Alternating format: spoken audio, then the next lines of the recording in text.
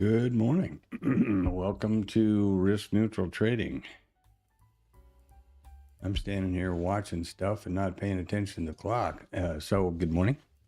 This is my Risk Neutral Trading, which is my live virtual journal. My virtual trading journal, I guess I should say. And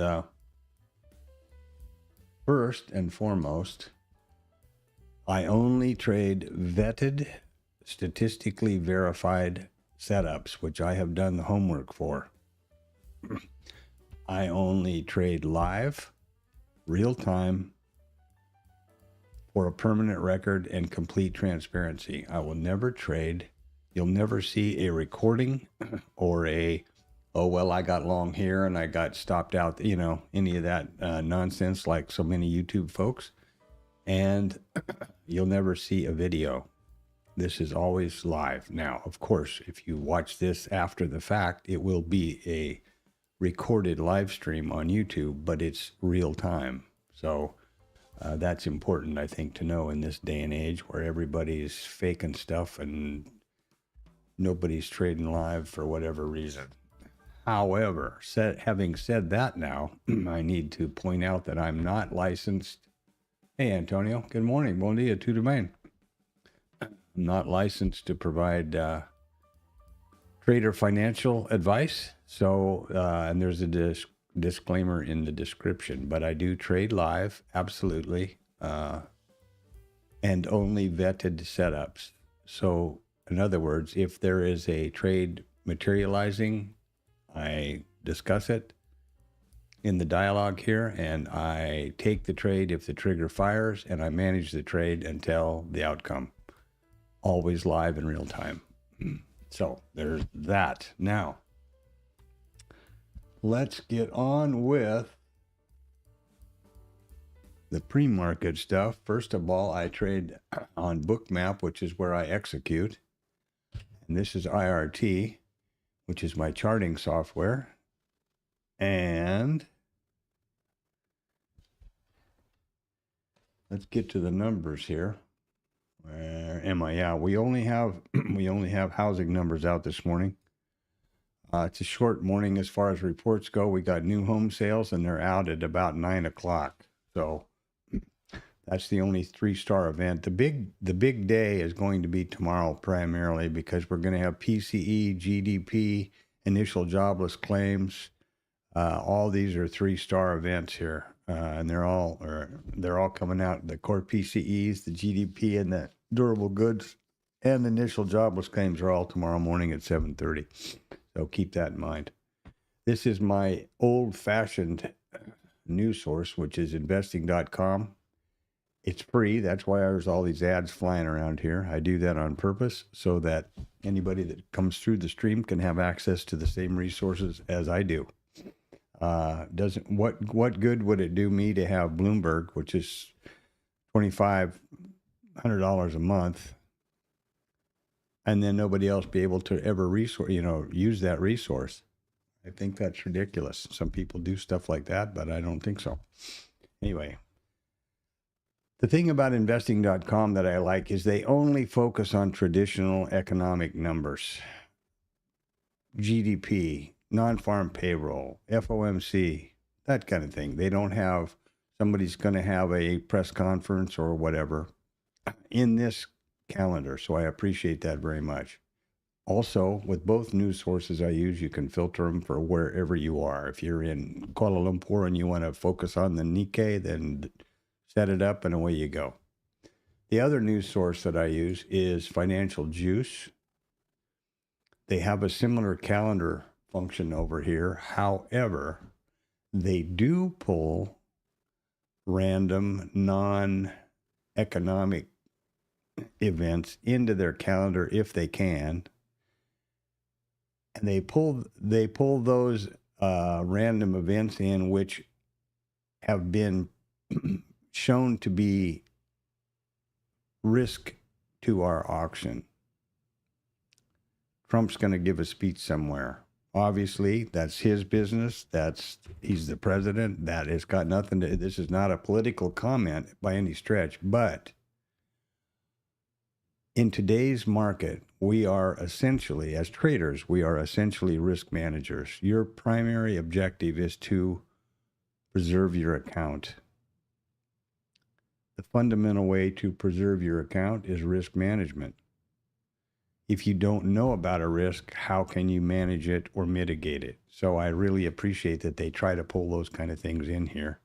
And also the right side over here is a squawk box, which is a running commentary. And sometimes if they don't get it pulled into the calendar, you'll see Trump's going to give a speech over here at such and such a time. And then I know to get out of the market or to mitigate my risk if I'm in a position. So that's the two. And also this can be filtered for wherever you are or whatever you're doing. So now the pre-market, much more interesting than the diatribe. Here we are. Investor RT. First thing to know, the header of each one of these windows has the name of the window, which is meaningless to anybody but me. Most importantly, the instrument, the chart type, the periodicity, and the session. So you can always just look at that and know exactly what you're looking at if I've got this window up. There's a watermark back here, but sometimes I don't even notice them. Where we are today, this is the previous RTH session. Here's our overnight. So we're sock up, almost spot on. Hardly, well, we're 4 points. 4 points above the close.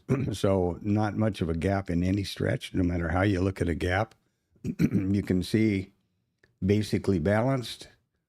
What do I think is going to happen as far as pre-market and opening activity? I'm going to be looking for an open auction. There's no real, you can't say that our inventory is long or short. I think it's pretty well balanced as indicated by the profile and just looking at what price is done, right?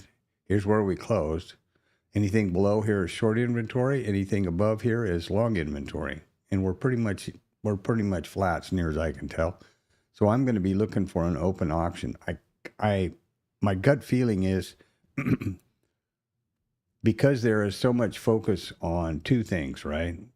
First of all, of course, there's the geopolitical drama that's going on, and we have no control over that, nor can we, other than just trying to stay ahead of news releases or press conferences. That's about all we can do there. But as far as the market's concerned, I think they're kind of looking for what we're going to see tomorrow, because that's a lot of those numbers coming out tomorrow are get back over there.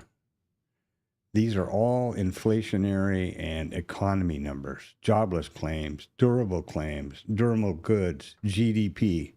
Okay. Now, one thing I forgot to mention about this, actually, notice that the event title turns to a URL. So if you don't know what GDP quarter over quarter for Q1 is, you can click that link and find out all about it, the latest releases, who puts out the data, etc. Sorry about that. So this is all economic stuff, and that's the big question. Right now, there seems to be an opinion that we're basically entering into a civil war between Besant and Warsh, and let's hope Warsh wins, because I think he's got a better grip on what to do with the economy than Besant, who would, I don't have a lot of faith in him. So that could also be factor with the market, and they're looking at what and these economic numbers are what's going to drive Warsh's decision at the Fed, or his, he'll push it. He doesn't make the decision, but he certainly has an impetus on what happened. So then let's sorry, I diverted there. Anyway, these are the micros. This is the mini column tab, same exact story, just different micro and mini. Back to the micro, because that's what I'm trading. Micro ES, micro NQ, the micro ES high time frame or micro composite chart. And this is real simple. Again, the micro ES 1 day time frame and the RTH session. So what does that mean? That means that every one of these candlesticks is a full RTH session each day. Wherever price overlaps, I pull a volume profile around them, and that generates a micro composite VPOC. Here was the last one, which generates a micro composite POC, high and low. These red and green lines represent the high and low volume nodes for this volume profile here. And those values push automatically to Bookmap. I manually enter things like the micro composite POC and stuff myself in Bookmap. And here you see yesterday. Now, why isn't it included? Didn't overlap. This may not be right. This may, I can't say that, whether it's right or wrong. And I know people like Tom change theirs around and include stuff in and out a lot of times, and they do a lot of nuance in this. My theory here, and for the sake of the stream, is keep it simple, stupid, and keep it consistent. If price overlaps, it's in the it's in the micro composite. If price doesn't overlap, it's not. And I start a new one when it does. For example, today, if we open here, where this little white nub right here is where we're currently trading, right in the middle. Price will be overlapping. This will start the new one, the new micro composite volume profile. May not be right, but I think consistency, it isn't far from, right is a matter of opinion in this situation, and it's consistent. So there we go. And this is the market profile chart, which I don't change from micro to mini, but I do change from full session to RTH session. So there we go. What are we doing for volume over here so far today? Higher than normal, 3 points per 1 minute candle. This volume, average volume, is based on a look back of the most recent 20 trading days at this time of day. Okay, zooming now onward and upward. Bookmap. Wow, isn't this something? Okay. First of all, let me introduce you to Blue Boy over here, which is this blue, extremely valuable top secret indicator, which is referred to as a vertical line. And I put this on the first print of each session. So this is the first print of the ETH session, which was what we're doing now. We haven't started the RTH yet, and I'll put one on when we start the RTH. What this does, this column right here is the active data column. This is right here, right now. This is price at this moment. This is the first print. When I see Blue Boy on the left, I know what I've got over here is right now. I know that I have the entire session in view. Can be no mistake about context or my perception of what's going on for the session. And that's really important to me. As Antonio remembers, early on when I started the stream, I used to put flag migrating VPOCs over here in this column, and I think I can even show you right there. And I wasn't clever enough when I started that to number them, like NVPOC 1, 2, 3. So there was some sequence, and how the hell do you know where the price has been? What this does with Blue Boy is you can see the complete session, and you can see the progress or lack thereof, the randomness of the volume profile. Volume profile. There we go. POC, volume POC, not profile. Excuse me. Need more coffee. Okay, so just quickly, this is the micro composite column where I enter these values manually. These are the high and low volume nodes, which I promise you are there. There's one there. And this is the full session volume profile, which started plotting at 1700 last night and will continue through 1600 today. This is not the ETH, it's the Globex of the full session. RTH volume profile and delta will reset this morning at 8:30. And remember, all times that I'm referred to or that are on my charts or down here on my machines, on my monitors, is Central Standard Time. By the way, I stream the entire monitor, not just the application, so you can always see what programs I have open and available. You can see the system clock to the second and the date and tie that back to Bookmap and IRT. Just one more step in accountability and transparency. Excuse me. These are the statistics, which is a real important column to me. Starting with the statistical open type, which we'll set in a minute, and then we'll go get the statistics from that study in IRT. These are the session prices from IRT, which push automatically to Bookmap. I start publishing these at 1700 on Sunday night through 1600 on Friday. And if anybody here that listens to the stream would like to have access to these, I share them openly and freely, no problem with anybody in the TLab or Static or wherever else. Just let me know. Like, subscribe, drop something in the chat, and I'll hook you up. It comes as a CSV file from Google, so Google Drive or Google whatever. So I push it up to Google that way and eliminates, the hesitancy that you may have about viruses or some crap like that. So there you go. This is, yes, ma'am. Okay, so you're going to go back to bed? You don't have to work? Okay. Tam, my little sleeping beauty there. So this is I don't have a dome available on my Bookmap anymore because it was taking up too much room. But I have the most important columns of the dome, which is the resting liquidity at ask and bid, all levels, level 2, all prices, and this is the price ladder. I execute with a mouse over here in the active data column, so I don't need those bid and ask columns in the dome. And I don't care about pulling and stacking anymore. That's just, I think, granularity that I can't keep up with. So, Bookmap. Notice there is no indicator on my Bookmap or my IRT. There are just simple, I keep it simple, stupid, right? That KISS principle, and that works real well for me. Volume, price, statistics, probabilities. That's it.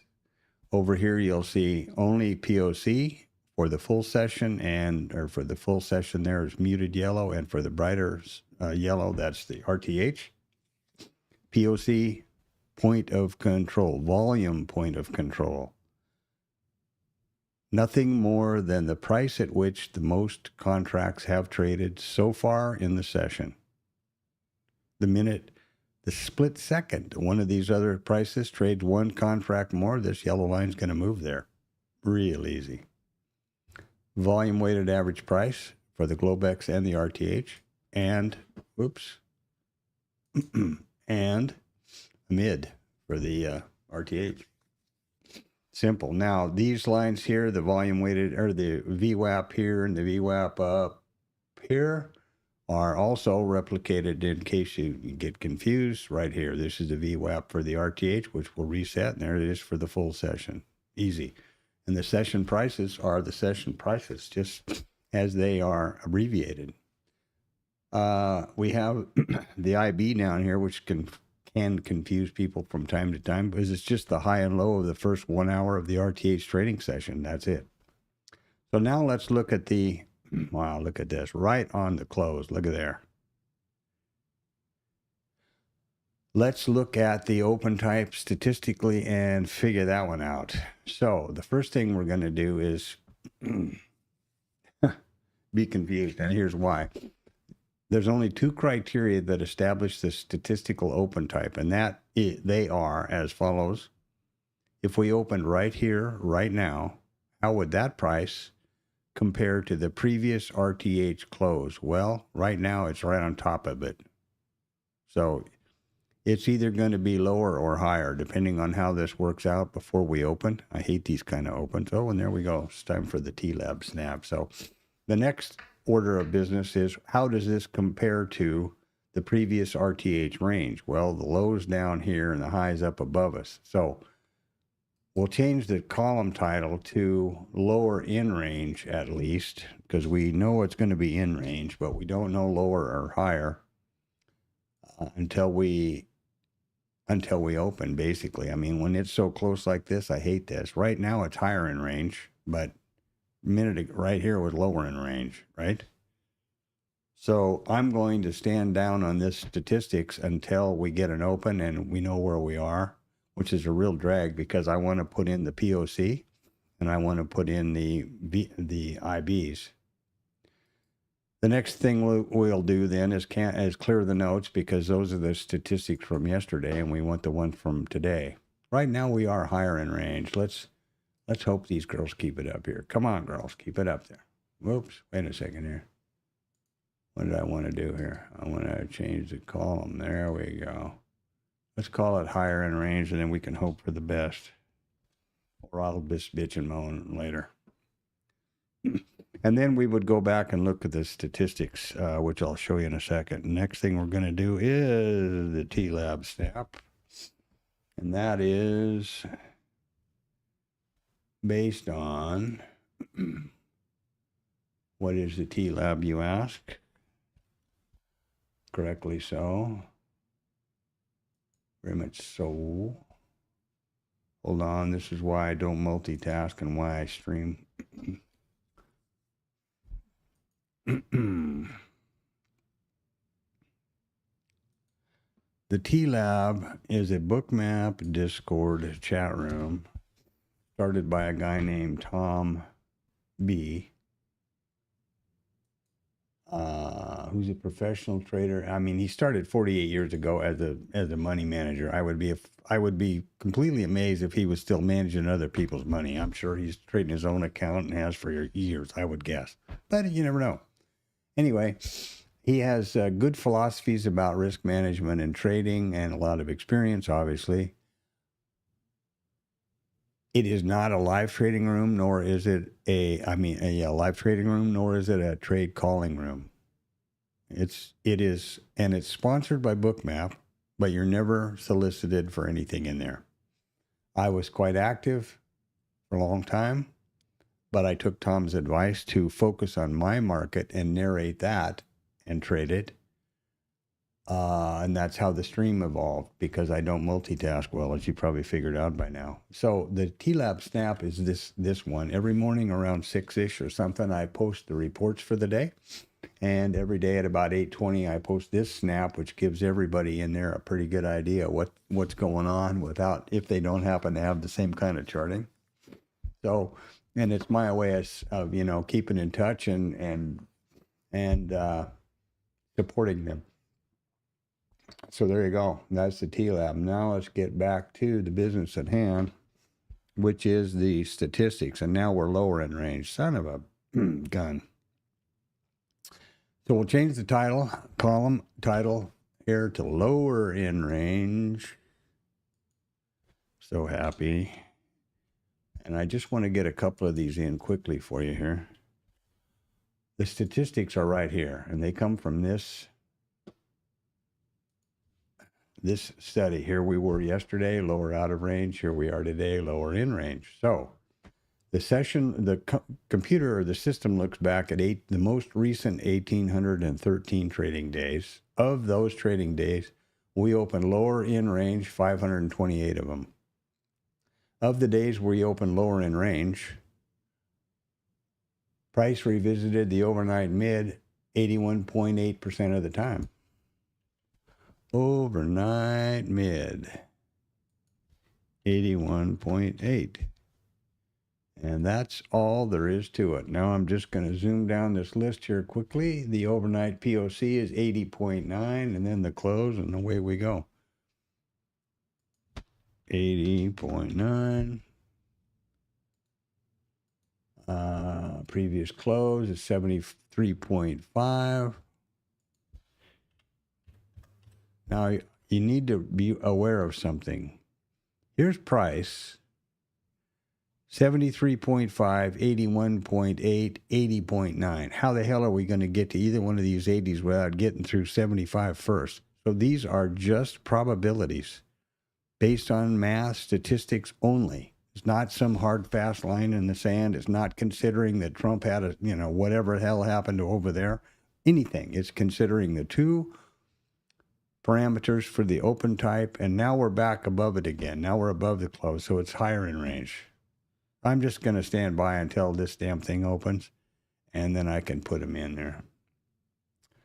They don't vary a lot between higher and lower in range. If you notice over here, the previous close, 73.5 lower in range, higher in range. The previous close is 69.1. A little bit of difference for about 4 points. Not astronomical, but I'm going to wait till they open it and see what the hell happens. Now we're higher in range again. We only have 4 minutes to go. What will not be the case is we'll not have a IB high or low, and we won't have a previous POC, except I did mark that here. So, sorry, what can I tell you? These markets, this economy, we need to get some serious people in serious positions instead of, this parade of, I don't know what you'd call them, that built this Pulte guy that's been put in the, intelligence. It's crazy.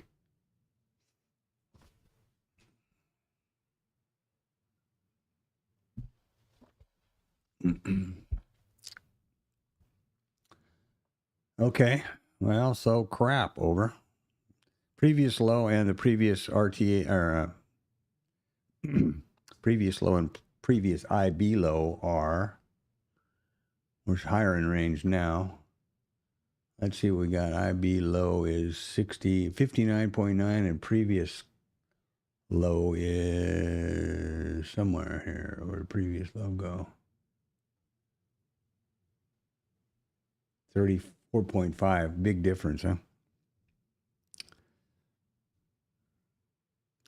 So I won't be able to put the proper values in there. And what can I tell you until we open, which is going to be in about 2 minutes. So we don't have long to wait. Right now we're lower in range. So right now we're as I had it, but we've just come back across them again.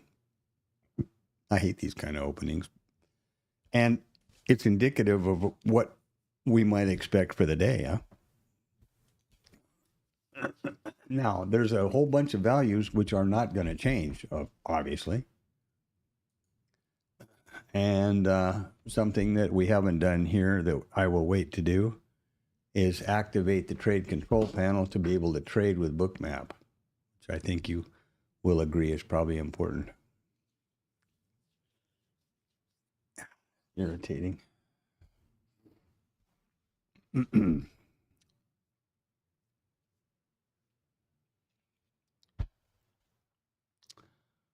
And we're going to open in about a minute, and let's see if they reset on time. And yeah,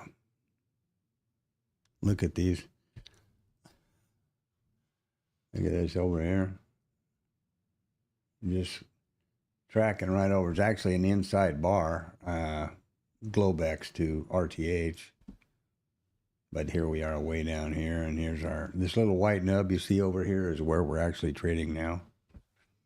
So as soon as we open, I'll set the IRT back to to the RTH session, and we'll be able to put in now, obviously, overnight high, overnight low, all of these kind of set values will remain the same. So it's not cheating, but for the sake of the stream, what happened here? What is 80.9?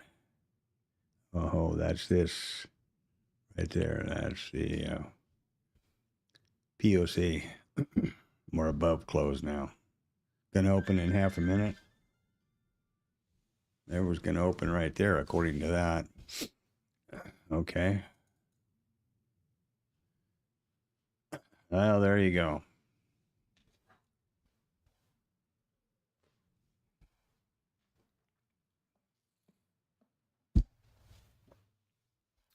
And there's the open. Aren't we excited? And we opened, we'll wait till we get the little pink open boy, but I'm going to say we opened lower in range. So I got lucky. Are you feeling lucky, punk? This is bullshit. This is very, very definitely not correct yet. Why is that not right? Because these values are pushed from IRT, and IRT doesn't update every second. I have about 30 seconds. It'll update here in a minute or so. Now I'm going to change IRT, by the way, from full session to RTH session. Wow, my eyes are going crazy here.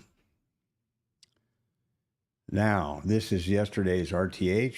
Here's today's RTH. Big change, eh? Smack dab in the middle. Right on previous POC. Look at there.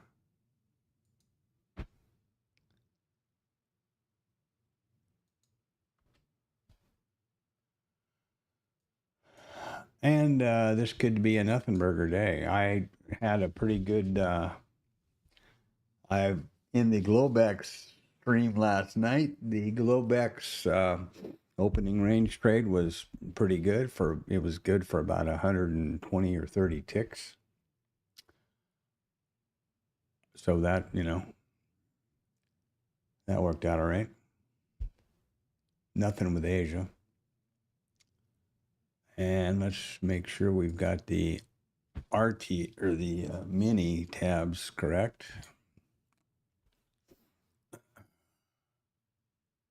Hello. Okay. I'm on. There we go. Okay. Here we are.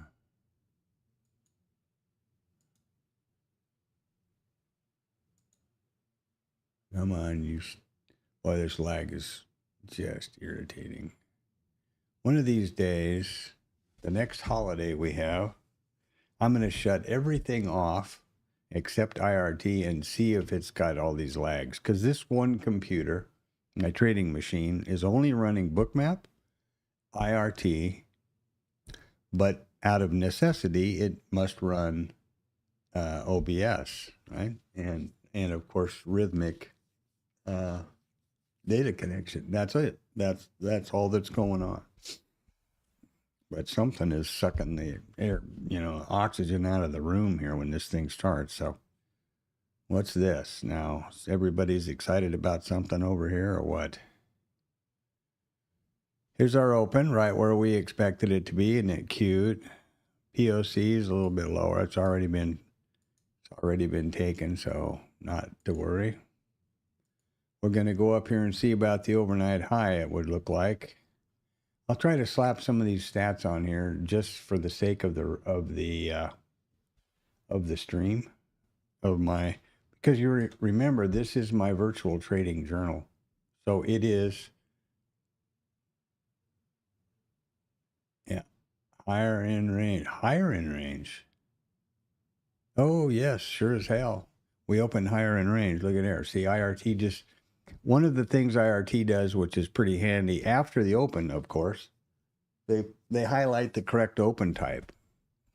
And then wherever a level has been revisited, they change the text from black to blue. So we've already taken out the overnight mid, the overnight POC, the previous mid, the previous close, previous POC. And we opened higher in range. So Uncle Duddy over here was wrong. So we need to change the column title to higher in range. There we go. And then we'll slap in some of these values, which this is not cheating in my opinion. I mean, and it is my opinion, so there you go. Where'd the overnight high go? Right there. 74.5%. 74.5. These are, I'm putting these values in here, which obviously cannot change for the sake of the stream, screen snaps, and for when I review it, I'll know what these values were. But that just irritates the bejesus. I can't do anything about the IB high, any of those values, which did change. The POC, which automatically changed immediately, the mid, that kind of thing. Previous mid, we're not going to worry about. Previous close, we've already got at 69.1. See, that changed from 73.5 to 69.1, huh? Now, so what? It's already been done, but, you know, in the overnight mid was 74.3. So there we go. Again, from 81. Ooh. By the way, in case you're new to the stream or whatever, Alan Greenspan passed away yesterday. If any of you are old enough to have traded with him, I did. Or under, you know, while he was at the Fed. He was 100 years old, so what a fine life. Good for him. Adios, amigo. See you down the road there, my brother.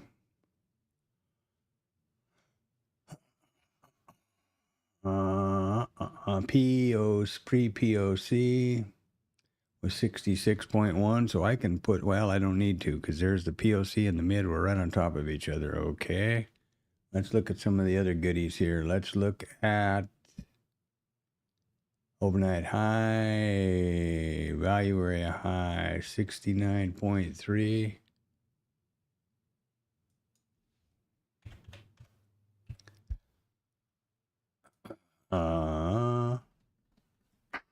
Overnight low, 48.2.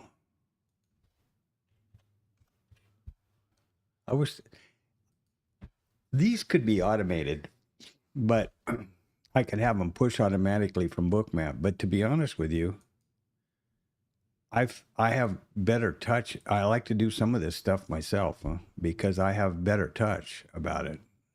You know, it sticks in my head, and that's important, in my opinion. Okay. I don't know what else to put in there. What have we got? Previous high. Where'd that go? That's way in the hell up the street here, I think, somewhere. Way up here. There you go. Previous high is 57.8. Isn't it cute? Ooh, that would be 57, huh? 57.8. Okay. Yeah, well, that ought to keep me out of trouble for now. You understand how the statistics work, right? It's not any kind of magic, anything, like everything I do. Old cowboy from Montana, and keep it simple, stupid is a really good idea. Value area low, where'd that go? That's 55.3. There's a difference between value area high and low and developing value area high and low. Developing is for the current auction now, and value area high and low are for the previous auction now. This is the reason that I change the IRT sessions from full session to RTH only, because that changes up until the RTH, this current RTH session opens, the value area high and low were the previous auction, which was yesterday's RTH. But the minute this RTH opens, these would suddenly represent the ETH. So I changed the session from full session to RTH only, and then these resume their proper configuration as yesterday's RTH high, value area high and low. That's important to people that use those stats, I believe. Ned and hey Anton, what's up?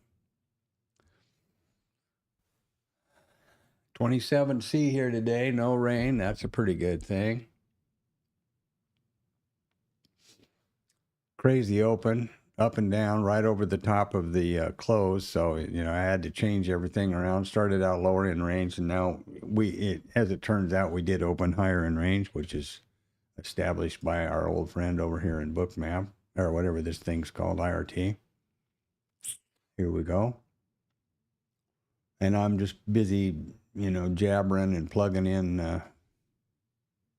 the values for the recording. That's as good as I'm going to get right there. Obviously, I can't do anything about the moving one, the ones that automatically move and immediately, IB low, IB high, POC. So nothing to worry about there.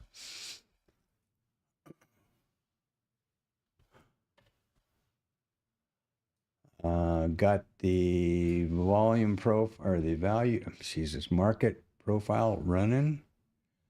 Oh,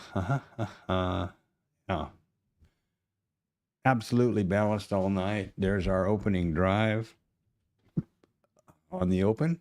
Now we're pulling back right up just below value area high. And, you know, pre-market, your guess is as good as mine. Mine was that we were going to have an open auction because we were flat, exactly balanced inventory overnight and just essentially wait and see, I think, for tomorrow. Big economic numbers out tomorrow. And I suppose everybody's waiting to see what that's going to do with the Fed. Here's tomorrow. We got core PCE, GDP, jobless claims, and durable goods. Today we just have 9 o'clock. We've got new home sales, which is also a biggie, but it's 19 minutes, so stand by for that one.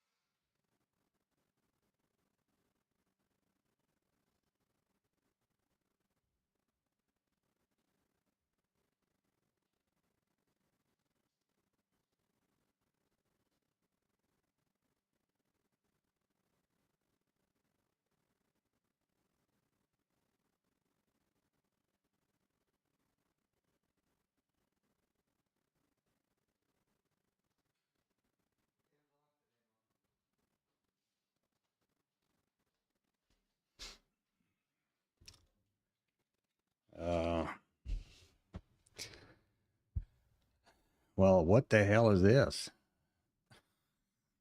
What is this thing? What is this thing? Wow. So 30 point IB so far.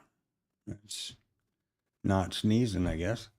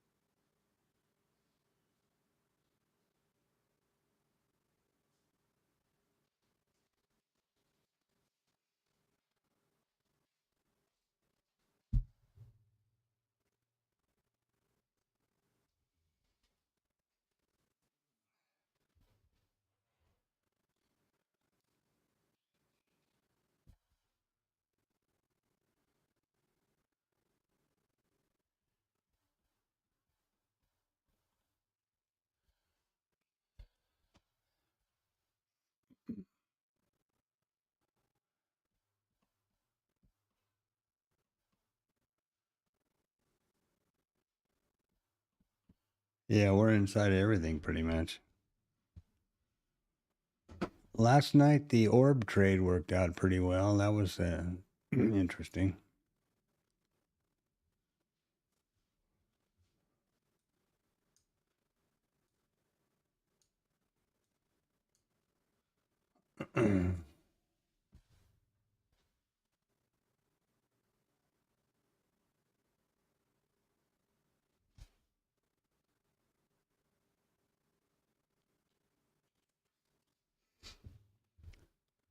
Yeah, this is pretty much inside so far. RTH, ETH, current. The big bill goes to sleep over here and then misses this drop. And the ETH, that was so annoying. But what are you going to do?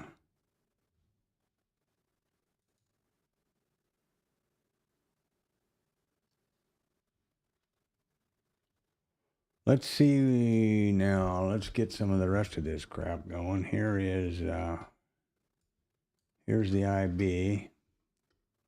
Starting out now in the zones, so that's interesting. This one, I haven't restarted this, but I'll need to do that. Yeah, here we are, just flopping around inside of previous value.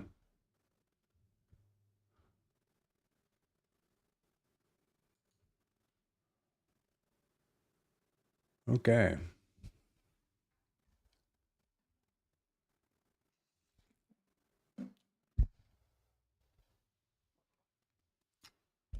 Look at him go. What is with this story here?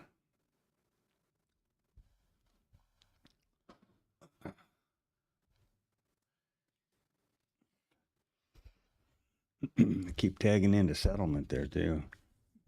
Just before they open, the same story.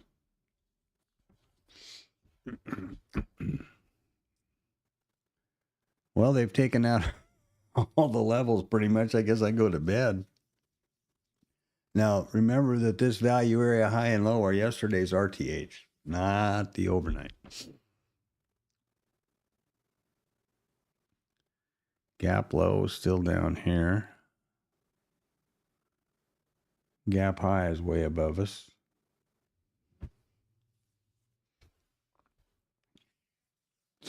From yesterday.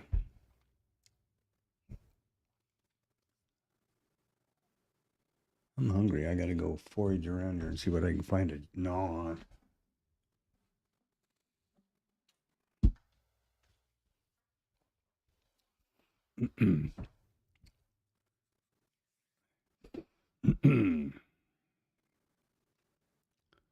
Look at them go.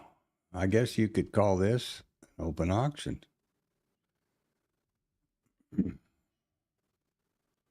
Or retail soup, or, your euphemism of choice.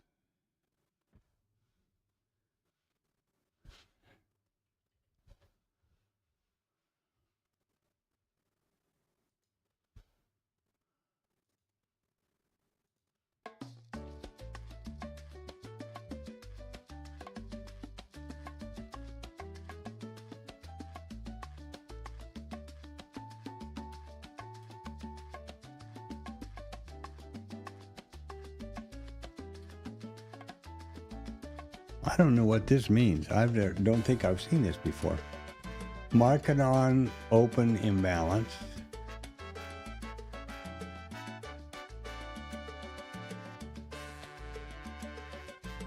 Let me see something here. Did I copy it yesterday? Crap. I guess this always says million. That MLN didn't look right to me. These are the imbalances on the open.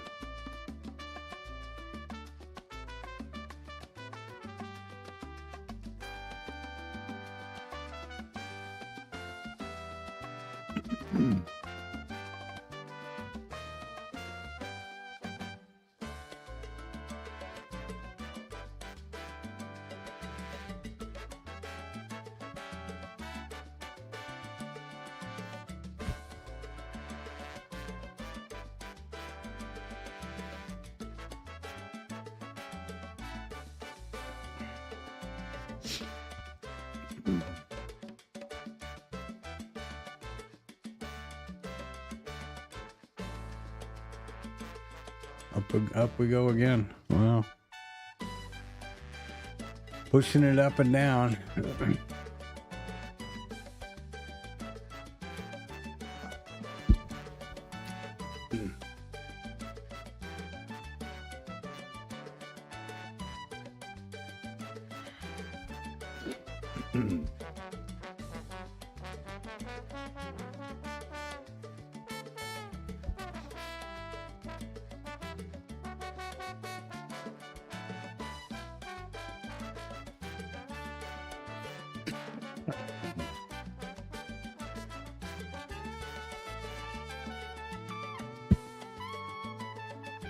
My little hedge tool from the trade last night, the hedge didn't trigger, so that worked out okay. I didn't have to sweat which leg to take off when.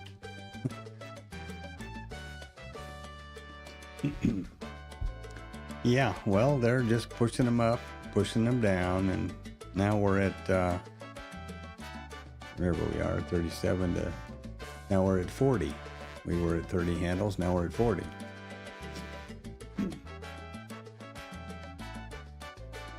Okay, I guess I better, come to think about it, that's a good point. I better get this trade control panel. So if you want to trade with, oh crap, I don't want to do that. If you want to trade with Bookmap, you need to activate the trade control panel with this little padlock button right here,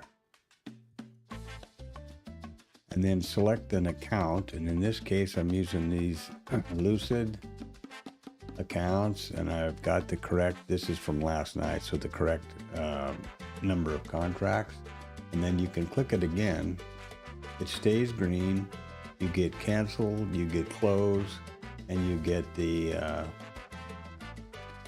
metrics. Now this is from last night, so because the session, the computer it's still the same session, right? The ETH and the RTH are one recording in one session. So this was last night at the opening range. Or the Globex opening range, not Asia, but Globex. So there's that. And then I want to set up the hedge trade over here, which is on this side of the mile world. Same exact story. Pick an account, click the button, make sure it's the right contracts, click the button, and now it's important to, so this would be the hedge, should I go that way? And this is important now to make sure that everything else is right. It should be because of last night, but you never know, so let's look. Trading account is correct. Multi-account trading is correct.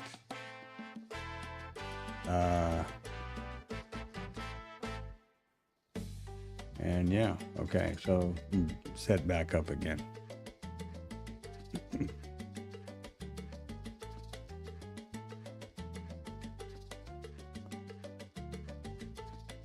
The trade last night, which is plotted by Bookmap very well, is way back over here, and I need to be real careful of that active trade zone because it's right at the open of the Globex, right? No, hell, this is on 5 o'clock in the morning. Holy crap.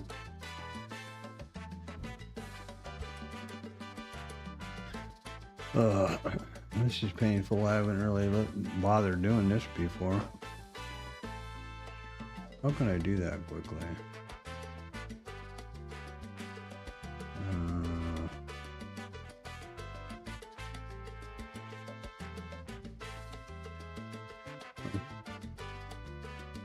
Well, I was going to show you this, but I didn't realize this was so painful. I thought there was a scroll bar.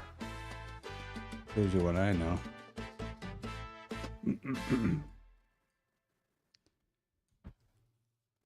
Where are we? Hell, we're only at midnight. Jesus. Got to get clear back to 5:30 in the evening, 17:30.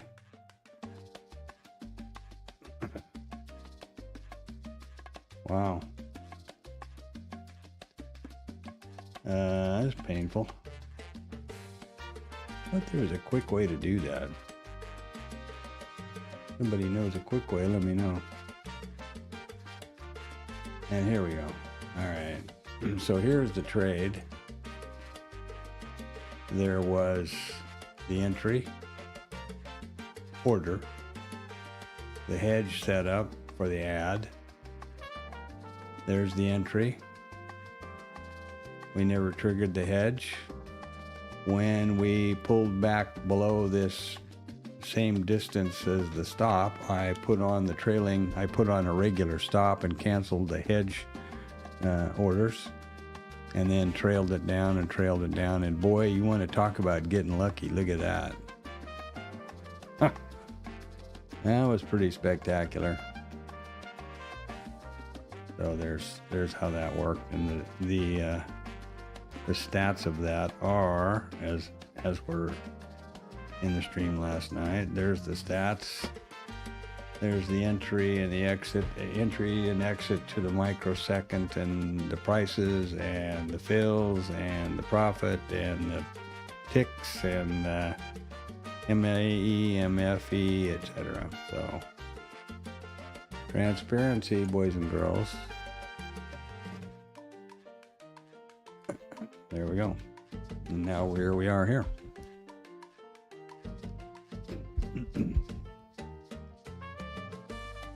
I thought there was a quicker way to do that, but I guess there's not.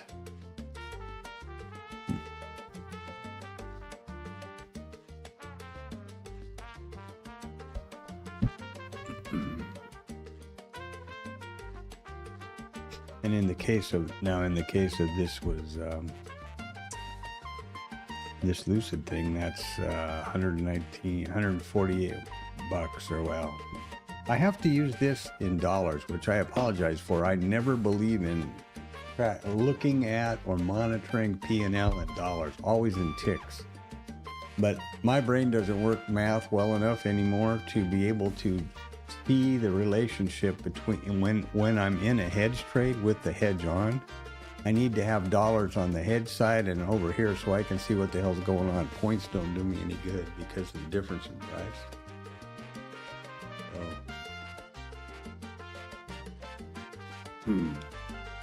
That's why I've moved this back to dollars from points or ticks.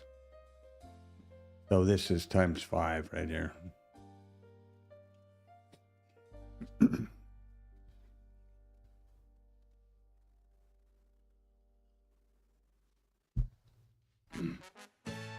I realize this is pretty chicken shit, but otherwise that's the only way I know to de-risk and still be able to have a fixed return on investment and be able to get some P&L, still take payouts, and trade normal size. Otherwise, how the hell do you de-risk from 2 micros? Impossible on a live account. I mean, trade 1 micro, that doesn't do any good. You don't have any kind of scale or scale out or anything else. So that's why I'm doing this. We'll see. What happened over here to the... Okay. Good morning. Welcome to the stream. Risk neutral trading. Like, subscribe, send money, adopt me, whatever, you know.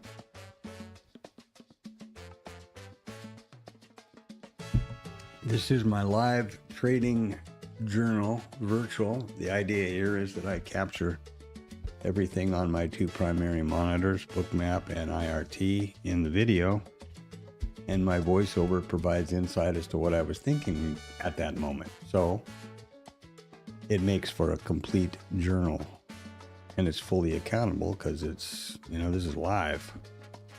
All trading is always on the stream. No trades are ever taken off the stream. No trades are ever playback, nor are they ever recording. Obviously, if you look at the stream 2 weeks from now, it would be a recording, but it's a live recording, and so I don't know what to do there. I mean, That's obvious, I guess. And the reason I trade live, I am not licensed to provide financial or trade advice.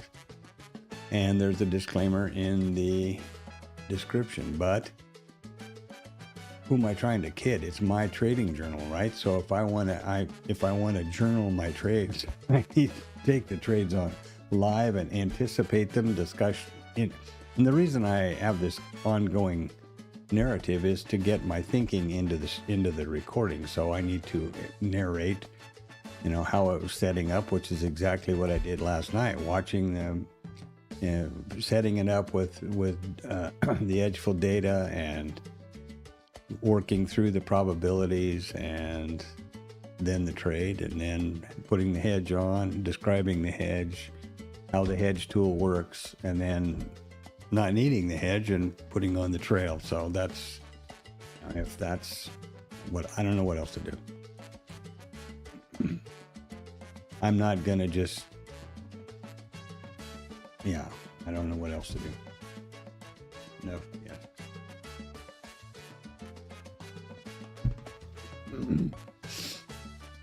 Which reminds me now, let's all go to Electric Avenue. So we've already got the first 30 minutes in. I guess I better get cooking over here. First of all, let's get our old friend TradingView up and get him over here. And there's the IB forming up so far. We're at 35.5 handle wide IB. The first level that was established is the low at this point, and the high is following. This is real important as we go. These for the sake of the stream and the guys who don't are here all the time. These indicators are, and TradingView, which I really appreciate now. These are invite-only indicators if you have a subscription with Edgeful, and they're all included. So that's why I started using TradingView, and boy, do I think it's a handy tool to use. Here's the opening range for the Globex, Asia. I don't do London. I'm checking my eyelids for leaks at that point. And here we are today. Now, here was my trade yesterday. The logic is we had the opening range high was put in first, the low was put in after, so the perceived first break is the opening low. We pulled back. We did do that exactly, and we pulled back to between the 25 and the 50, which is where I was planning to enter, and I did. And I took it out right down here, and I'm glad I did, because then this happened, and then this happened. Now, if I'd have wanted to stay awake all night, would have gone back down again, but that's TradingView. So let's move to the data now. Okay, here we go. I've already set up the opening range, the IB, sorry. Got it on the Chicago cash market, got it on MES, got it on 6 months. I was doing this pre-market. Basic report, standard, no days, no nothing. 75% probability will single break. Double break is 21%, and no break of either IB high or low is 3.17. It's kind of a real generic one. Let's look at the by day. This has quite a bit more oomph. Look at here. 70%, 50, 61%, 80% today, 70% tomorrow. Watch this. 90% on Friday.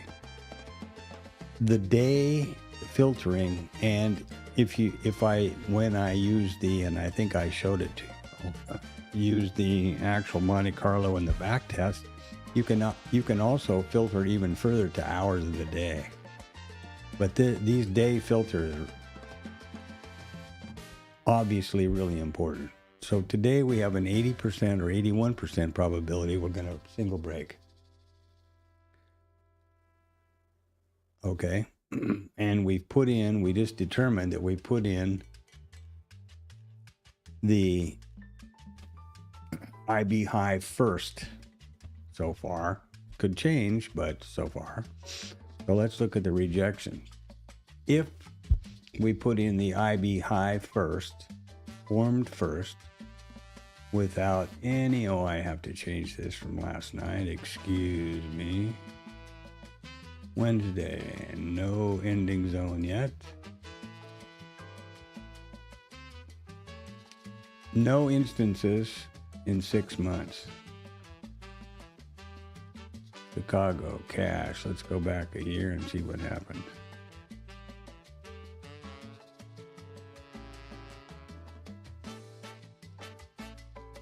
Didn't we put in the IB low first? Or high first? No, we put in the IB low first. IB high would be following. It's just which happened, and it can change. Obviously, if price comes down and exceeds the low, then all of a sudden it's the other way around. 180 out of phase, right? All of a sudden it's the IB high that was formed first. At this moment, the IB low is formed first. So I need to remember that, and that's right over here. IB low formed first. Got a 33% probability we break the high, and 66 we break the low.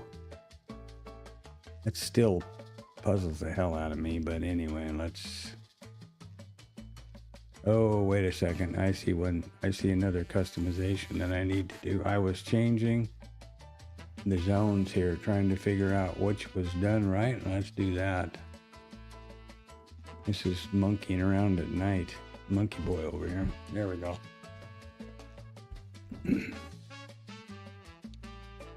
And then we'll stand by until the IB starts to, becomes more formed.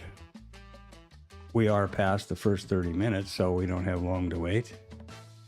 And after we put this in the closing zone, then the next step of the filtering is to look at the retracements. And there's two ways to look at this. This is for all days. So we can change that here in a minute, and I guess we probably should. Let's look at, wait a minute. Let's look at Wednesday. Okay. This is breakdown, meaning we take the IB low first. Breakout means we take the IB high first. These are the probabilities that we will retrace to this level, to the 25 level. 15% we will retrace to the 50% level. What's that say? Assuming that we break out the IB high, 40% probability we retrace to the 25, only 15% we would retrace to the 50 as we stand so far. So what I'm trying to get my head around is there's a couple of different ways to trade this. Obviously, the first approach is you let the IB stat be placed, you wait for the pullback to the 25, and you go long, trading in the direction. Here's another idea. If the IB, whoa, wrong way, Corrigan. If the IB is great enough, right now we're at 35%, divide that by 4. You got 8. Each one of these individuals, each one of these zones is 8 points.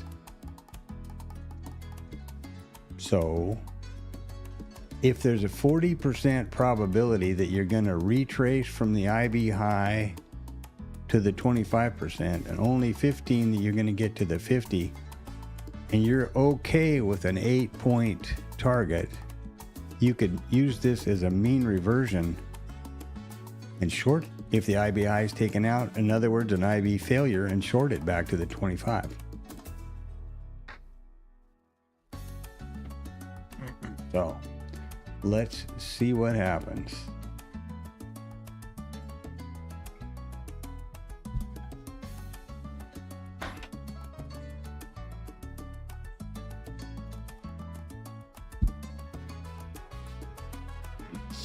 Just trying to get my head around all this. I wish I was really consistently profitable here on, for a lot of reasons, but I would love to take on that, add on that orb or the algo story. It's expensive though. He's not shy about charging stuff, that Andre. With the basic subscription to Edgeful and the algo site, you can do, I mean, you can trade the algos live and all that stuff, but that, in order to get to the part that I like, which is the optimization, that's the actual Monte Carlo and the back testing, I'm not interested in trading an algorithm, frankly. But that piece, that add-on piece, brings the subscription to about $300 a month. He's making money, that boy. And good for him. He's put a good product together.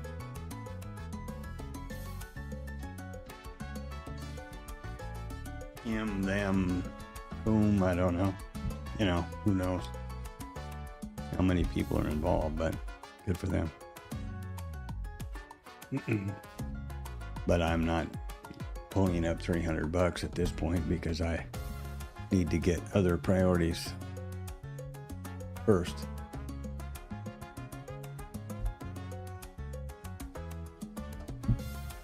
And I still have IRT, so I can still, you know, be the old slowpoke cowboy and code that stuff up with IRT and get very, very definitely the similar values for the backtesting.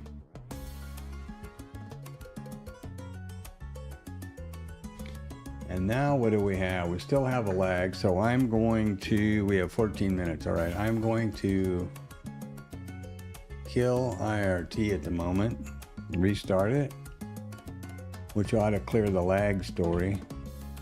Lag is a drag. And we'll see what happens.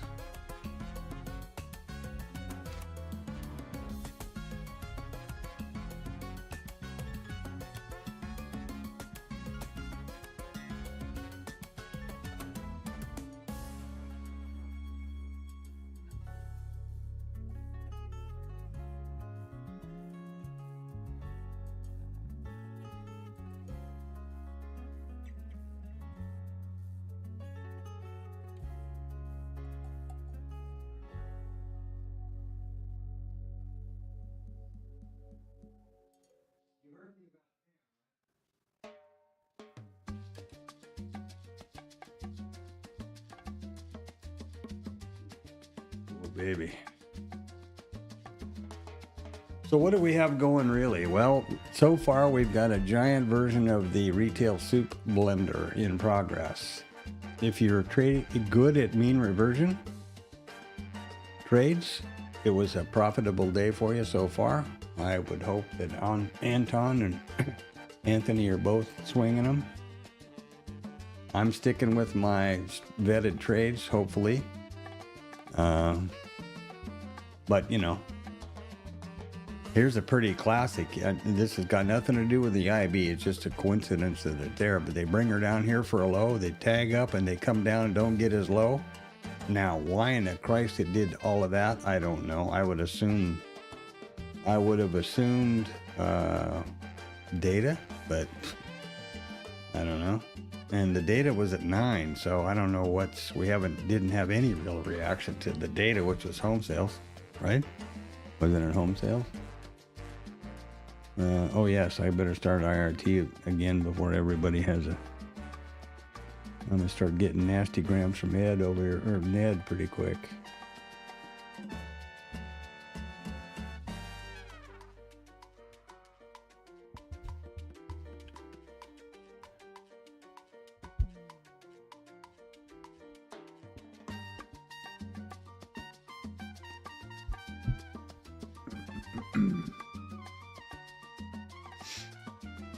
Come on, everybody wake up.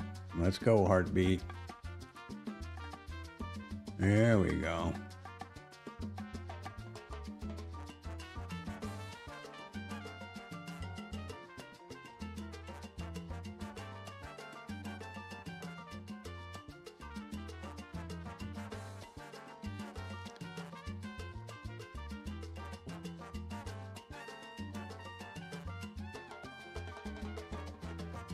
These are the naked volume points of control under the price. Isn't that amazing?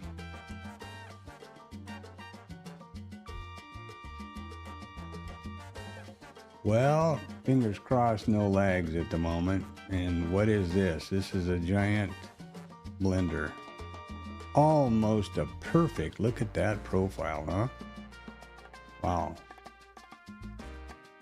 And pretty much contained within yesterday's value area. So, there you are. And let's save that. Let's have a little peek over here at the minis.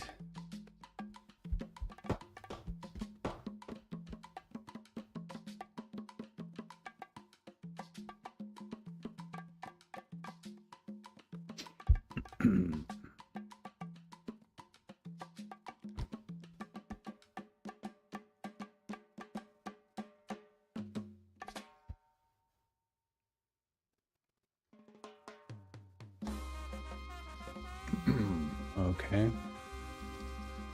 And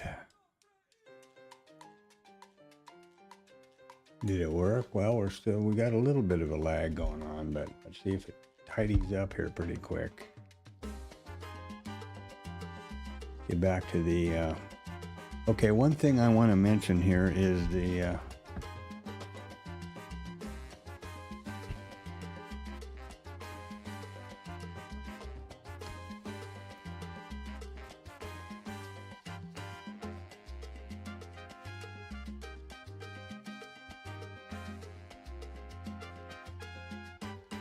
one thing I want to mention is that, as I've said ad nauseum, all trades that I take in Bookmap on the stream are live, real-time. No question about it. However, now in IRT, when I'm back testing or forward testing, which is what's going on here, the computer is reviewing all of these rules and it's evaluating them and perhaps would take a trade or not, assuming that there's a trigger. That all happens in the simulated environment within IRT, because obviously, if you think about it for a minute, if you're just trying to figure out something and you're building a system, why in God's world would you want to be sending that to the live market with your money hooked onto it? Isn't that kind of dumb? Which I would suggest that it is. So it's within the IR. This is the practice sandbox or whatever you want to call it over here for these. I don't ever trade live here, click these buttons, nothing. This is all done with computerized stuff, or algorithmically, if you want to make a fancy sounding name out of it. Here's the IB high, the IB low. These are the sessions automatically computed as percentages of the IB. There are the computed levels, and they push automatically over here to Bookmap. IB high, 25, 50, 25, low. Boom. This system will take a trade in the RTH session. Now, the way it would work, only after 9:30. The breakout is, guess what? A breakout. We open inside the range, we close outside the range. That's a breakout signal. That's rule number one. Rule number two is we pull back to a pre-designated percentage level, and that's the trigger. In this case, 50% for the short, and up here the other way around. So I hope that's clear. And the same story goes over here. And the reason I need to do this is I got to get rid of the fractals. Get rid of the fractals. There we go. Get rid of the opening range. There we go. Now, these are the predefined continuation, pullback, and trigger zones for the IB high and the IB low.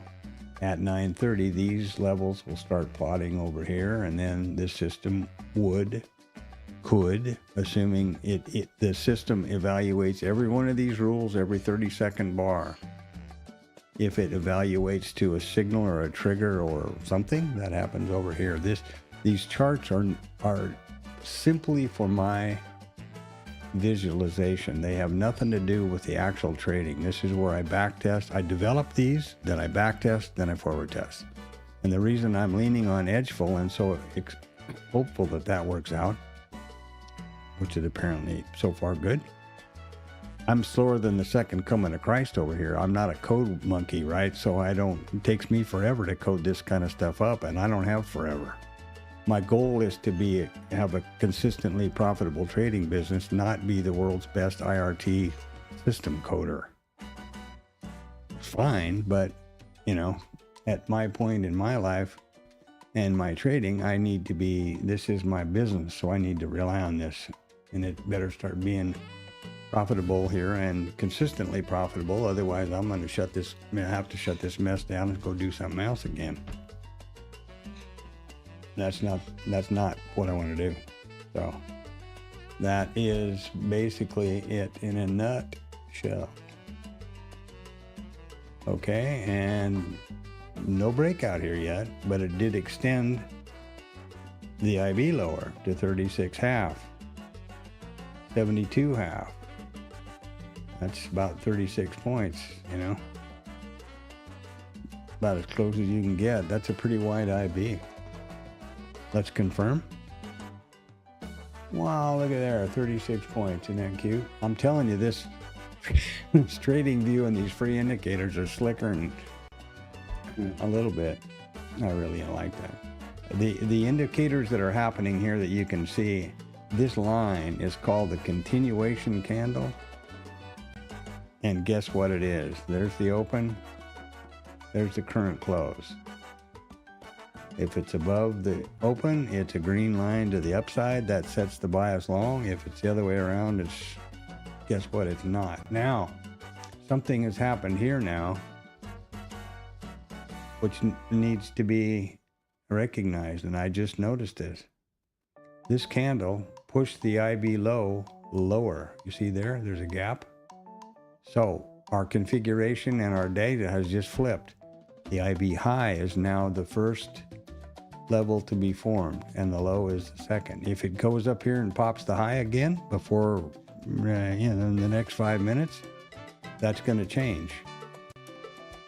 But at the moment, the high is first, the low is second, and we're getting close to where we're going to have the ending candle or the ending zone, and that's determined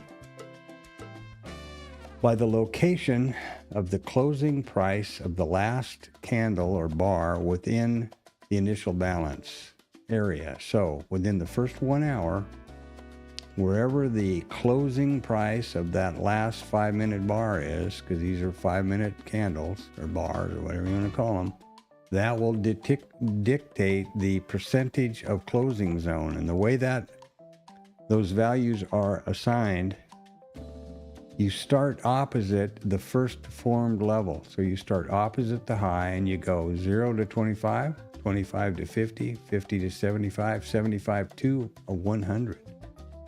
And that is entered then right here. Oops. We'll be right here in a minute. That's entered in this ending zone probability here, or a percentage, and that's got a big impact on these probabilities here, which also impact the retrace. So right now the IB high is formed first. So instead of this configuration, it flipped over here. Think about that a minute.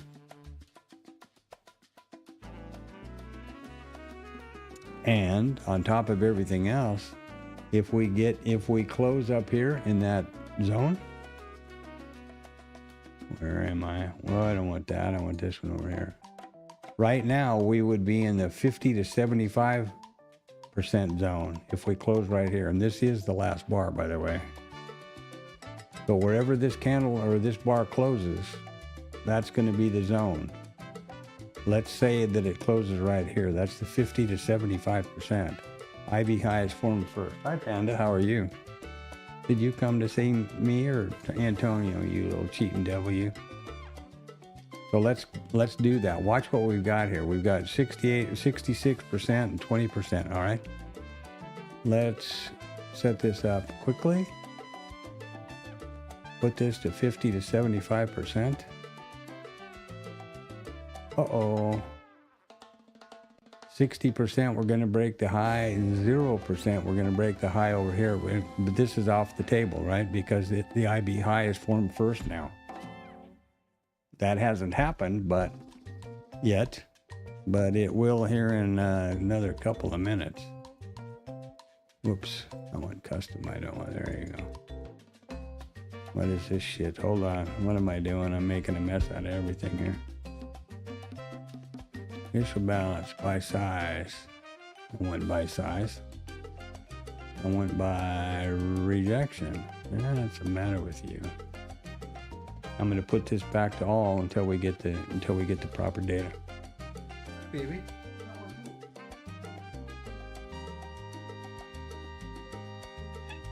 Oh, you're working me. Oh, good.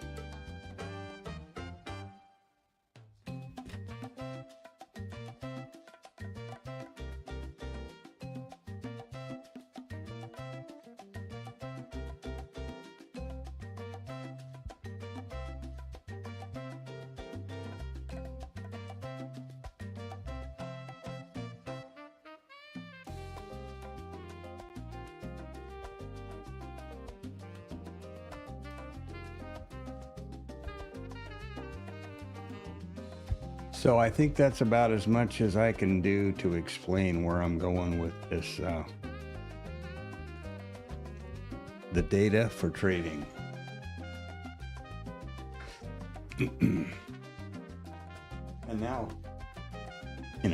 looking at it in the real world here, these IB high and low and these zones are exactly the same as they are in the trading view indicator. I've just coded them up here in IRT to be used as calculation points for this trading system.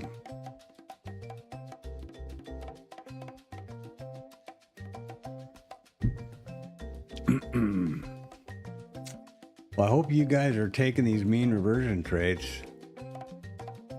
and you're ready to retire and go buy a private island and whatever else.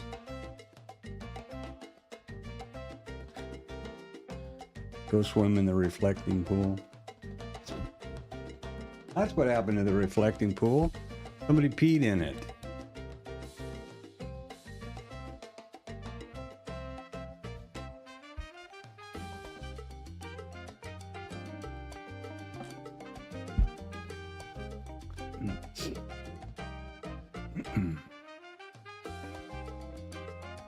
Amazing that so many goofy things are going on.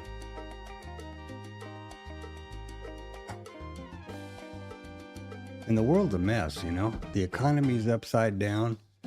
It's important to remember, there was no problem, issue, or war in the Middle East or the Straits of Hormuz 5 months ago. There was no shortage of fertilizer or helium or natural gas or oil. Until two countries got together and attacked another one.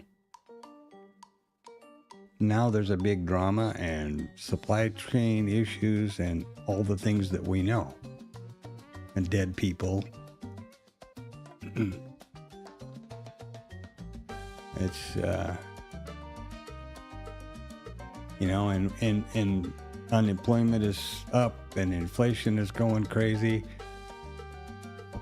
And they're worrying about, first of all, what the hell was wrong with the reflecting pool to start out with? And second of all, that's some drama that the entire government needs to be focused on. I think it is, in my opinion, and this is just my opinion, the whole thing is misdirection. Every time there's some crisis, you just look what happened a little bit before it in the news cycle, and it's misdirection, I think. And I'm sure that's a, you know, I need to get my tinfoil hat out here probably. But goofy stuff.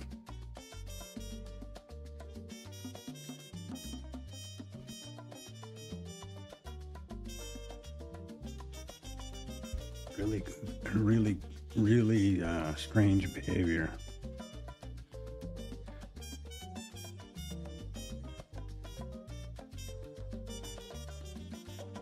Really strange behavior.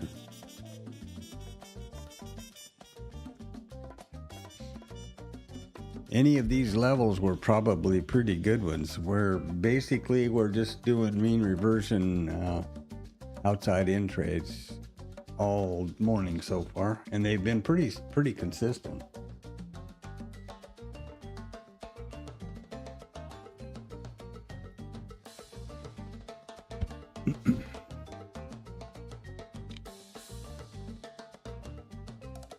So our IB has formed, and we can go look at that now. We don't have any, these will not move higher or lower anymore. Oh, mamacita, thank you so much. Wow, oh boy. A whole bunch of them. Hi Panda, yeah, I got more food than you've got, how about that? So let's see, yes, it's formed. The high was formed first. We're 36 points wide. Neither of the IBs have been taken out. 72 half, 36 half. And again, our closing zone is right here. So we are in the 20, the high was formed first, so we're 0 to 25, 25, 50, 50, 75. We're in the 50 to 75 zone. So let's jump back over to the data. Let's jump to the data. Let's look at the customize. Let's put in the 20 or 50 to 75. Okay. At this moment, there's a 60% probability we'll break the IB high with this data over 1 year. And 40% will do the low. So this is a coin flip pretty much as far as I'm concerned. Let's assume now, we can go to the retracements. Assuming we break the high first, 47% we pull back to 25, 15% we pull back to the 50. If we break the low, it's 80% we break that we pull back to the 25, and 60% we pull back to the 50. Meaning, if we break the high, there's a 40% we break here, and a 15% we pull back to here. So, obviously, the answer is to wait. And now these are 8 points, right? Basically.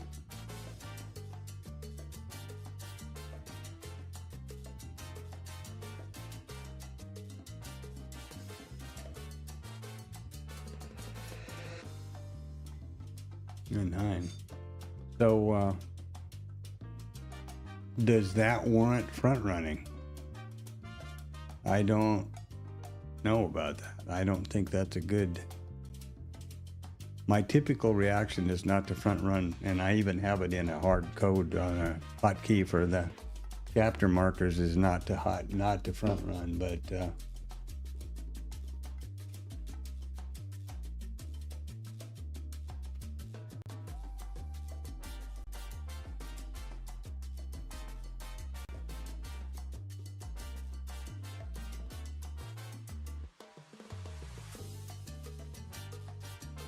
so we've got the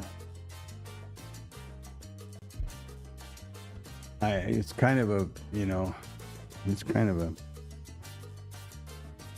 observation of mine for a long time not to front run the stats. In other words, here we are at the 25 and there's the IB high. We got this liquidity above us at 70. That's a magnet, I'm guessing. Change that to 200, okay. I don't like to have all that noise around.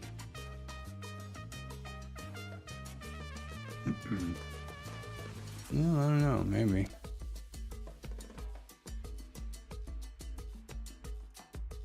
Make it 150 again, I guess. What's 175 do to us? A little bit of liquidity there. Make it 150.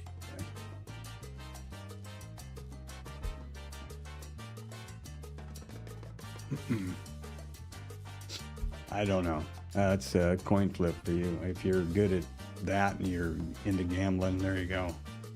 I'd say they're calling it, right? They're flipping and flashing this liquidity up there. So I'm saying it's the IB high is probably going to go. But,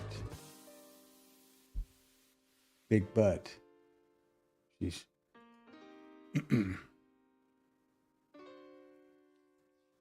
I think what I'll do is let the system play out and trade it accordingly. If there's a breakout and a retest, then we'll take that.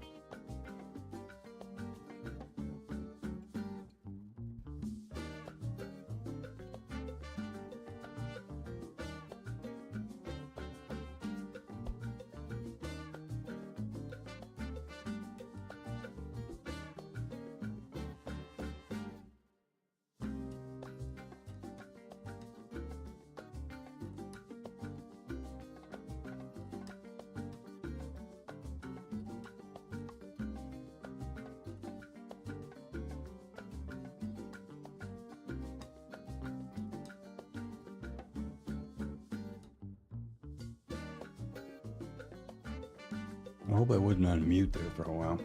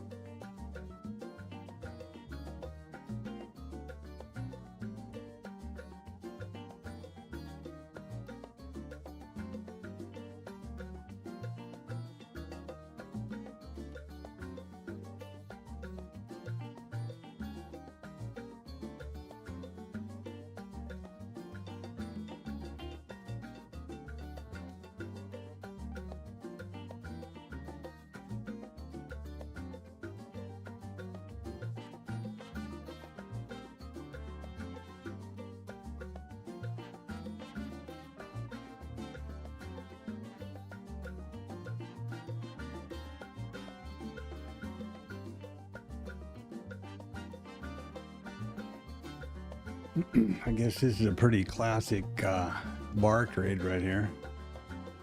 Breakout and retest. But which way are you going to go? The IB's in place. Nothing going to change now. And we've got some liquidity at the 70 and then the IB at 2.5, I guess. Pretty close.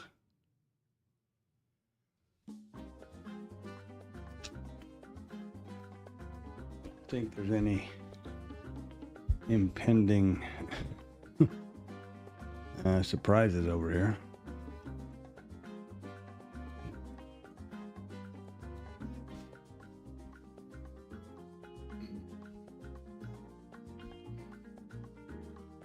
Well, we've got the crude inventories at 9. at 9:30, which came and went. That's the usual Cushing report. In this case, it's EIA. Okay. Yeah, there's Cushing.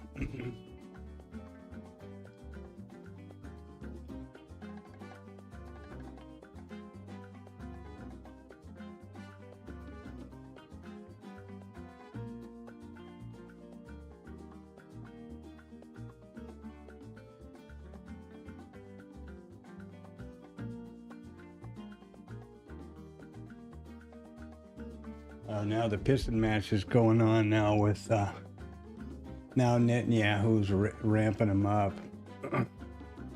What happened here? Let me see here. There we go. I didn't ask Trump for permission to attack Iran. I told him about it.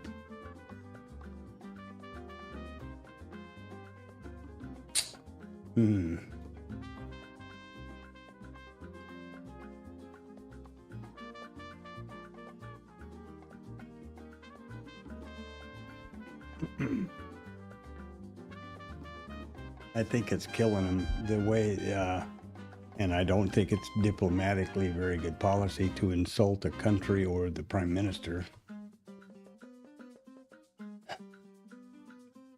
And especially this one.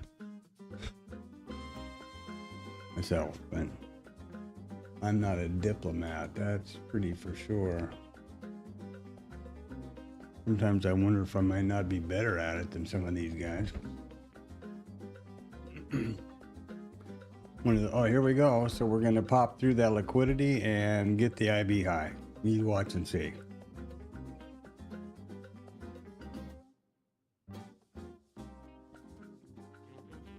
There we go. And the IB, and we had a VPOC migration for Antonio there. Okay, great. Thanks.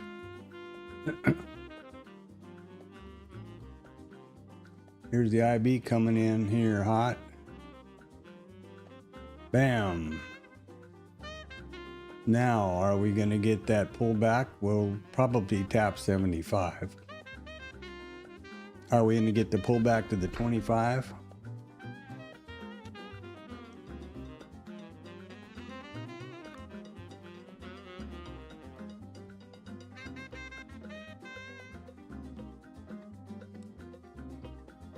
These movements, the scale of these movements is still,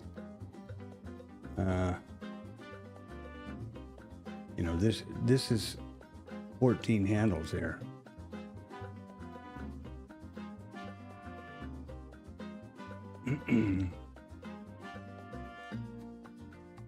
Yeah, it apparently is. I don't know.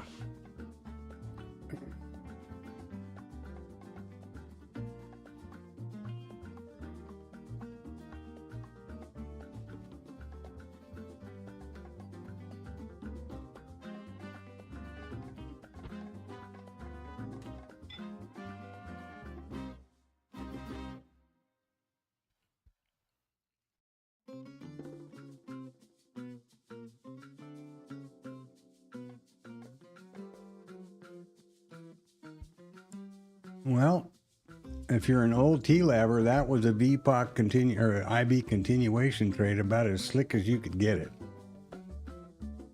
Take it out, pull back to it. Now, I would bet you my old-fashioned IB trade has a long signal. Let's check. Come on. Yep. There is the A signal. There's the B. There's the trigger.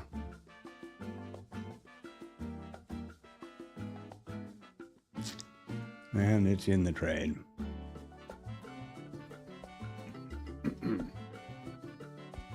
And the new guy, the new kid on the block, I'm sure is, oh, it's in a new one too. Looky there. Isn't that cute? So everybody's in a long trade except me. What the hell's going on here? This is incorrect. I thought I had this fixed. Why is it incorrect? Because the breakout and the trigger can't be on the same bar. I thought I had that coded fixed. God dang it. This is why it's in the simulated environment. Okay, well, there you go. God damn. Darn it. Gosh darn it.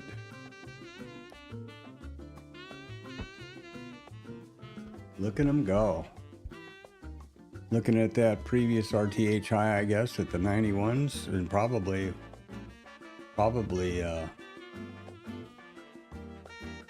not even a glimmer of hope for the pullback to the any of the retrace.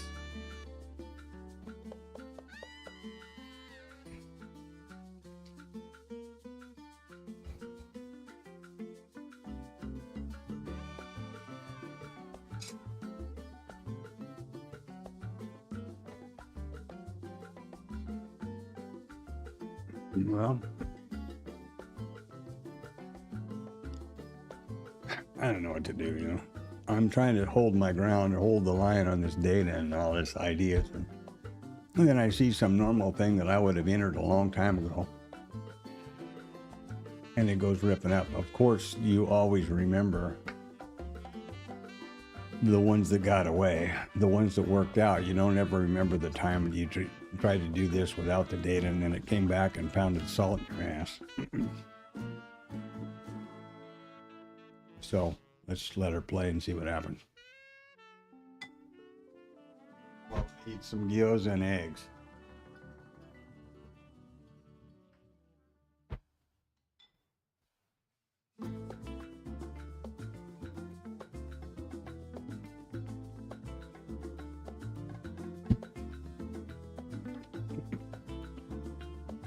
Well, let's look at the data thingy again. Well, let's start back here a little bit. So with our ending zone entered, the correct day, the correct session, 1 year back, 60% probability we break the out. The first breakout is the IB high, and it very certainly was. The retracement is we are to have because the high was broken first, there's a 43% probability we retrace to the 25. Well, guess what? That means there's a 62% probability or a 32% probability, no, 62% probability we won't, and we didn't. We came right back to the IB high and adios amigo.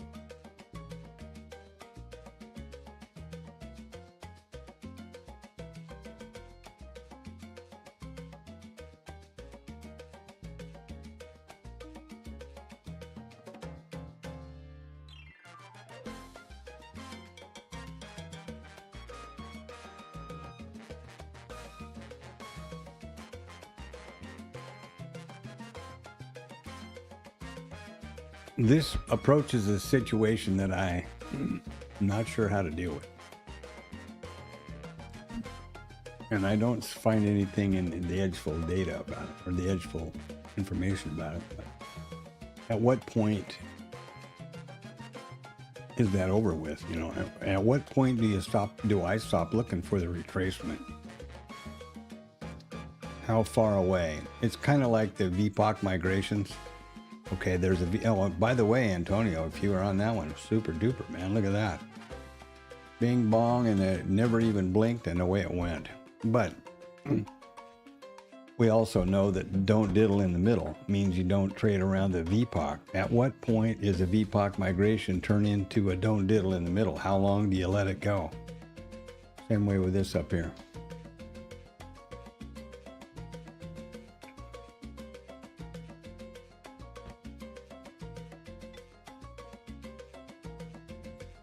I should say, how long do I let it go, not you. I'm talking to myself. Right?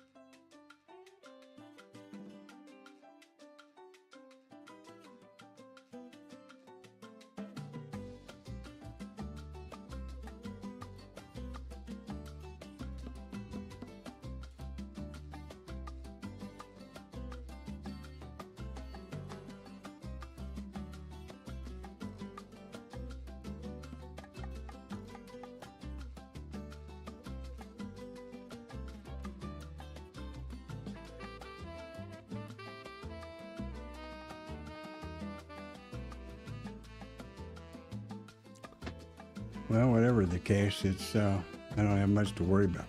Doesn't look like.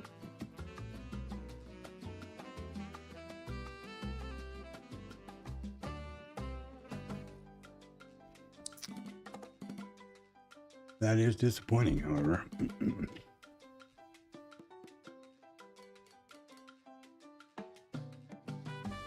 Yeah, 75 ticks on the old system here. And that's the T2. 75 ticks because this old indicator in IRT doesn't properly account for multiple targets. So it doesn't add in the 12 ticks here to this 63. So I just manually do it. I don't care anymore.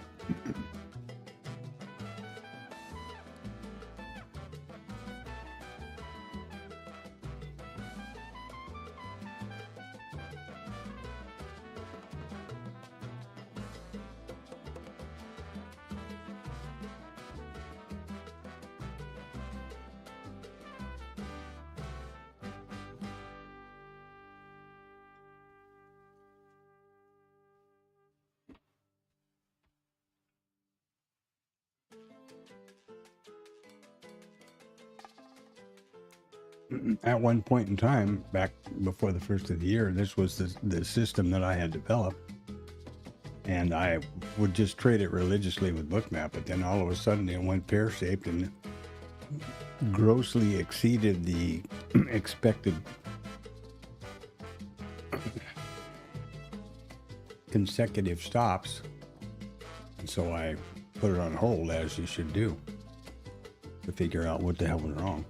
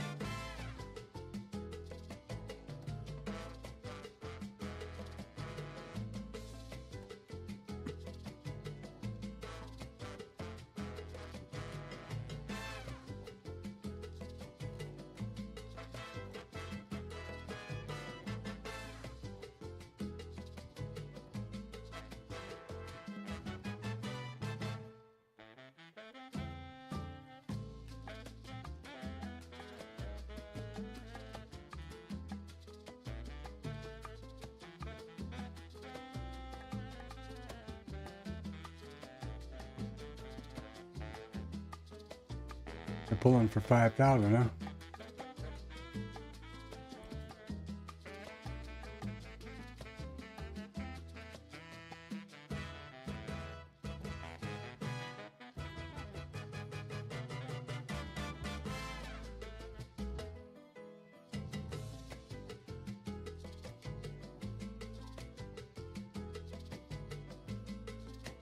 Yeah, there's a lot of people that like fibs. That's for sure. And they depend on where you draw them. For example, this right here, where am I looking? This right here, you can do this exact same thing with fibs. I was actually looking on Bookmap if there was a fib tool, because then I wouldn't have to screw around with coding this thing up to push over to Bookmap.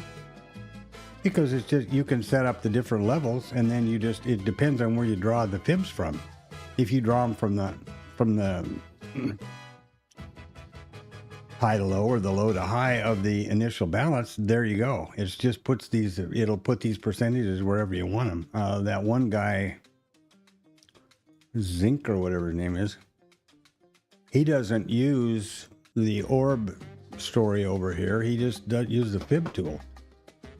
I'm not sure if I'm good enough to show you what the hell I mean, but let's see. Hello, are you gonna do something here? What's this story here? Yeah, okay. I think this works.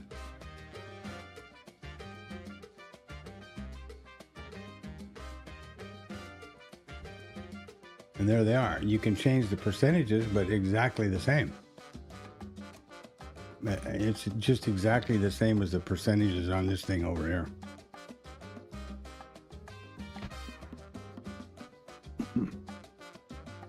Look at it go. Wow. They're really rocking today, huh? Now, as far as volume profile, well, actually, hold on. Nobody move. Let's see if I can turn off a few things. Get the volume profile to work. Turn off these old ones. Don't need them. Let's see about the volume profile here. Boom.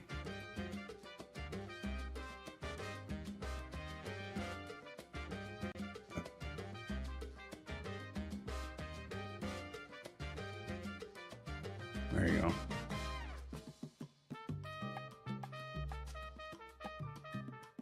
So here would be, I don't have it, I don't know how to do this very well over here, but this is the volume profile for the RTH session so far. The one that was just here, this one over here, is for the Globacks.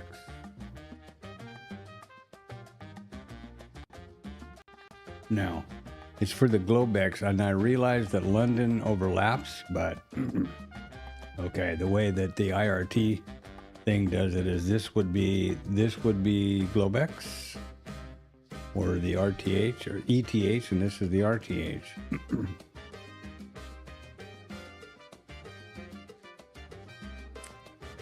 So far. So what would you do then? Would you pull the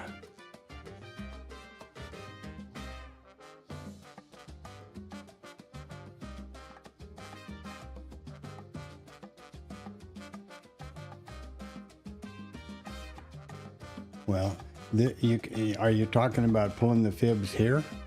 Hold on. Let's turn off this thing. This is the IB. Where'd that candle thing go? Okay. So here's the profile. So there's the value area low and the value area high. So now if we pull the fib there, value area high, value area low, whatever amount of candles you want to pick. They are the same levels as they were on the initial balance. Right? Or wrong?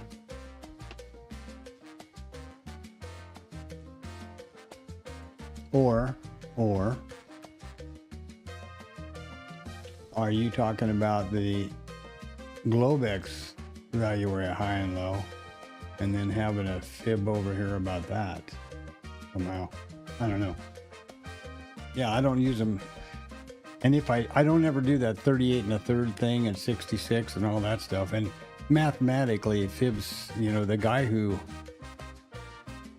I saw, there's a whole special about the person who developed that whole Fibonacci thing. His name was Fibonacci.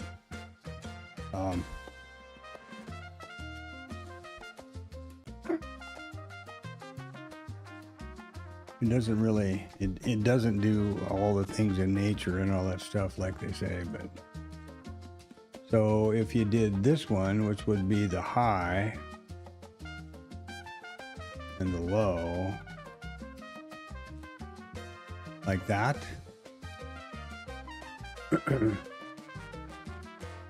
Again, 0, 25, 50, 75 the top. And I haven't done all of the. So this one hits a bunch of times. This one hits a couple of times and takes off. I don't know. I don't know how to use that tool with the dam, because I don't do it much, I guess. So I'm going to turn these profiles back off. Hold on. They can get smarter than me in a big hurry. That I can relate to. Bottom of your profile on the left to the top and see where we bounce. RTH. Okay, there we go. Now we're cooking. Initial balance. So let's go here. Let's put the RTH profile on, which I think is this one. Yeah, and I need to do something about that, don't I? It's kind of stupid looking. There, that's a little better. That's a little better. So, top of the profile to the bottom to see where we. So from up here to down here.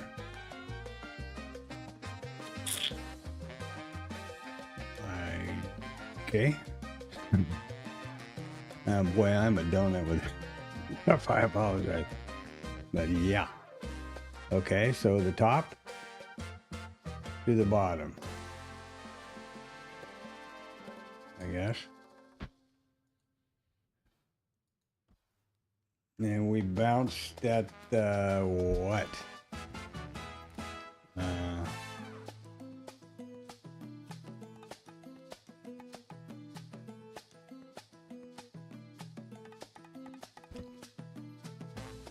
these levels here, or here, or here.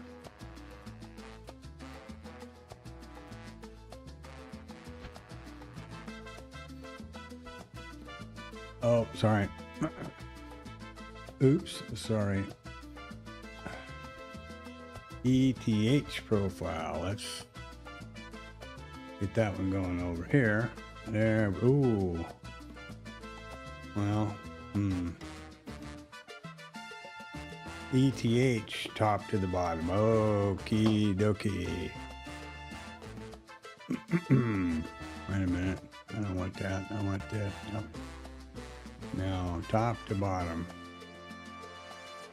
And I suppose pull it this way or something so you can see where it bounced or whatever, right?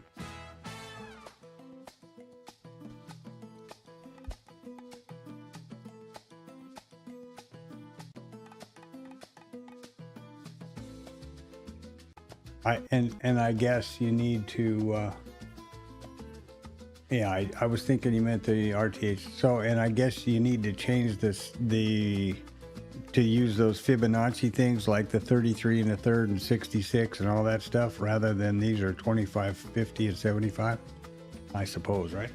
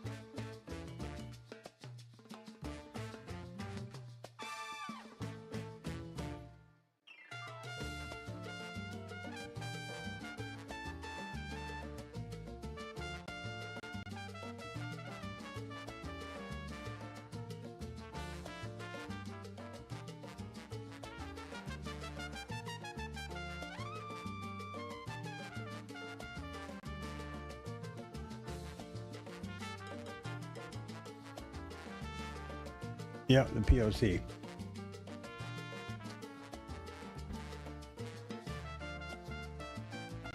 But is that confirmational bias, or I mean, is there a way you can look back at that and figure out and have that be consistent? And also then the next question I would have, what do you do here up above it? But yeah, there's a buttload of people think Fibonacci's are the real deal. So, I mean, the way to go. So I'm not arguing with that.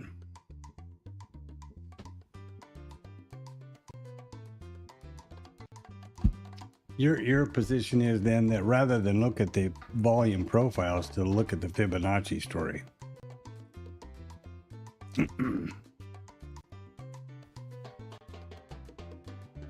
think, is that right?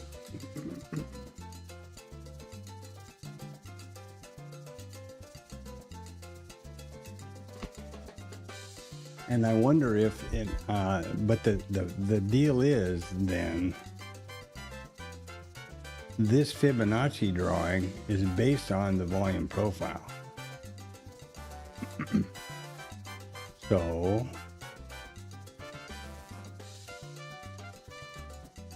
and this is the ETH volume profile.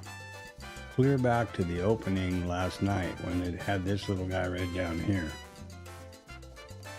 What would happen if you, I mean, so what happens if you just look at the RTH session?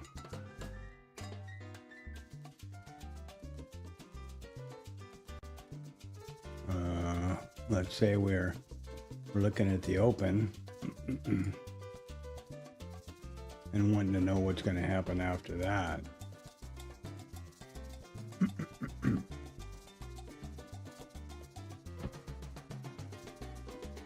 Now 68's up here at the value area high, and then this is about the mid. I don't know. I don't know how to go about drawing them and where. It seems like that's the volume profile is pretty much definitely session driven. I suppose you could do the same thing for the Fibonacci, which is essentially what we're doing by using the volume profile here, because that's the ETH volume profile. So what happens if we do the, what do you call it? What happens if we look at the RTH volume profile?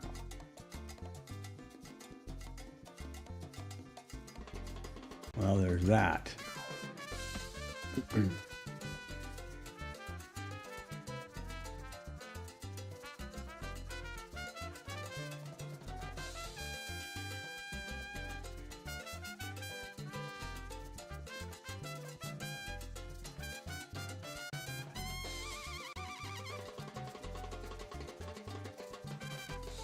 Yeah, that's what it was, exactly.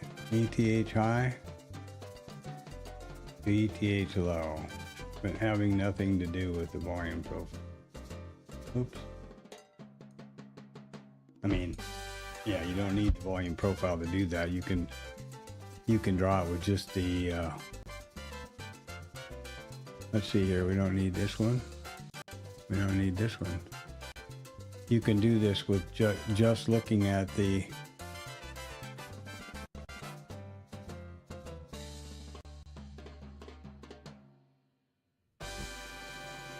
ETH.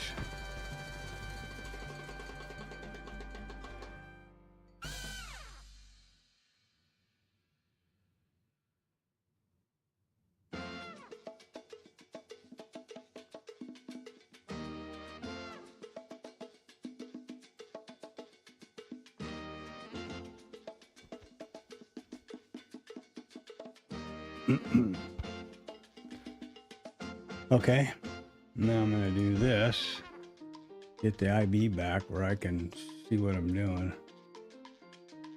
Okay. And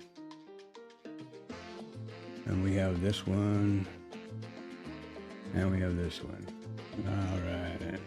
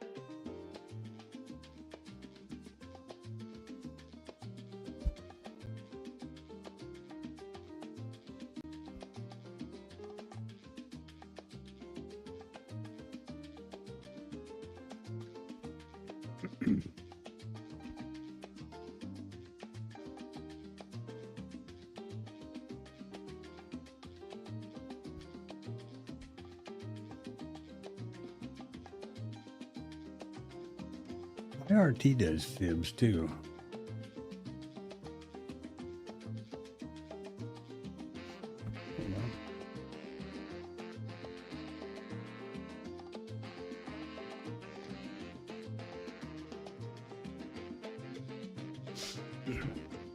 So where's the tool thing?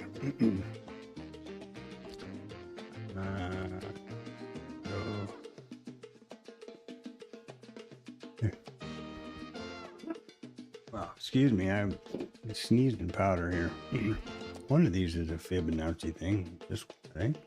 Yeah, projection, Gantt retracement. This crazy looking thing here. Spirals tool.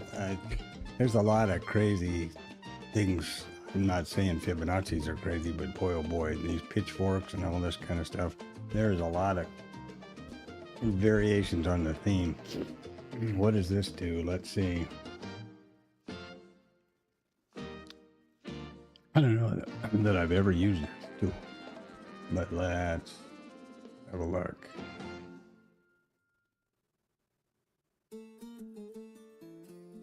Oh, I'm not sure what that is, but that doesn't look right. That doesn't look like anything I want to have around. Array extensions, I guess that would be called.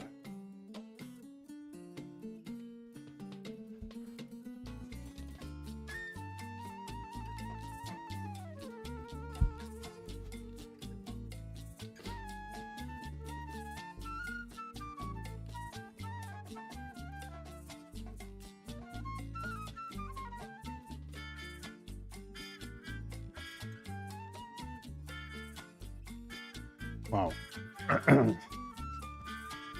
That was pretty weird. What's this?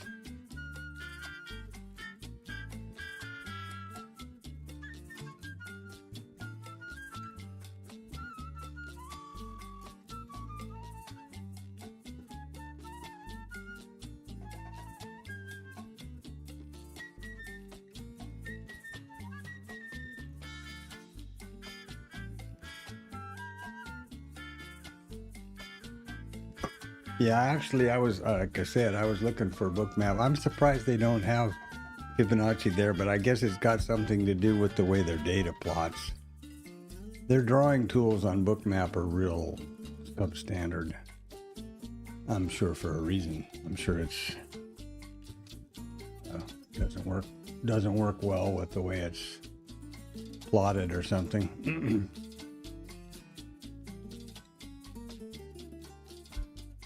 Previous RTH high was a big one. If you want to look at levels, look at that. Boom, boom, boom, boom, boom, boom. Down.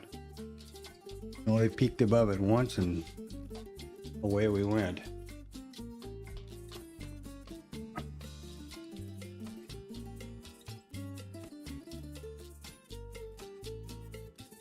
Yeah, the high volume nodes are interesting. Like I said, I asked Rod and those guys, and Rod's answer was they use them both top down. So, okay. So here's the micro composite high and low volume nodes, and then here's the ETH high and low volume nodes, and here's the RTH high and low volume nodes, and you know, come on. Is this a high volume node for all three of them? Yeah, I guess so. That's how they do it, I guess.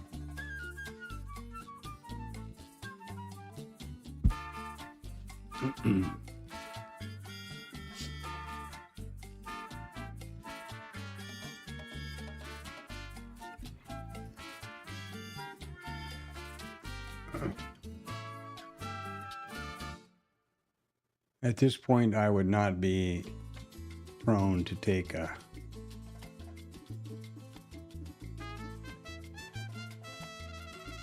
any of these trades off the IB anymore. I don't think it's, and I don't have any any other ones in the in the batter's box there, you know, or the next on deck.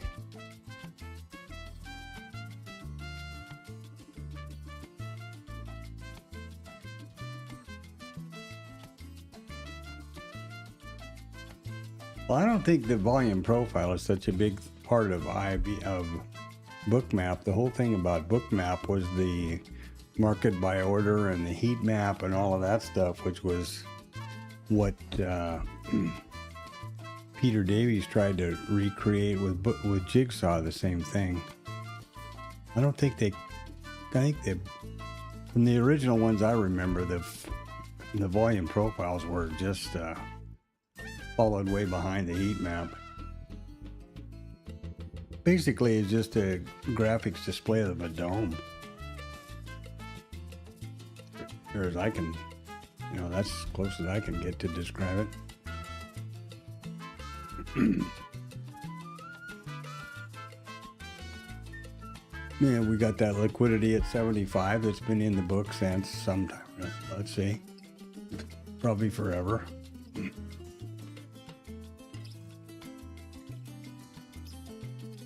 Well, that 75 came into the book at 138 this morning at 7,500 at the 75 level.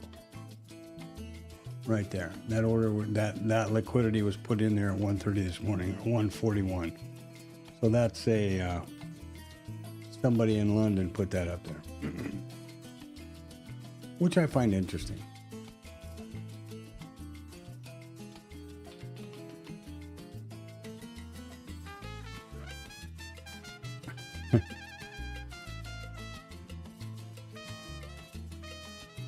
If Peter would have gotten the heat map thing straightened out so that you could navigate around on it a little bit, even though now I don't really use the heat map, I would have, I've owned Jigsaw forever. I think we talked about this before. Ooh, sorry about that. Hit the room mic with my hand.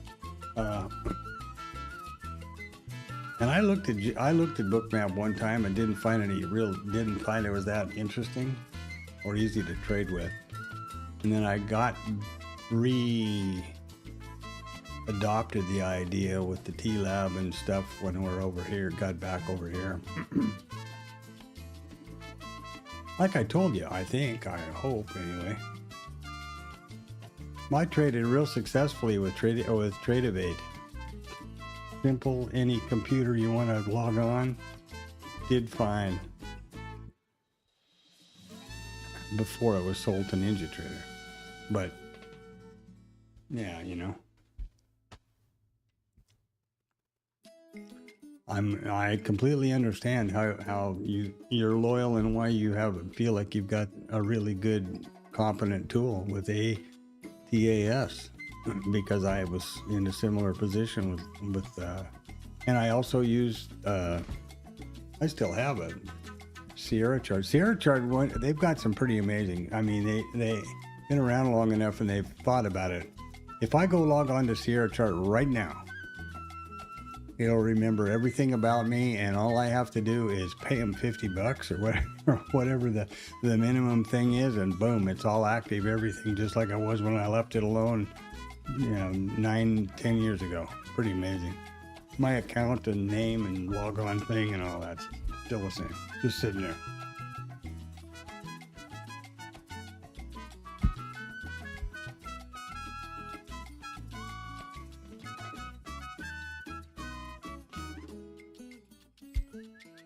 Okay, I also have used same fibs from ETH. And they have the extensions up or down. Okay.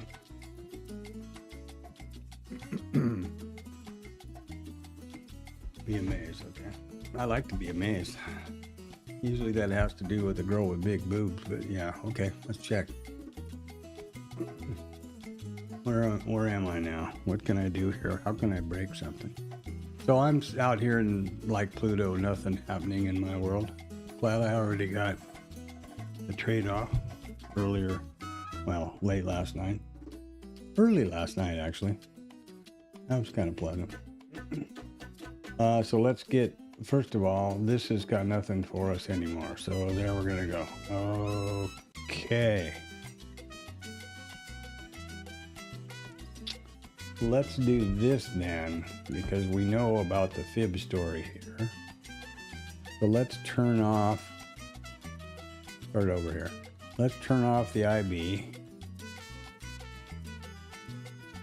Boom.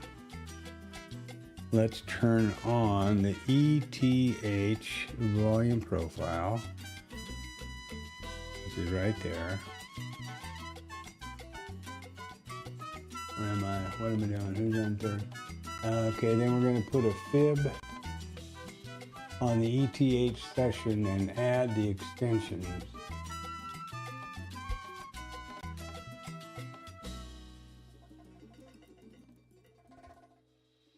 Yeah. So, how the hell do you do that? Let's pretend that the RTH session's not happening.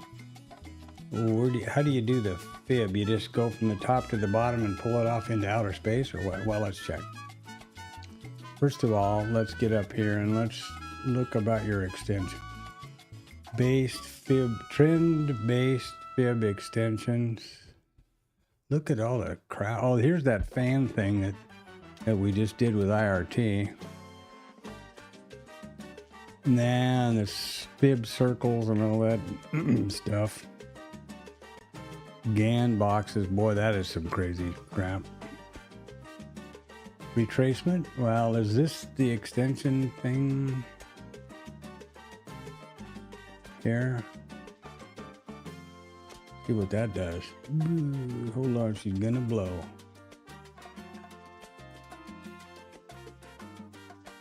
Oops, went the wrong way. Huh? Oh, wait a minute. How do I do this?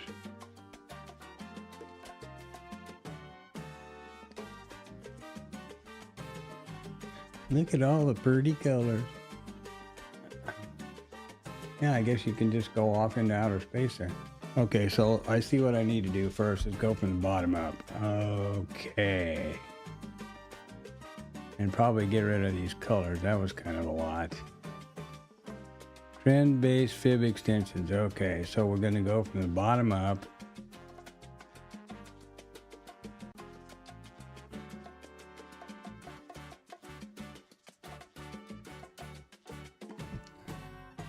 Oh, this doesn't show the fibs, just the extensions, right? Okay, how do you do that then? Let's see where'd that go? How do you change this shit? Okay, all right. Wow. Don't extend background, use one color. Yeah, let's get rid of all that. How do you get rid of colors, period?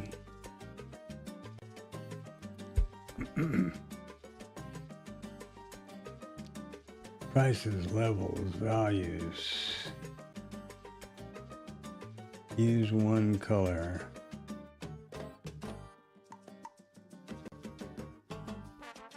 One color. There we go.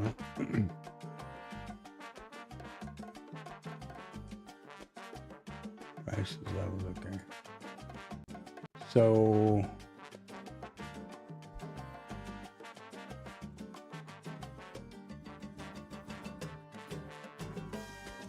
all right, so this is the extension.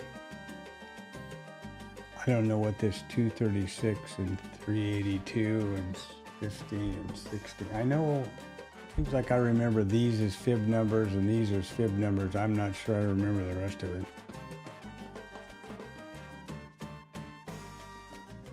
So the 618's been pretty snazzy for the top. Yeah, I mean, real interesting to look. I'm wide open to anything. I don't, you know. I'm, whatever works, dude. I'm pretty happy about that idea. So this is the what? The 50? So I guess this is a 50% extension. Is that right? Does that make sense? 91 to 67 is 36. And 67 to the mid, which is about here somewhere.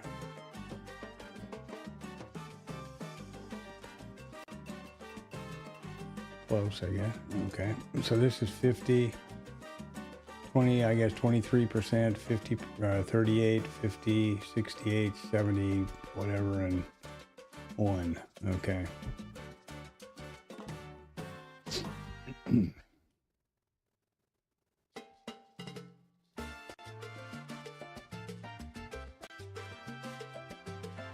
But are these fib levels? I can understand.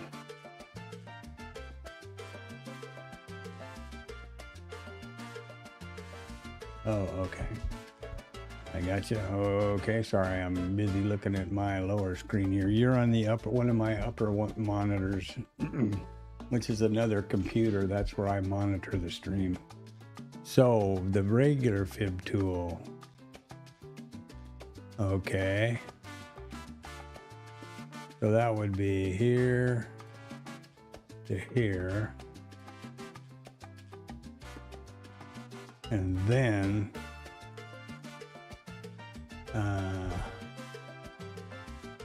what is it? Minus 27 and minus 168, or the other way around, I guess.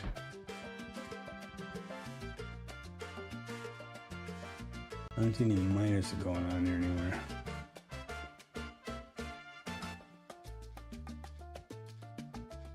What's this do?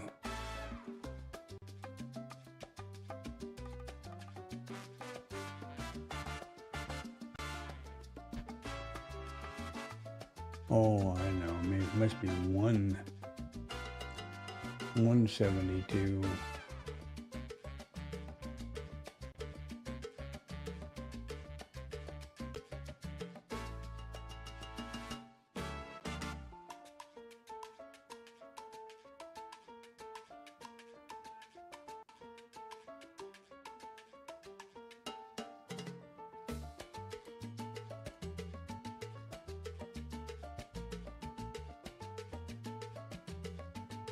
Is that right?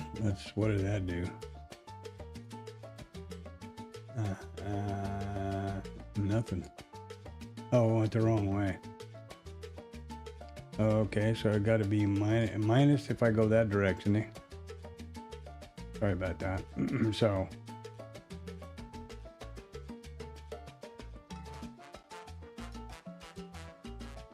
I think the way this thing has to work is you got to go like this. Just depends on where you draw it from, I think. So if we go from the top down, there we go. And then you can scooch it over here wherever you want, but like that. And now what do we have? Well, that's obviously not right, but so that's the idea.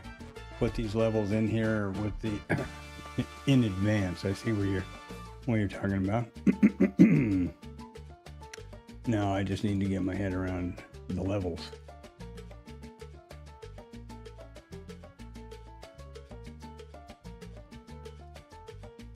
Oops, come on. You can't just do these and have them. No, it's the same up here, same thing. That's no good. Got to be down here somewhere. Well, as soon as I figure out the math, then I guess it's going to be okay. I guess it may be 172. Okay, and one something else.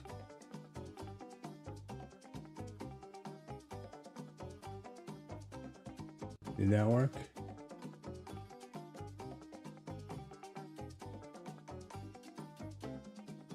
Yeah. Okay, there's the 1. And then we got to throw the 2 up here like you're talking about there. Or the 2 and the 3 or something up there. Okay. So there's the extensions, and they're in before the session starts. I see where you're at. What happens if I do this? And I draw these lines by going like this into the future? Into the future. Yeah, there you go.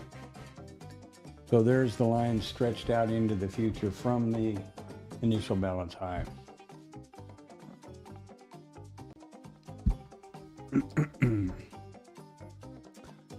Okay, cool. I'll now figure out how to do the next one.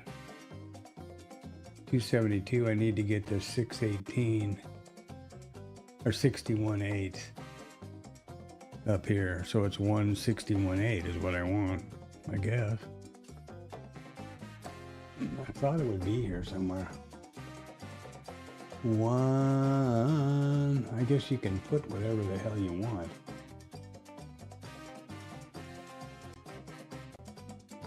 $61.8.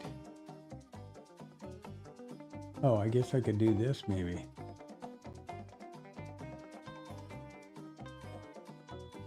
Because I think you can change these values. Does that work? Yeah, there you go. Okay. Football, I can just write them in. I'm busy looking all over the place for a drop down. Okay. Cool. So that's what you're thinking about there. I don't know how to make this background nothing. Oh wait, I do too. Boom, there you go. Pretty slick tool, I'll tell you. Like Antonio said, this is even if this old guy can use the damn thing, it's pretty easy. So that's the idea that you're looking at, right? I suppose I've got the wrong freaking screen going or something up here.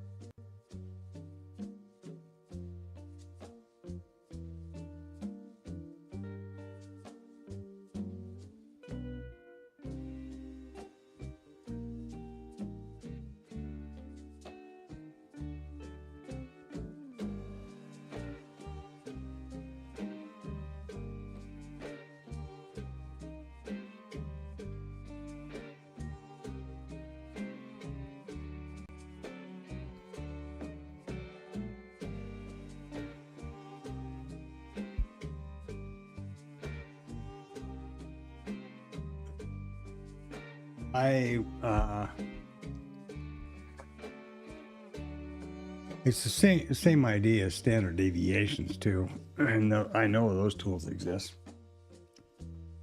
Actually, Edgeville has standard deviation extension lines on their IVs. So, for example, now that we have that set up the way it's kind of working, where did it go?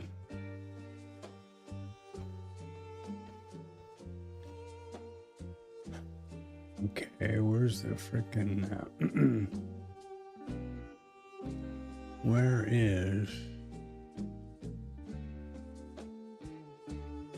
are whatever how do you hide this thing? Do you have to just take it off? That sucks. Template, let's make it well, look at there, I'd already done that. IB levels.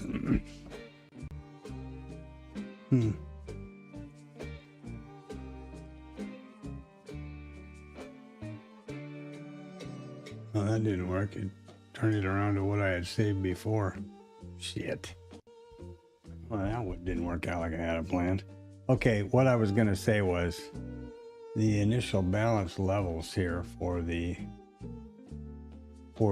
one. And you can put in, instead of Fibonacci, you can use standard deviation extension level. Oh, now extension levels here. So you can you can put in whatever you want in. These are standard deviations. So 6 and 3, for example. And there they are. These are plotting the standard deviation levels above the initial balance. Here's another way to look at it.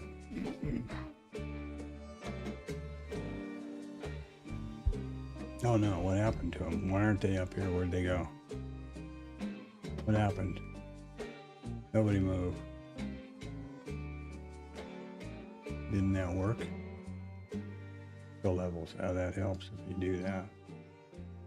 And I didn't save it. That's probably another helpful thing to do. And 3, and I don't know. Yeah, just for the sake of looking at it. So these are standard deviations above or below the range, and you can plot them out however you want.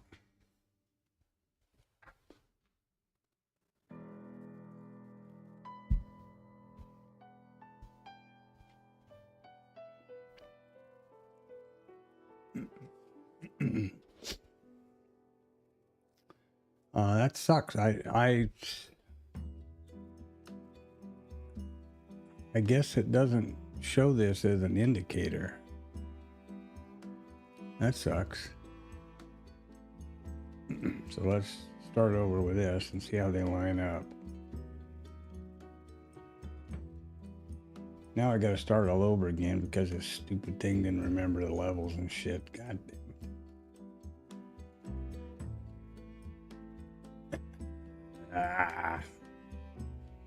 This is the IB one that I had set up as a template. Stupid shit. And I don't know how to save them or do something different, so let's just start over. Boom bitty, boom bitty, boom bitty. Boom, boom, boom. 1.168. Boom. 1.272. I thought there was one of those over here. There we go.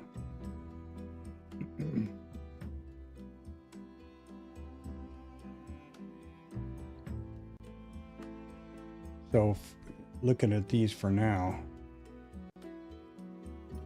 Wait a second. Do I have the extensions and the lines and all that stuff? Yeah. So here are the extensions based on the Fibonacci. Here are the standard deviations. Kind of confusing, but I confuse easy, so that's no problem. And then we can go like that and write them on top of each other. Like this, maybe. Oh wait, I want to do something here that I did before. There we go.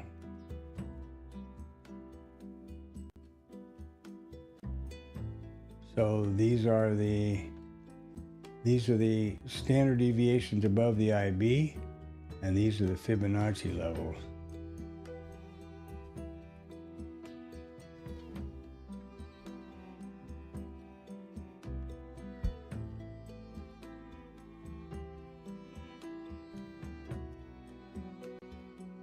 Oh, so you just put in the negatives and the positives, then you just draw the Fibonacci one time and it'll do all the lines, whatever. Oh wait, this is wrong. See what I did here? dummy. There we go.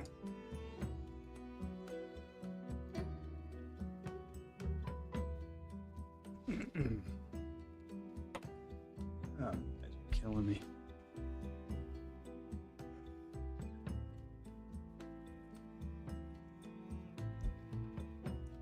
Cool. Let's get rid of this. And, you know, the market, by the way, anybody that's just tuning in is going, what in the hell is this guy doing? Here's where we are. Here's the IB. I got nothing to do at this point. This was the perfect IB continuation setup without any kind of data analysis, just what we used to trade all the time. And I'm sure the boys in Static are just ecstatic about that. And probably TLab too, I would guess. I don't know. And then back to what we were talking about, which is interesting. So, okay, these are the standard deviations above based on the IB. These are the Fibonacci's based on the ETH volume profile, which is essentially the ETH range. I mean, you know, just because it's a volume profile, what it is the high and low of the ETH session. The ETH session until we have the RTH Open, because obviously London is part of ETH and it's still going up here. So, you know, but yeah, I got it. 17. Okay, let me try to see if I can do the rest of that you're talking about and then save the goddamn thing somehow or another. It doesn't seem like it wants to do negative numbers, but let's see.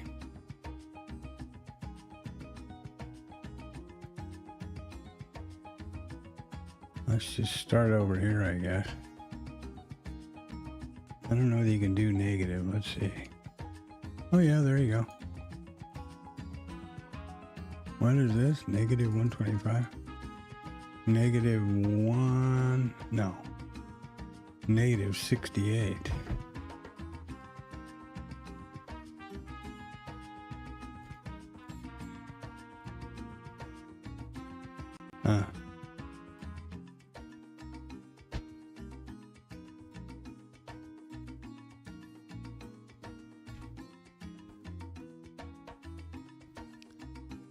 And negative 0.272.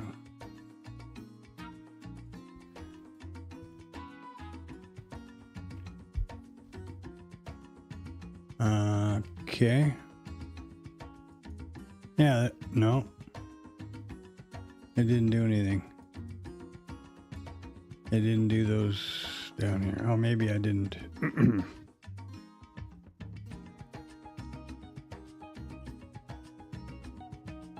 Yeah, it doesn't plot them.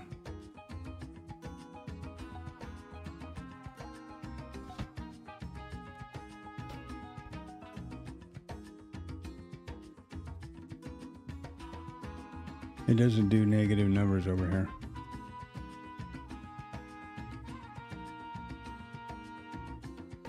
Yeah. Hey, I don't know.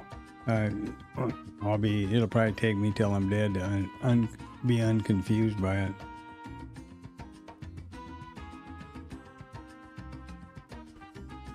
I'm not sure, you know. I understand standard deviation is a mathematical computation, and I got it. That's basically how VWAP is based and stuff like that, and I can understand that completely. The Fibonacci thing are pretty close, absolutely. Here's the one standard deviation, and here's a two standard deviation, and here's two Fibonacci's, so they're pretty close. Based on the opening range, and this one's based on the previous close, previous RTH session, ETH session.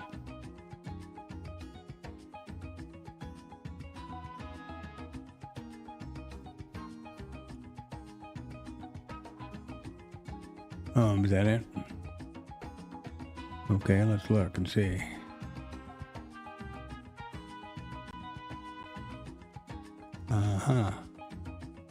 Okay.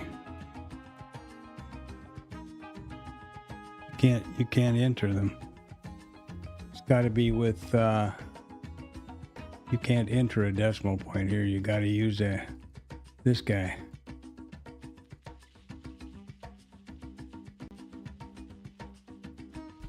Or at least I don't seem to be able to. Minus point. Oh, wait a minute. Minus point. No, it won't enter decimal points.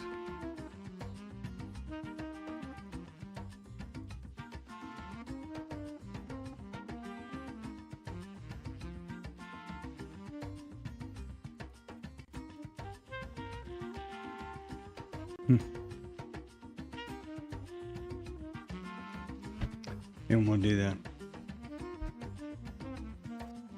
So I just have to draw them differently. Draw it the other way and it'll be right. If I draw this profile from the bottom to the top, then all these extensions will go the other way, I'm sure. Hopefully this will be saved. I don't think it will. How do I do that?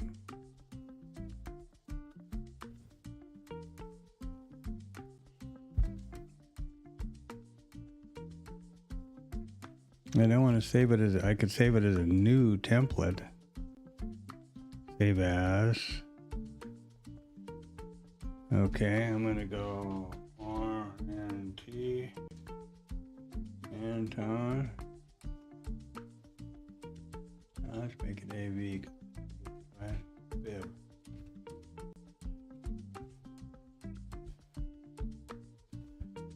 Okay, save. There we go. Okay. Now if I close this and I do it the opposite way, I think it should go from the bottom up.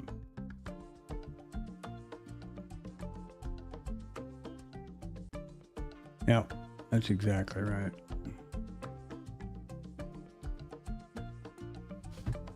Then the extensions go the other direction. Now over here, with the standard deviations, I think I can do those on either. I know I can do those on either side.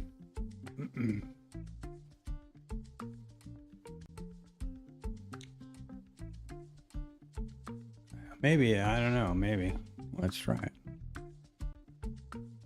I don't think so, but let's try. Let's see what's happening here. Okay. And this is minus 0 point. Oh, there you go. That might work. Cool. 618. Okay. And maybe this one will work too here. Good man. Thanks. 0.2. What is it? 72. Okay. Now what happens here? What do we get? Now I can't see jack shit. Okay, yeah, here we are. Okay, so that'll do either one of them. Up or down, either one. Okay, cool. That's great. Thank you. I didn't think of that. I'm burned out. That's for sure.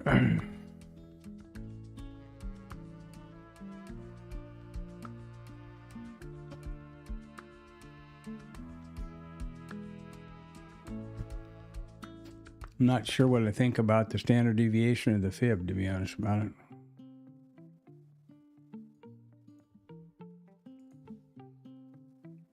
I mean, they're both so close, it's... Actually, the Fibonacci's at the whatever the hell this thing is, a 272 zone, whatever that means, pretty accurately defines this consolidation rather than the standard deviations, which don't as well.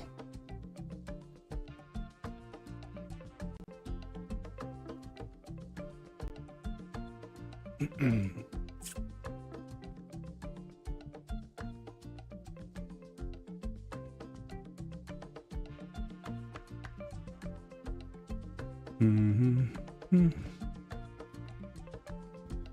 Wow, I have a headache.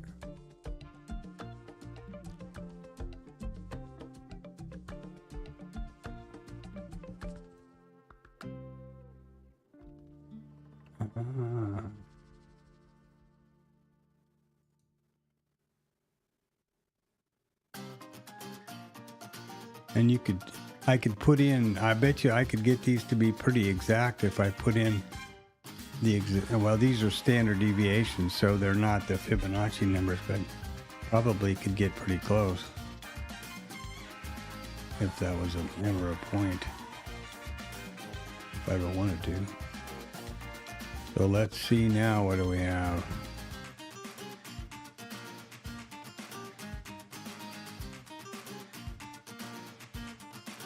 So there are the Fibonacci extensions based on the volume profile. And of course the plan then would be to go back here somewhere and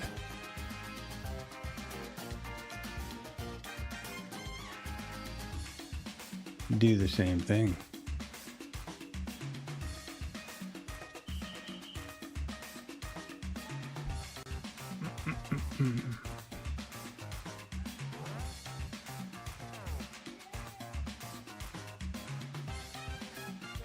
Let's see what this does.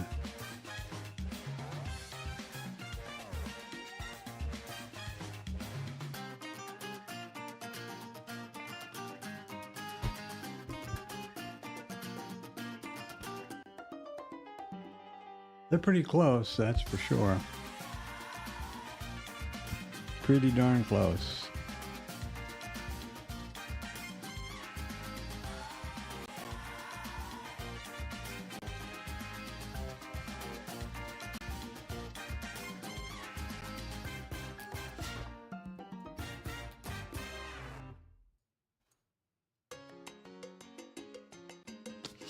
Look at this goofy thing last Friday. Wow. Crazy, huh? This was that humongous sell-off. So how are you going to possibly figure that one out? I mean, that's completely contained within the useless.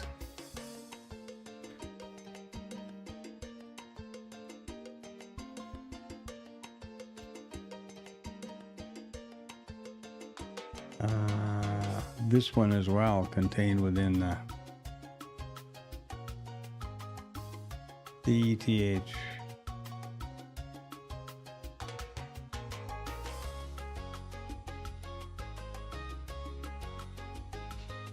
Actually, no, the fibs should be here because it's they're fibs, right? And what we've been working with here are the extensions, so let's see.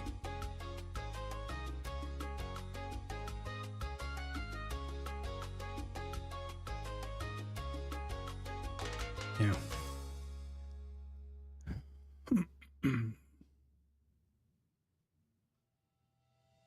Well, that's pretty cool.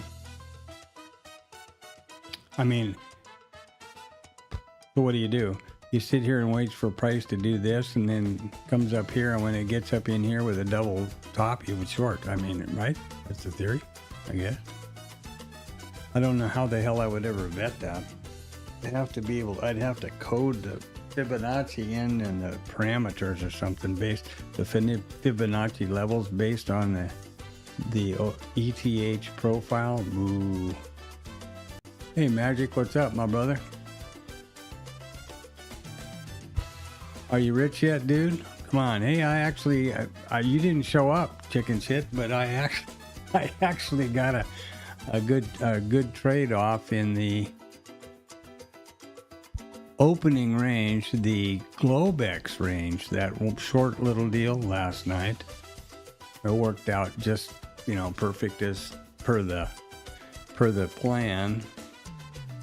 But now I'm just getting a lesson from Anton on Fibonacci. Do you trade Fibonacci's and stuff? I'll bet you do. Let me get some water here so I can make a fool of myself and be properly hydrated.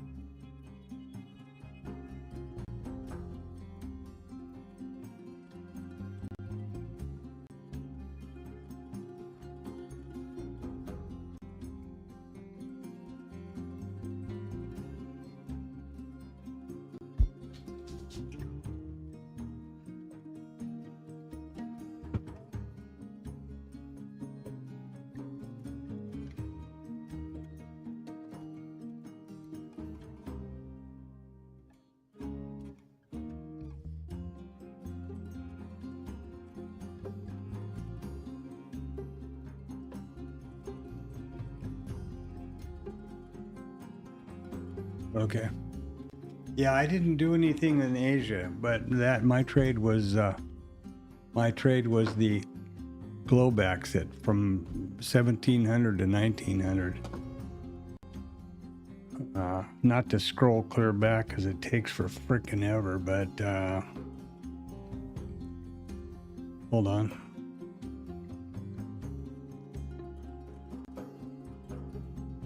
This is the screen snap of it. It's easier than looking around, but I had put the hedge on. Here was the entry at about, you can't see the timeline. I didn't realize that. Usually I try to have this scrunched down so I can see the timeline also. That's stupid. But here's the entry exactly to the millisecond. Here. And then a little pullback, but didn't trigger the hedge. When it pulled down past the edge distance, essentially, I put on a normal stop and then trailed it and got real freaking lucky right here. This thing just went ballistic right after here, over here. But that's that was all part of the plan, right? The target was actually the orb low, and I didn't do a very good job of it here, but I was trailing up, just trailed up tight.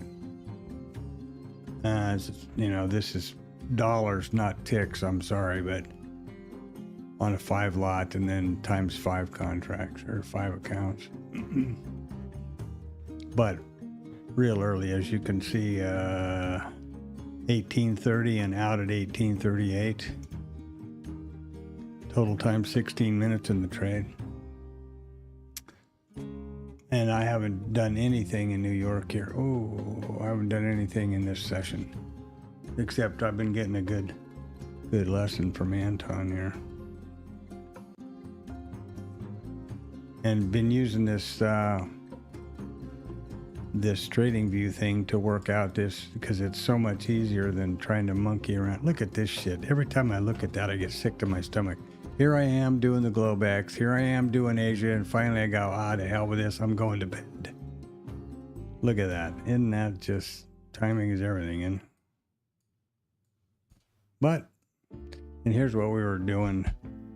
We were looking at the difference between the Fibonacci's as targets or points based on the ETH profile.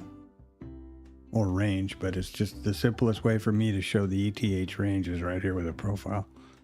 And then what I was looking at was the difference between, or the similarities between the Fibonacci and the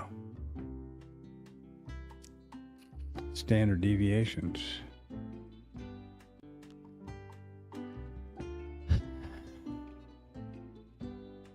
Which are these things here.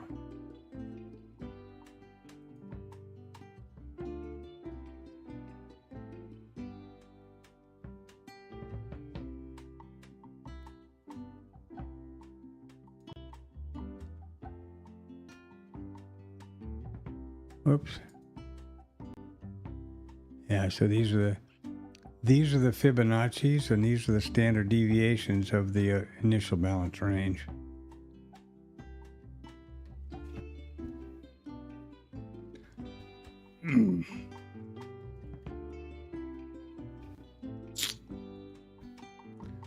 And I have no idea. Turn these off before I'm so confused I don't know whether I'm foot or horseback. Show levels. Show prices. Okay, I want to show the prices. And I don't want these on. Doop-de-doop. I wish that this indicator would put the prices on these zones, because I have to do all kind of gymnastics to figure out these zones when I'm doing the Globex. That's pretty interesting, real interesting.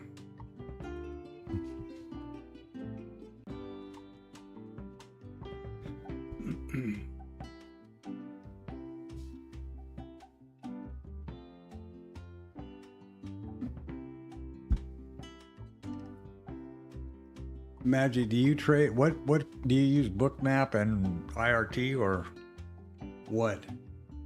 Anton is real fond of ETAS. I haven't, as you know, I'm stuck in with this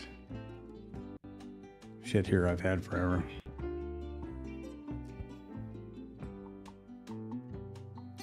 All right, let's look around here. What's going on? Well, here's one of them that worked out well as far as the systems go. Here's the old standby that worked out pretty darn good.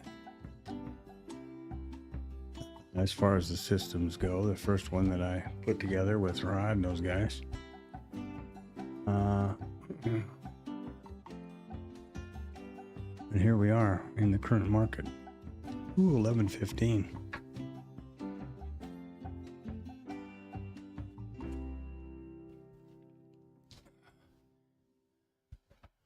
Well, you have to use something.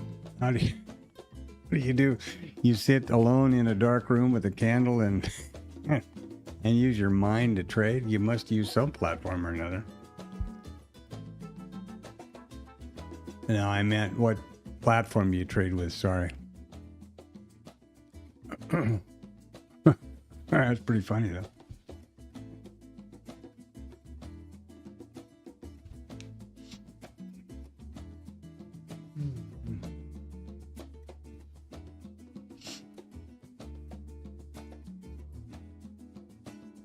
Ah, Tradeovate, there you go, yeah. I was telling Anton earlier, some years back when we were still in KL, I traded on Tradeovate when it was still Tradeovate, before it had been purchased by Ninja. And I liked it fine. No problem. Sweet, fast, browser-based, yeah. Didn't cost anything. Had the tools that I was looking for at the time. Oh, well, there you go. You got all kinds of bells and whistles with Ninja Trader. As many or more as I'm sure I do with yeah, with IRT, absolutely.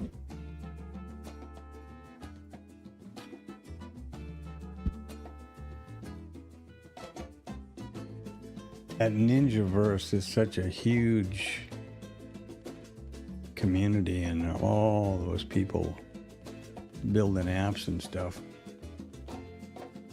Pretty amazing. Oh, I guess it's still the same. I haven't looked at NinjaTrader in a long time. Once upon a time, I started, I think like everybody, with it back in like 2013 or something. When I first started trading, and I was trading equities in '99, that was completely different crap in those days. Basically slot machines, you know, dopamine triggers, cyber trader, I never forget it.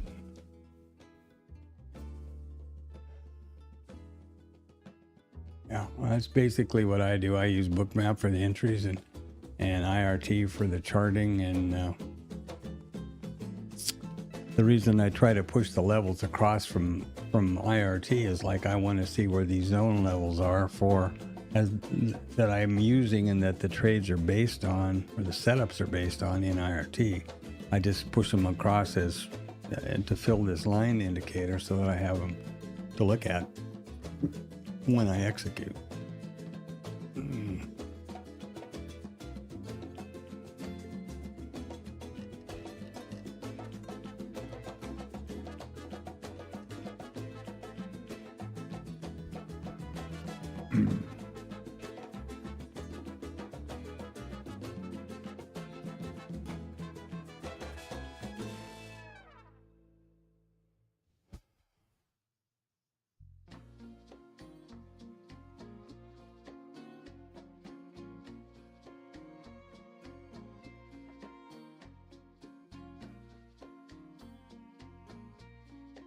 Yeah.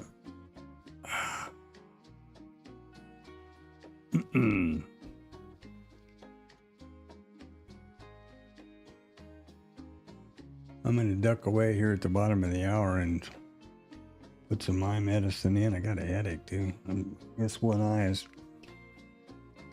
It's not a pretty picture getting older, I'll tell you. You just start crapping out. You know, shit starts breaking. It's like an old truck, I guess. Baling wire and duct tape. The old adage when I was running a shrimp boat, the old adage in sailing also is, if it moves and it's not supposed to, duct tape. If it doesn't move and it's supposed to, WD-30. Those are the two fix-all things on most boats.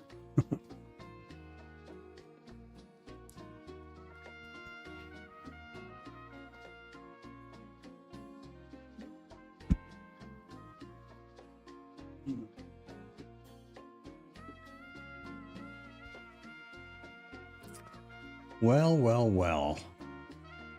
The VPOC just keeps chugging up. This one sole VPOC migration here that we had so far was a beauty. I'm not sure what prompted this kind of thing, and that always spooks me. Some dramatic movement without news or anything behind it. I always wonder what the hell they're up to. Did I actually forget? Blue Boy, what's going on here?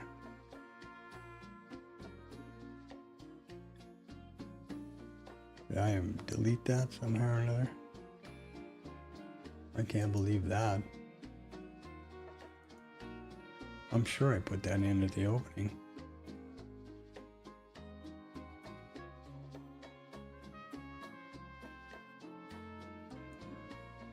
I must have deleted that somehow. Because there's the opening print, so.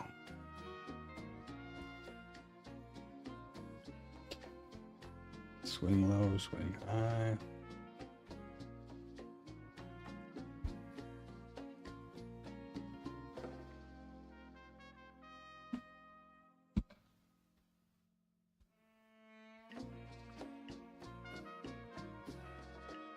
How do you get your box if that's not some sort of proprietary question? And if it is, feel free to tell me to piss up a rope. No problem. Yeah, middle of the ring, value area or something. My mind goes a lot of different directions there.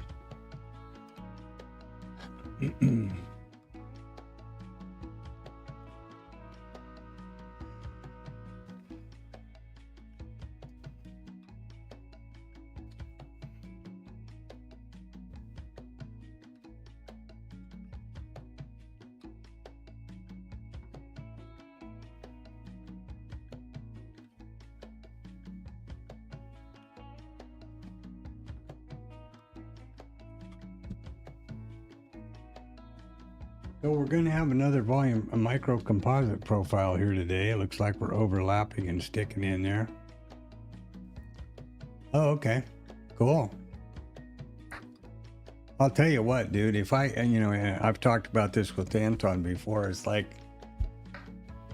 I would like to get to a point where I see, which screen? Okay. I see here's the, these opening swing, there's the high swing high, there's the swing low, and you just get on one and just throw one out there. It's like Tom Hogarth with his espresso thing, and then right at whichever direction, you either get stopped out or you get somewhere. The thing with those guys that I've been trying to get a handle around is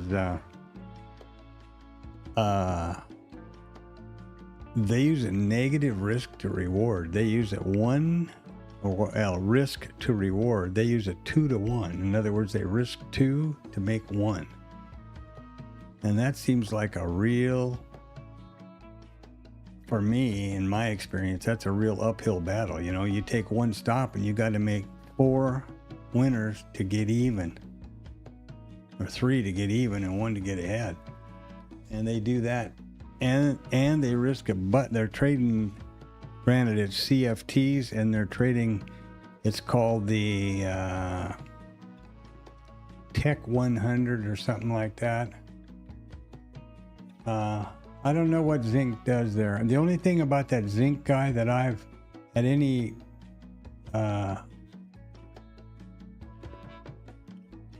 that I've ever listened to or heard at all, I never had any idea who he or they were. It was on the Edgeful thing where I was trying to get some data about how they use the Edgeful because Andre's there and this other guy. But that's where this zinc guy comes in. Yeah, like the Tom Hogarth and Andy guy, they use a 1 to 2 risk reward, and they risk like 100 points. Jesus tits, That take you long. That's a pretty deep hole. I haven't looked into the school run and all of that, but quite simply, a 10-minute bar. The 10-minute bar prior to the open. So in other words, the bar that closes on the open, they put a entry above it, a certain by a certain factor, and I think this case when it's the Tech 100, they are using 15 or 17 points, and they put a short below it by that same amount. And the market opens, and whichever one hits, and then they put 100, for example, 50 points profit target and 100 points stop. I don't know. Yeah, that would throw me for a freaking loop, that's for sure. I actually had to replay that one of those sessions a couple of times to hear him say that. I wanted to be freaking sure what he said. Very definitely. Negative risk reward.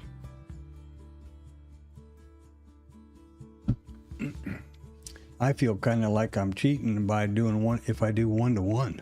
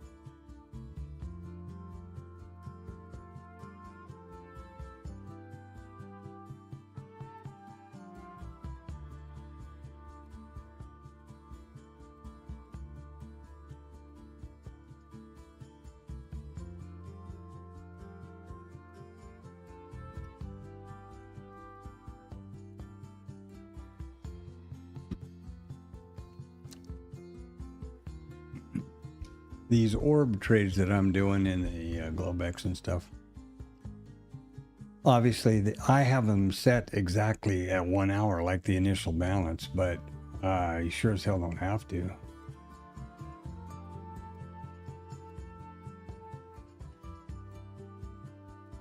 Yeah, and also adding the winners is another really way to get going that everybody who makes a lot of money says.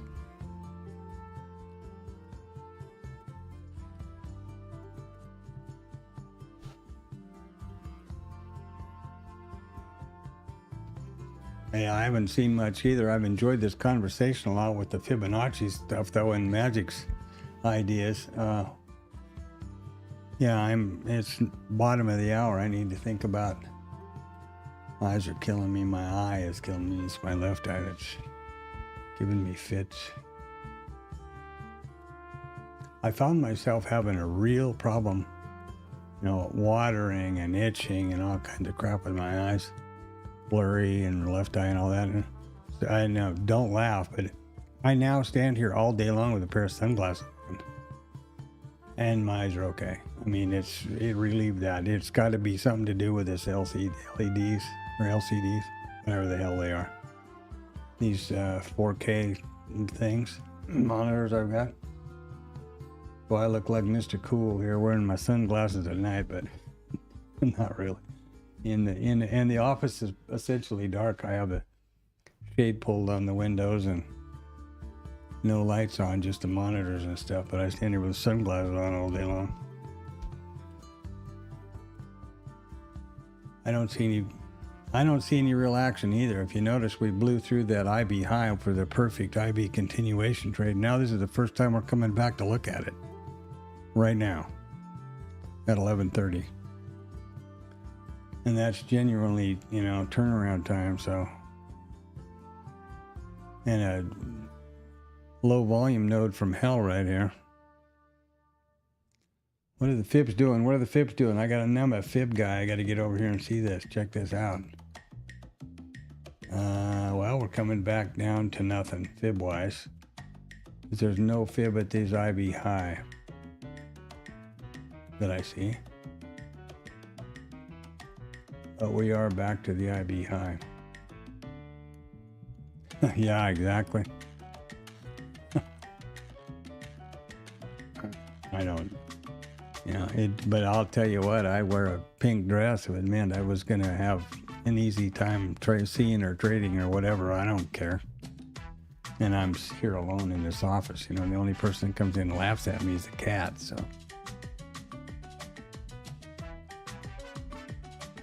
But it really helped. It's amazing. Now with this Globex streams, I'm basically here, 15, 16 hours. So that's a long time. I try, take breaks through the day and go like I'm going to go shower up and stuff now. And here we go. So now what is going to happen? This is what I was talking about earlier. At what point does the retest probability go away? Just like the VPOC migration, which incidentally we just had.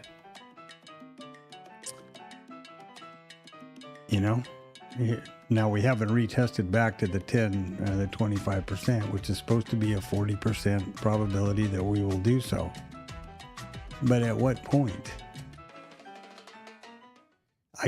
I guess if you were using TLab stuff with the mid VWAP to the POC and the POC migration and all those kind of setup ideas that Tom and those people use, if they got down here to the mid or the VWAP, it isn't to the 25% level yet, but it could be construed. I see where I could talk myself. Monkey Boy could talk me into thinking it was a good idea to put a trade on there. Along, targeting back to the POC and points north, I guess. But this time of day, I think the probabilities go way down, and I think the probability of some retest or some adjustment goes way up. And I don't have any data to back that up, but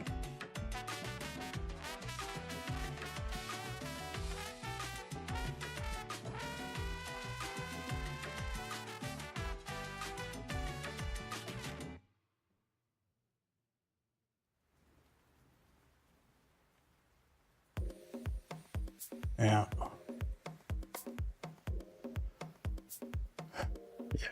Yeah. Let's see what those stats are. It's been so long since I looked at them, I forgot. Football. Football. So here we are. We've broken out the IB high convincingly. So there's a 47% probability we're going to retrace to the 25. Only 15% we're going to go to the 50. So if you want to believe those stats, if we retrace to the 25, anywhere in here, price check at aisle 3, Globex VWAP would be a data-driven entry point long, because there's only 15% probability we do, or 16% we retrace to the 50.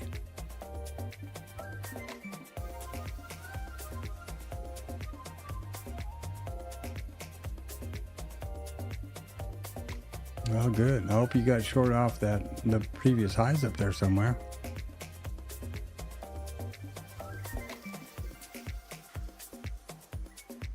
New low of day. Well, that would be a fine trade.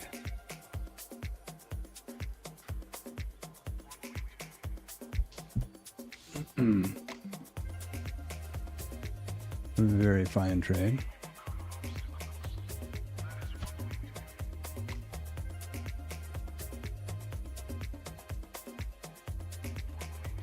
One thing I've noticed about that zinc guy, at least when he does his bit with the edgeful, which is the reason I went there, I've never seen him trade live, ever. Talks about all the money he made in the Globex and this and that and something else. He may have some stream elsewhere, some place that I know nothing about, which is completely possible. But they don't ever show live trades. Yeah, and the South African James is the same. Yeah, I've got a little short on here. Take profit. Okay, great. And it does such and such, but I've never seen anybody, and they all have their screens up at one time or the other on the stream, but nobody's ever showing that shit. And maybe they're like Tom, that believe it's a big liability to show that stuff. I don't know. I have no clue. But for me, it's real important to trade live so that anybody and everybody that wants to or cares or whatever can see it. And from my point of view, this is my journal, so who in the hell am I trying to kid? You know? Ridiculous. Ridiculous. All right. Pull down to that 25. Come on, show us who's boss. Let's go. Or, the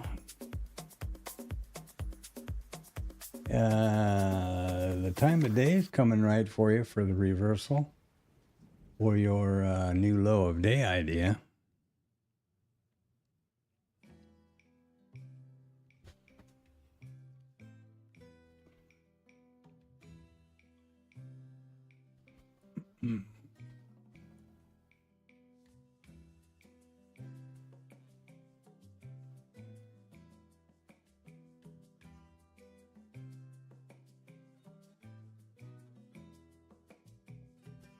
Is anybody doing anything? Mr. Microphone or somebody? Oh, what's this? NATO Summit. Okay.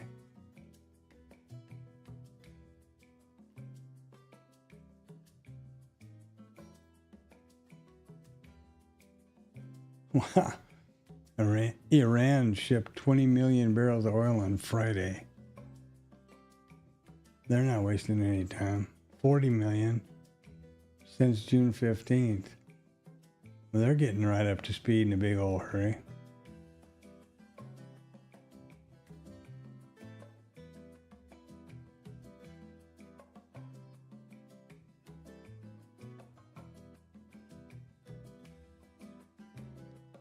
I don't see anybody gonna say anything.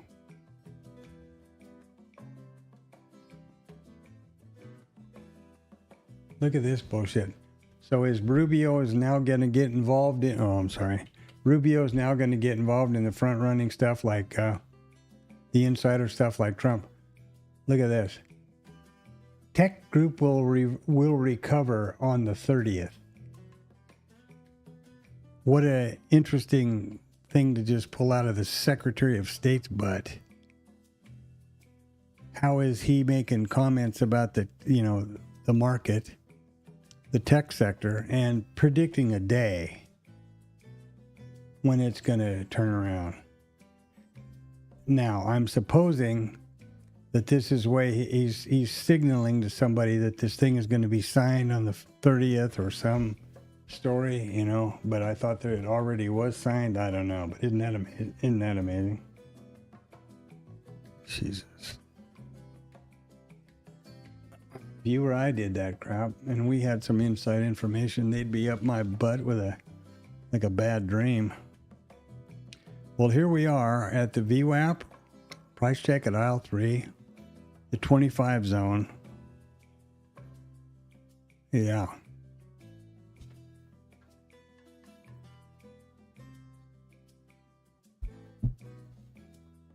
You're exactly right. We're below it, actually.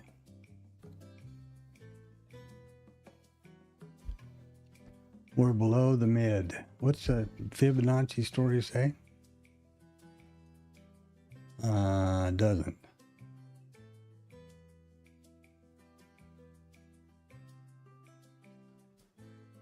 So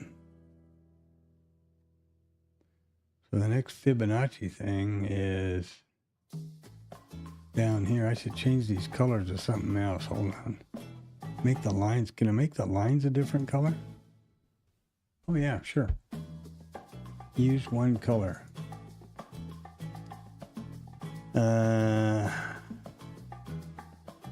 White. Do what white does. Okay. There you go. So the fibs are white and the rest of the crap is something different.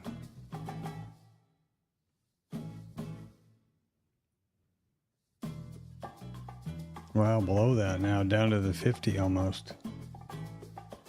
You may get your new low a day there, my brother. I'm thinking you're on the you might be on the right track.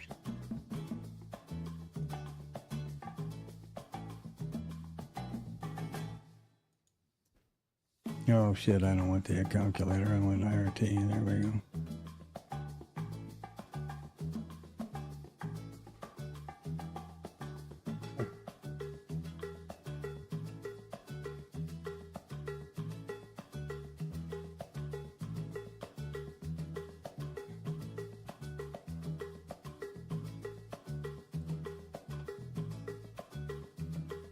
I can tell you a little secret, even though the data says to, I'm spooked to go, I'm a little spooked. Oh, look at there. I was going to say I'm spooked to go long, and now I'm even more so. What was that all about?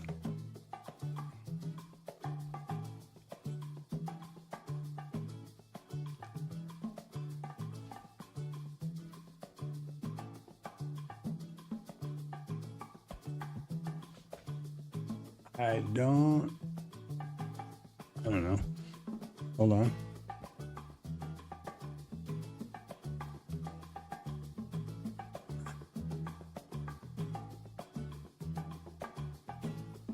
Wait a minute. What is this shit?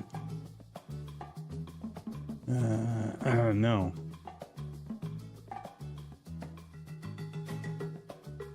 Well, unless I drew it backwards or upside down or something, which is, of course, exactly possible. This is 33% from 0. And that's we're here above that, and the 68 is down here. This way.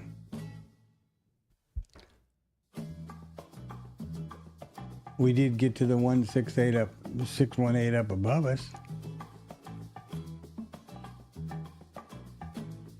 But and this is the 50% retracement on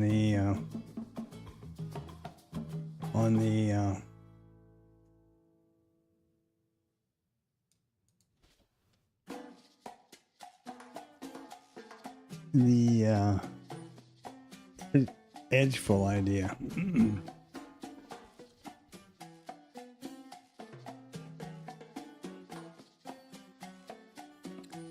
15% probability we'll get into the 50% loan. So we'll re-pull or retrace back to the 50%.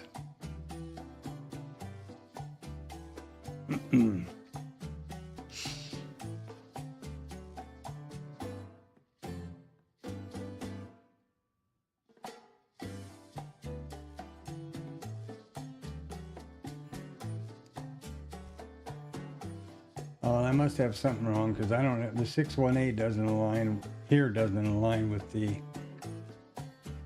Globex VWAP low. I mean, value array low. Oh, wait, RTH. Okay, hold it. Now you're tricking me. You're throwing in new profiles now. You're getting me all confused. And we all know how easily that happened.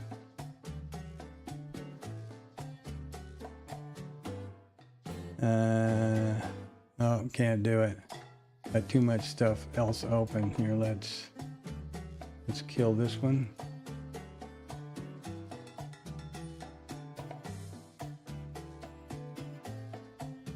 Let's see here.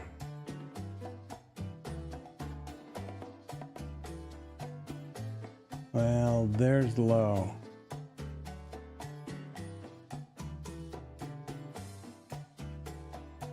We just push through it to the 50% zone, and the 618 is clear down here. It doesn't line up with the, or I drew it wrong. It doesn't line up with the.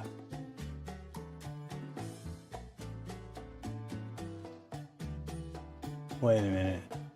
The fib on the RTH of the first. Okay, never mind. I'm on a completely different wavelength there. Sorry. All right, probably, yeah. Be right back.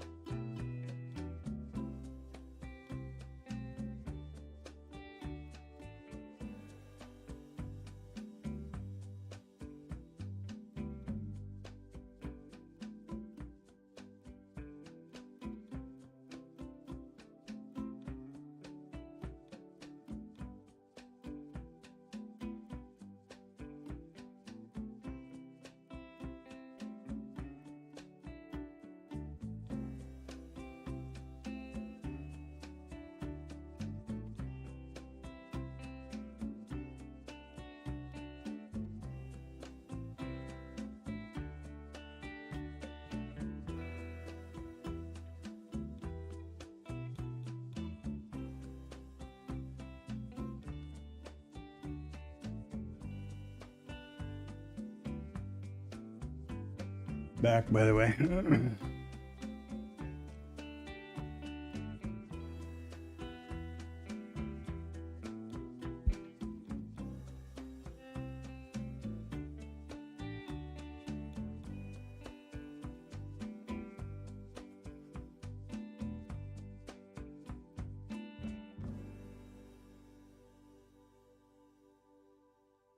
So let's see now, you guys are getting me all confused here. I'll draw a new one. Okay, we'll draw this one then.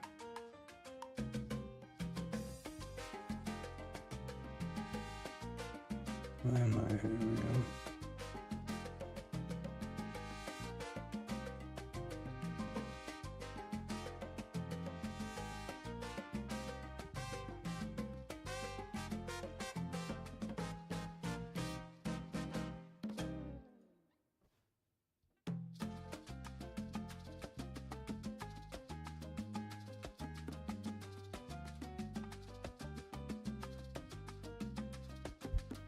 I don't like this.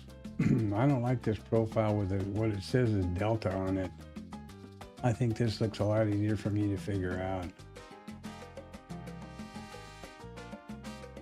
I can't really see where there's a low and there's a high up there somewhere. So you draw another profile, okay.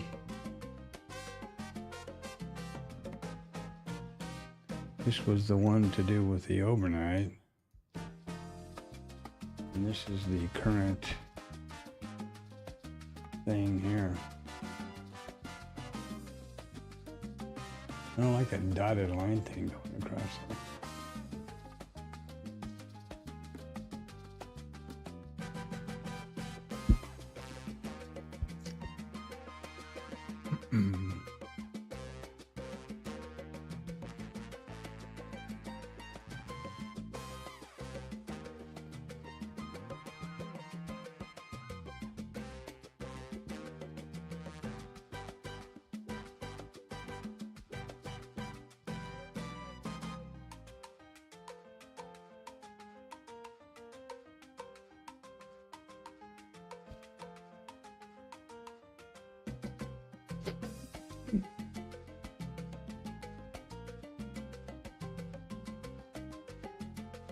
Well, and what you're both forgetting is that we bounced off the 50% retracement line from Edgefall.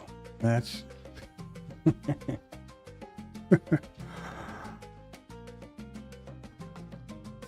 which is right here. Yeah, pick one, right? I will not be taken along because this looks like it's real weak to me, and we've just dropped through 15, so we've just achieved 15% probability. And I'd say we're going south. I think that probably the Magic Man is going to get his low of the day over here.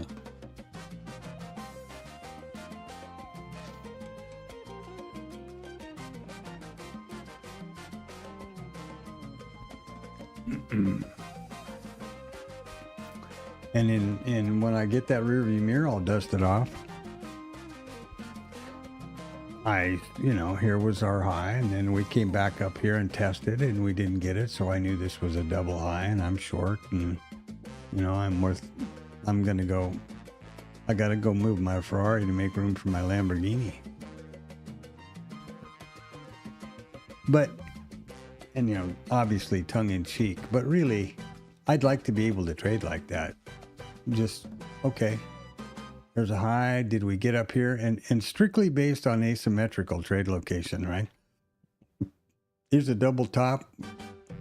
We didn't get it again. It's at a level, kind of, the previous RTH high. And just shorted and put the stop just above up there. Asymmetrical trades. The thing that would be eating a hole in my mind is all this liquidity at 75, but the same way down here at the bottom. And I suppose there are people who trade like that, and they probably are doing really well and having a great life, not all upside down. And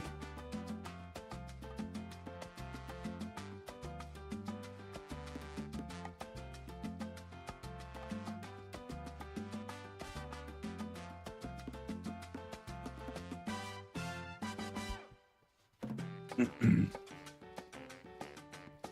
got so many lines over here now, I'm really confused. So this is the current profile and the fibs associated with that. I wish I could get rid of these lines and stuff. I don't know how to do that.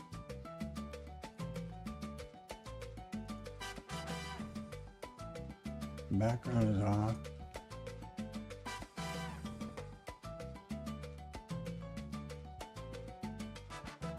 That didn't work. That's not so bad, I guess. But I don't want to get them confused with the edge full zones. That shouldn't be a problem because they're below the IV.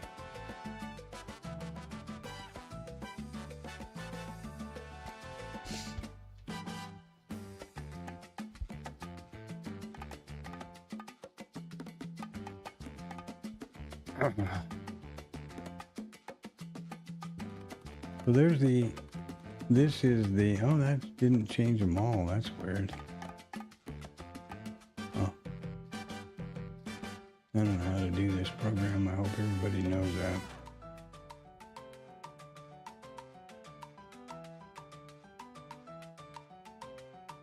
that. I thought when you changed one, it was B.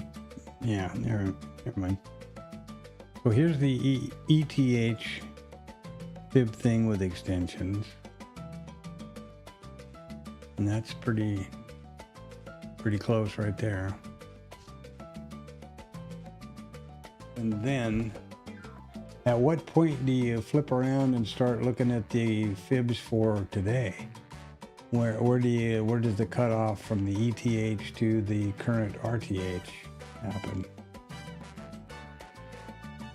I really don't like this profile with this delta on it. I don't know what to do about that. Volume delta.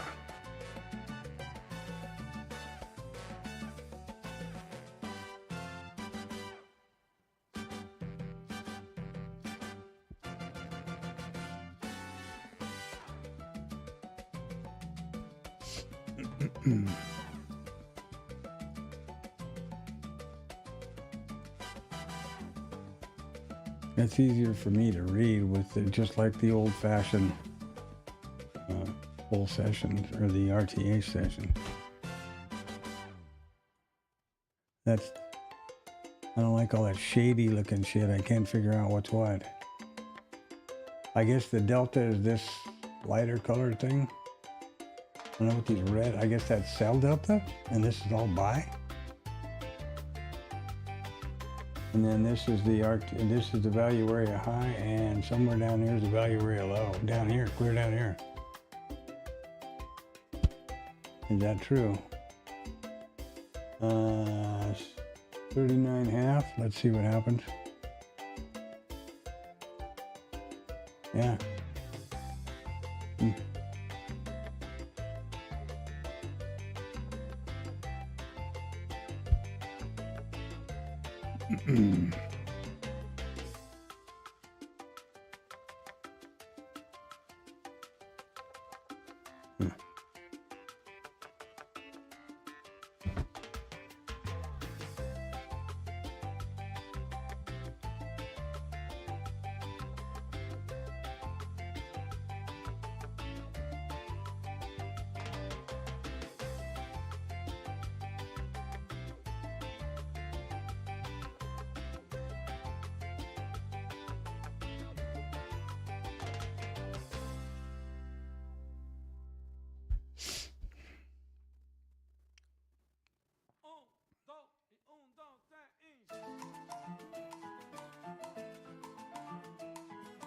At what point, Anton, at what point do you switch from looking at the Fibonacci tool from the ETH that we were talking about earlier, and now you're using the one from this current RTH session?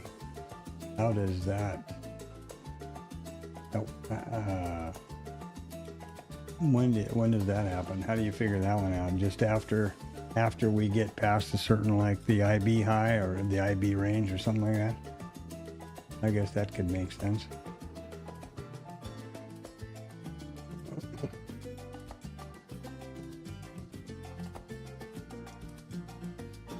And again, none of my business. Just curious.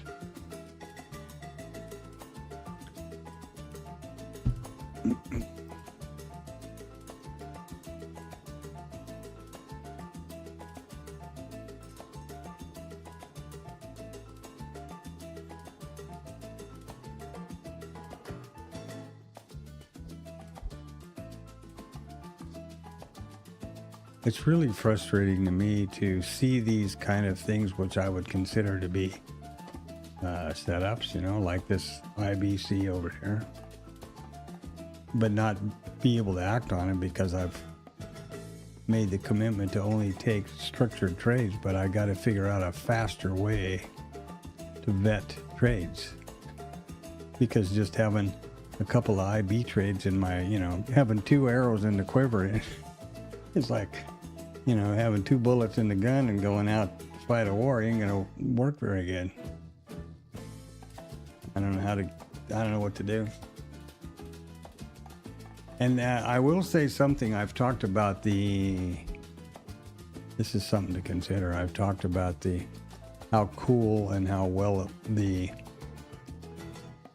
IB or the algo optimization tool works in TradingView, Edgeful, and it does, and it puts out a fantastic report, much more detailed than the initial than the IRT stuff. But it's based on an algo script which runs in TradingView, and then you import it to there, and it'll analyze that and run that, do all the back testing on the script, but you still have to code the script, you know, and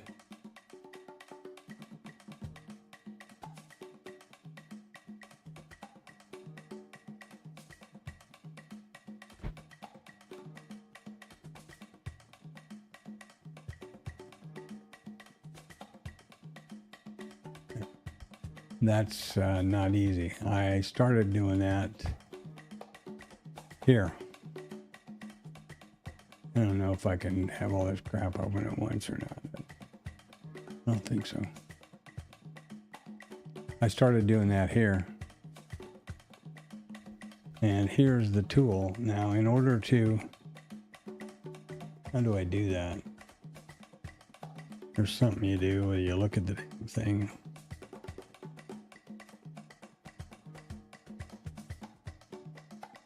Oh wait, maybe it's up here.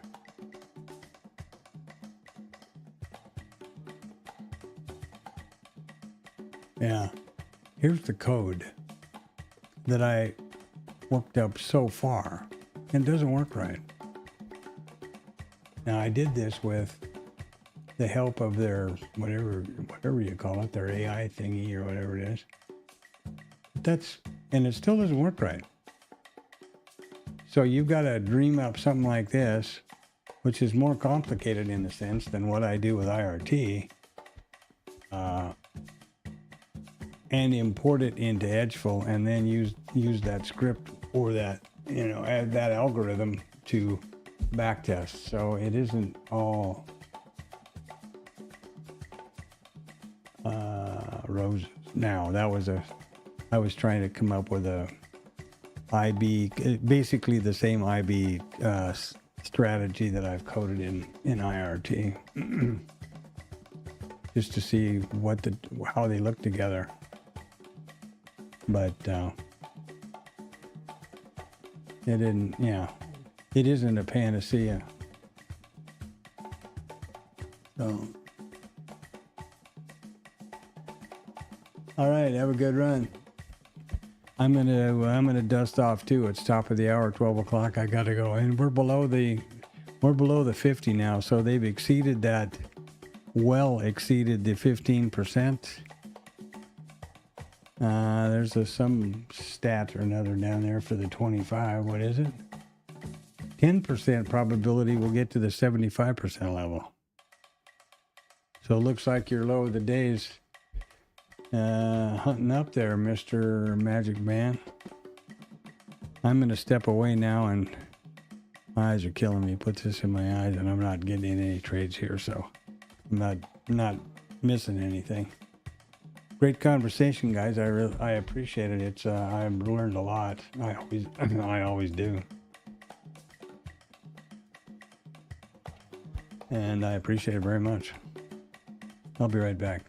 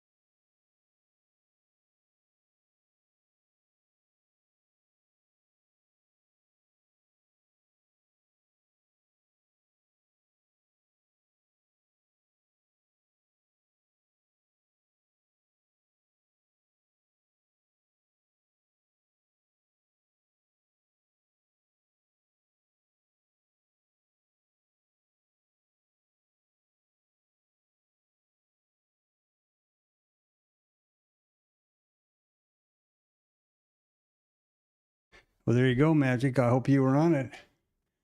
There's your new low of the day. Good job, man. Excellent.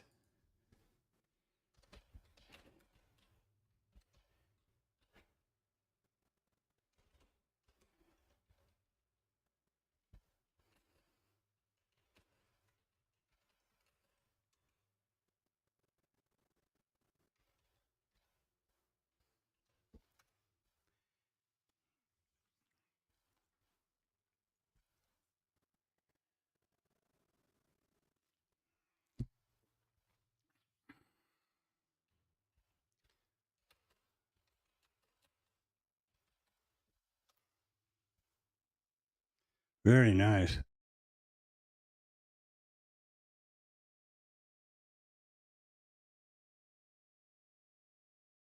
Hey, the IB low is taken.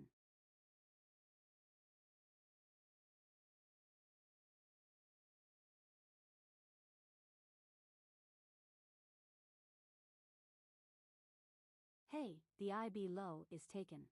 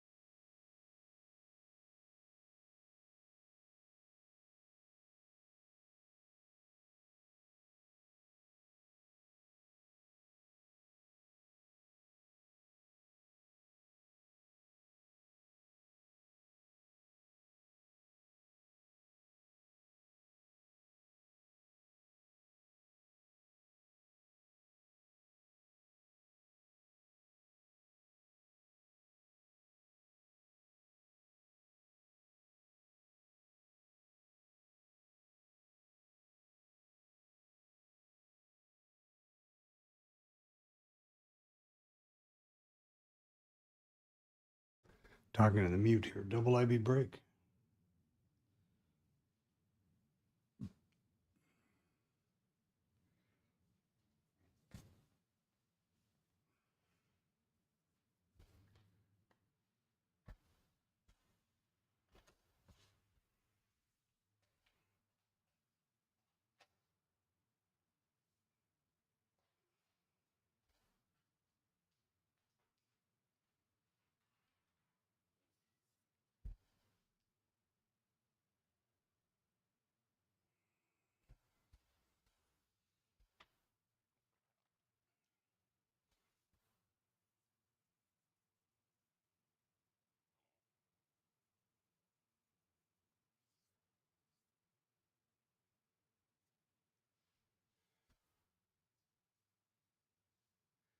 Yeah. Double IB break. I don't think that was even a remote probability. Let me look.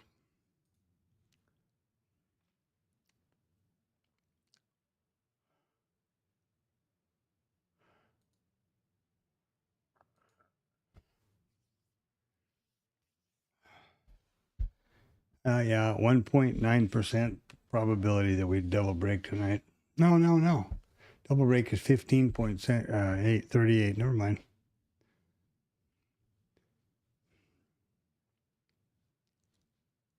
So there we go. And now we're back inside the range again.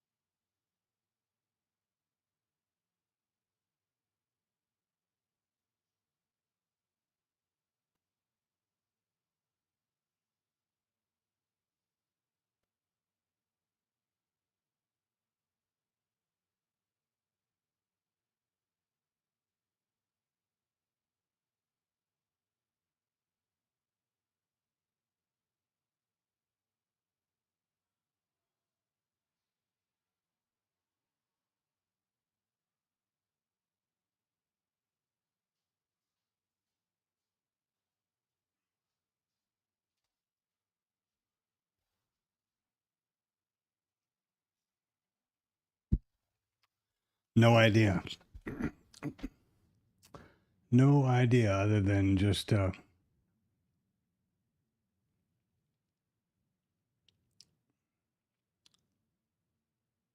well, the market has had it with the top, and they're going to go down. I mean, look at here. Yesterday, today, I don't know, but I don't know what caused it. I just realized I forgot to do something. I'll be right back.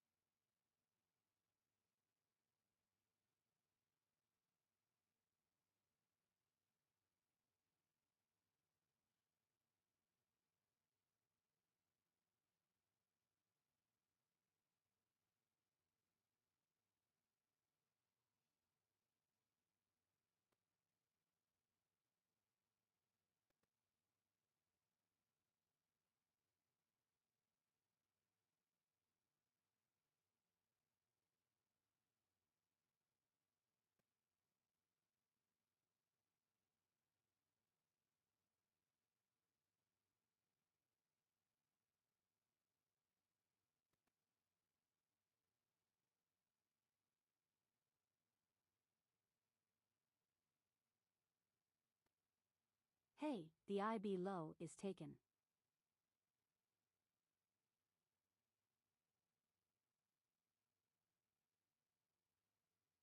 Hey, the IB low is taken.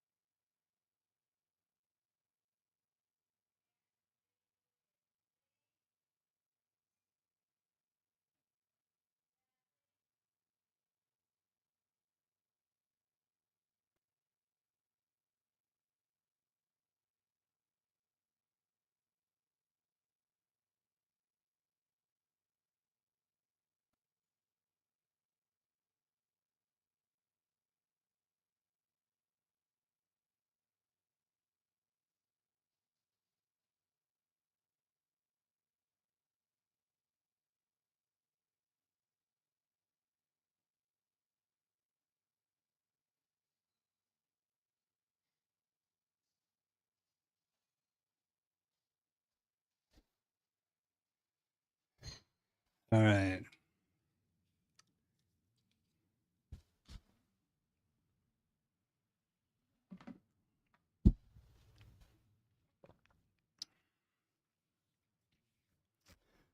So here we go again. Another IB failure or IB continuation.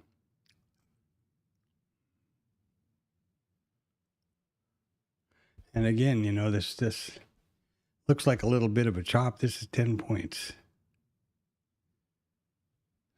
Man, I gotta get my head around these ranges somehow.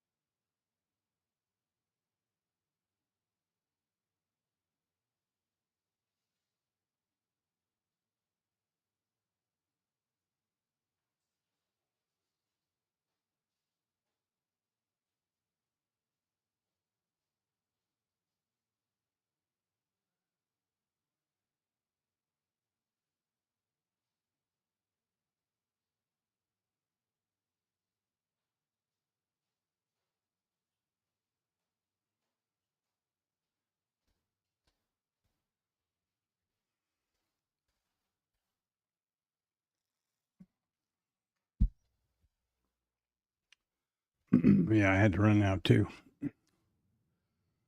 Remembered I hadn't put the recycle out, and they haven't come yet, so.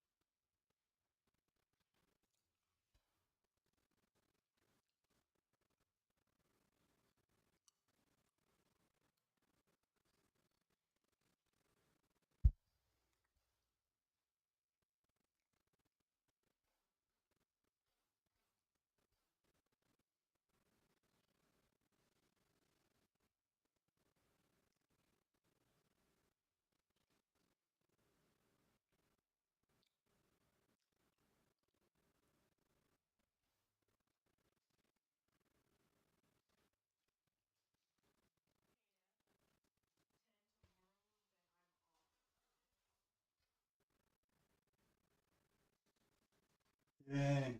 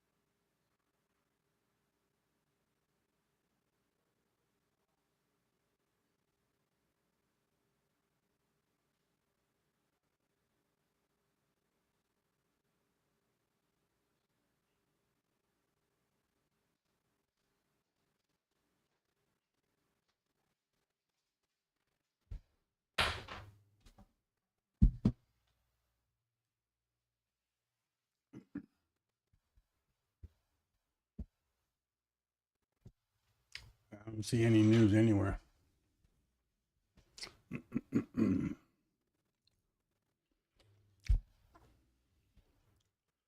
I do see that IB continuation would have been another great trade. Man, I tell you, my old standards, and I'm just standing here missing them.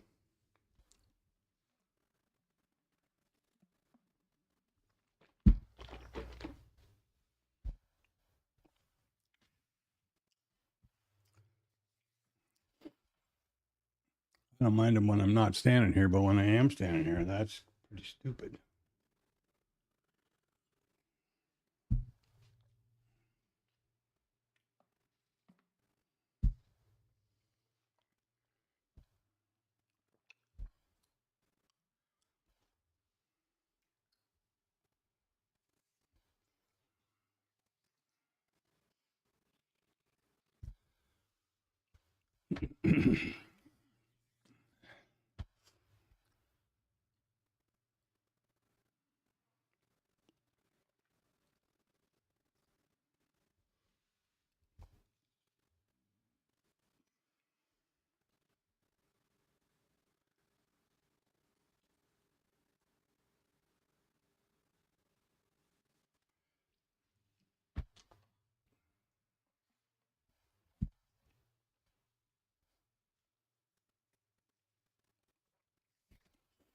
Man, I'll tell you what,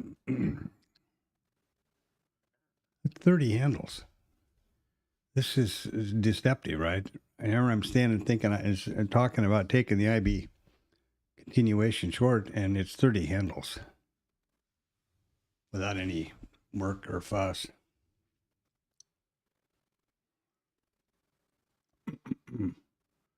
That's the market has definitely realized that there's no reason to be euphoric, I think. It's my opinion.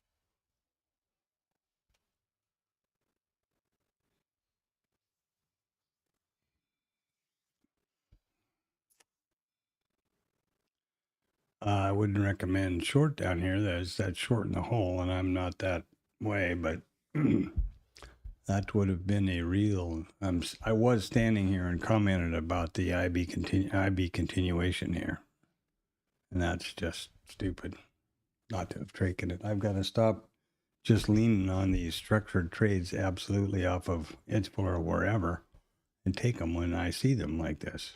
That's stupid.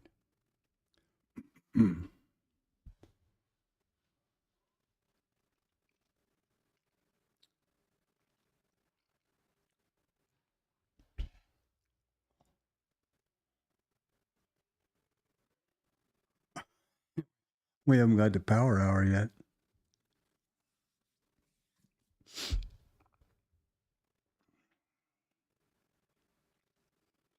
$7,400's right down there with the big liquidity. 203 sitting down there.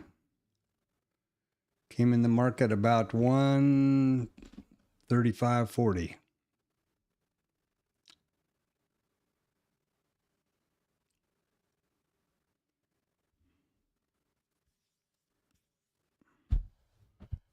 Look at that. Oh, here, I'm going to take an IB continuation. No, I better not. Jesus Christ, I'm my own worst enemy.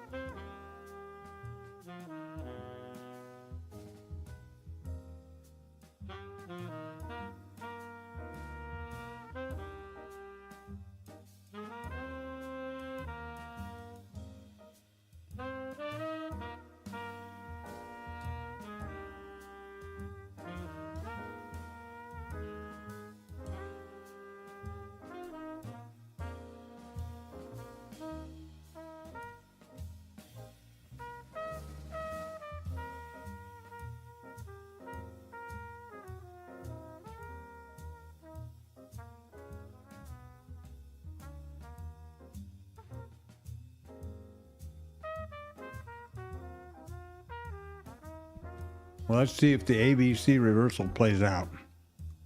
as I understand it from the old days of I remember, A, B, C. Actually, it's probably A, B, C. And the idea is high or low, and we pull above this center line, the center leg, that's a reversal or long.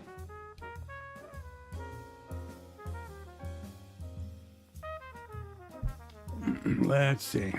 There we go.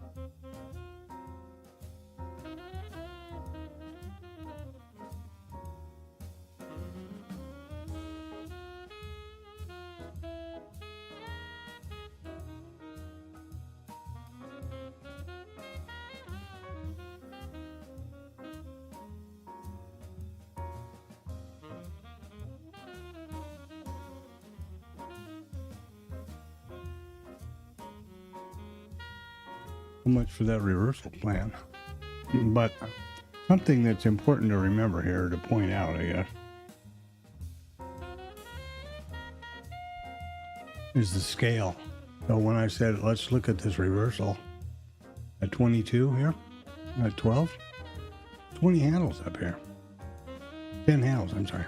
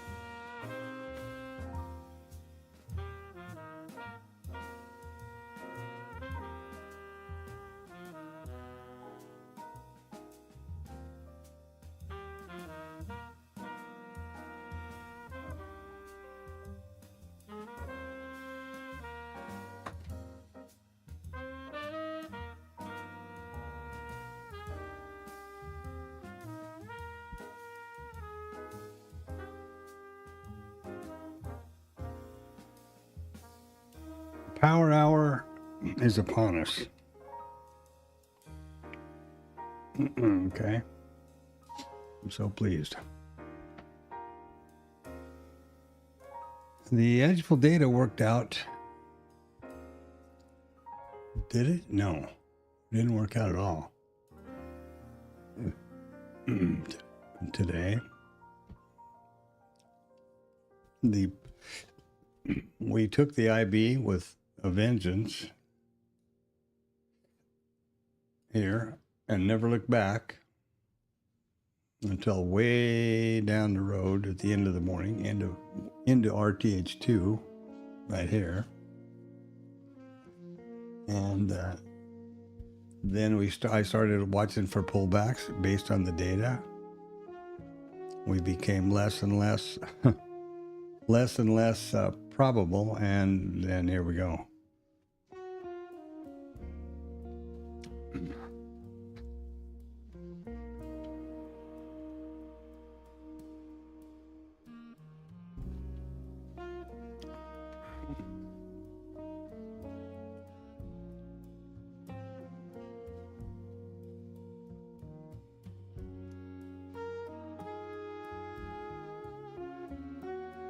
Probably getting into some naked volume points of control over here. Let's look.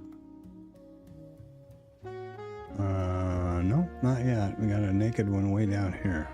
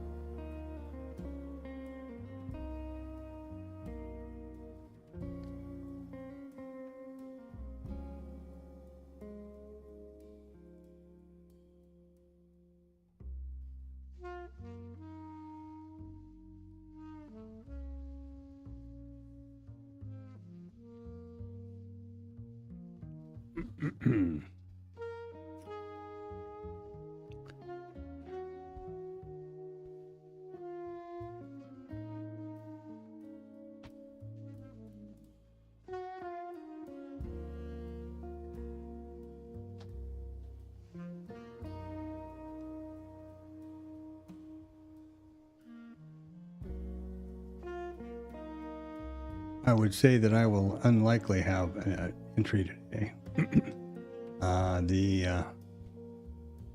This trade here was, as I pointed out early in the morning, was from the Globex Open last night. And it's a real pain in the ass to get back here and look at it, but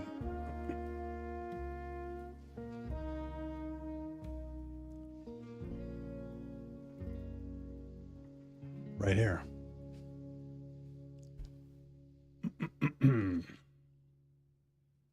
There was the break of the IB, the pullback to the 25% level, just above 25. I got on, and let's see if I can. Yeah. Oh no! Why did that not do that? That's a bummer. Supposed to be able to. It should go out that way.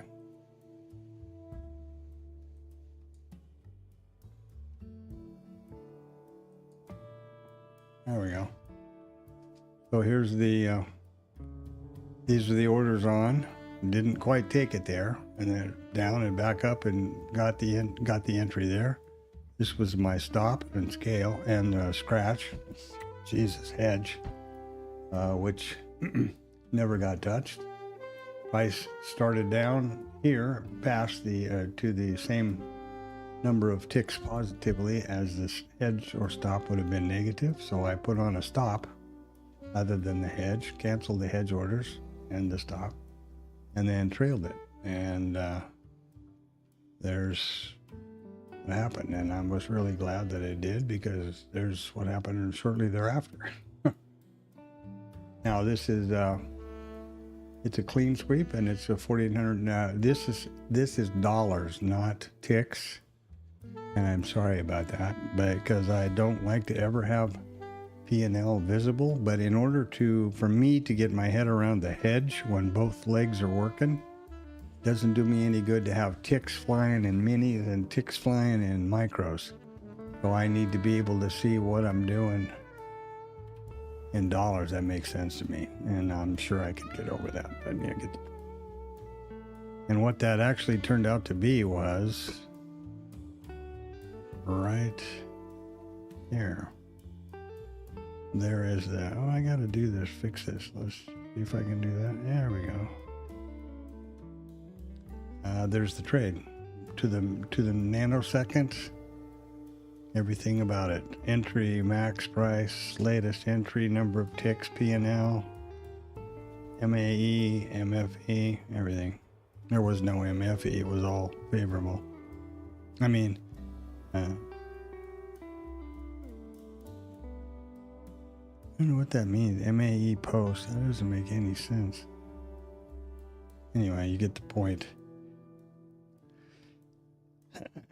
119 ticks. And then this was pushed 5 ways, right? So this was copied on 5 contracts. So $1.50 times 5.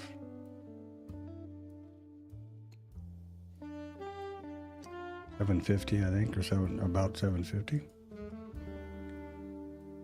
So that's how it is, the return on investment, and how I'm able to trade the risk size and still have a profit potential and a payout potential, but not be risking my own capital in my AMP account for this learning exercise here.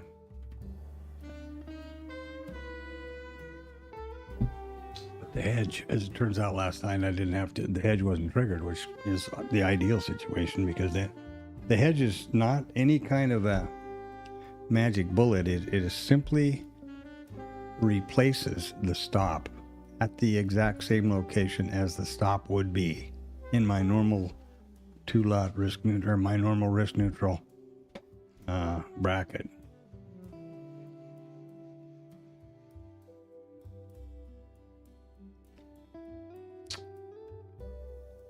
Wow.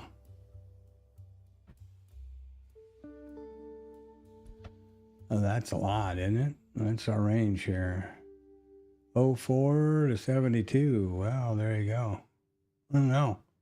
96, 100 points, essentially.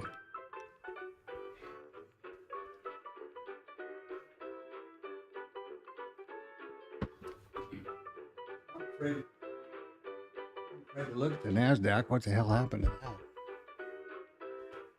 What have we got for the NASDAQ over here?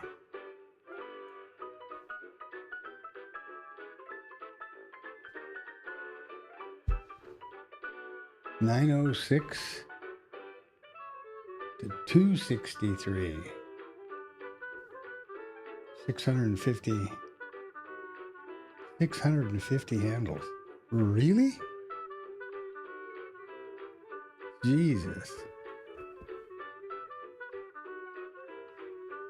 That's some risk to manage there. Can that be right? Let me just hold on. I don't trust myself.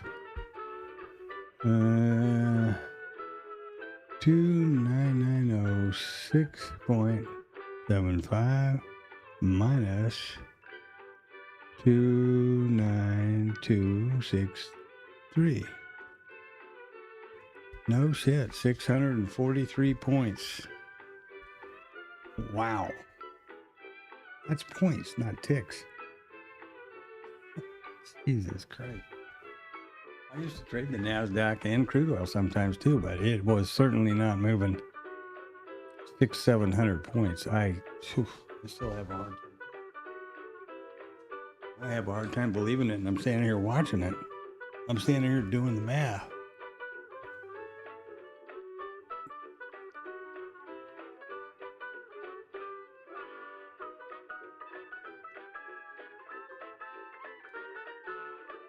Jesus, that's crazy.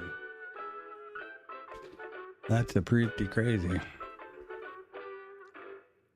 Yeah, how you doing? I was just looking at the market, 650 handles on the NASDAQ today, on the MNQ today. Jesus. I mean, I was thinking that about 100, a little less than 100 on the MES was a big deal, and then I just thought, well, let me look. I even got my calculator out because I couldn't believe what I did in my head. Jesus criminy. That's some risk.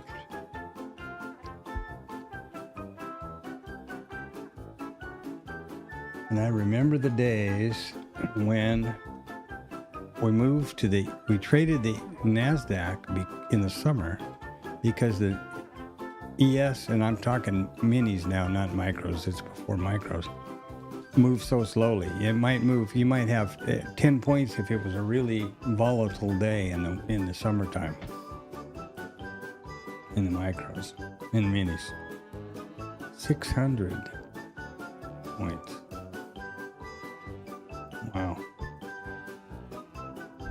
Pretty crazy.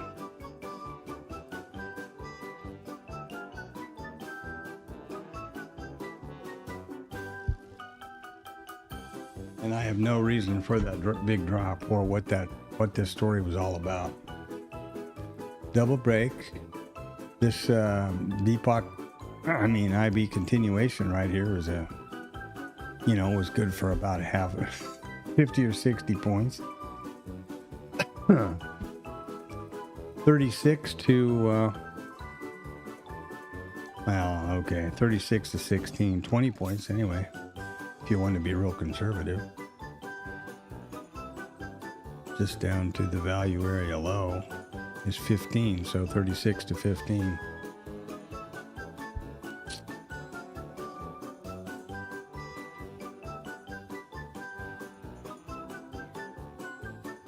Got to see I'm going to try to figure out how to use all these new and improved groovy. I was looking at this here, trying to figure out, looking up above and looking at these values and levels. Let me close off this IB thing here first.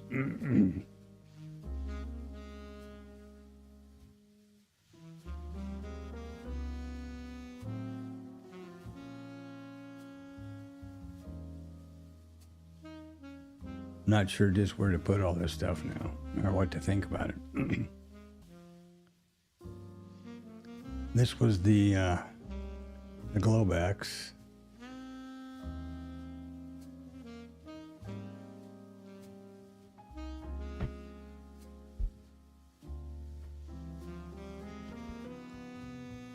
I'm not sure about, whether this goes to the Globex or whether we take it at the end of the day, because then there's no.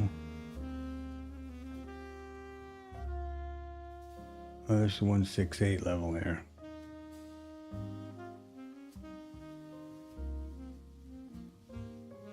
I think I ought to have the 50% in here. Seems like that half back is always pretty important to everybody, isn't it?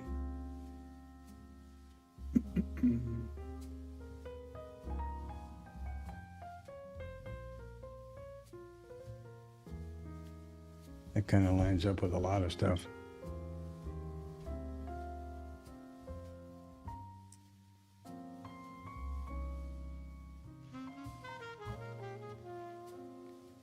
But yeah, this is one hell of a day.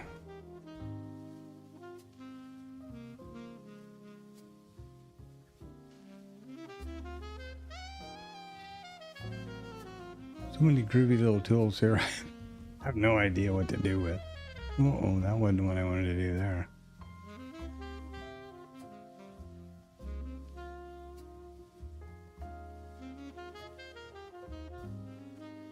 $91 and a half points, 365 ticks.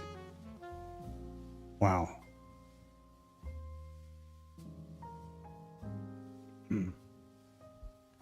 That's on the fricking ES.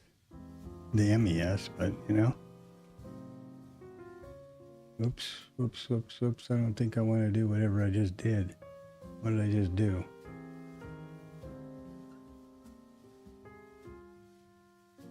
Something. I'm not sure what, but I did something there. Yeah.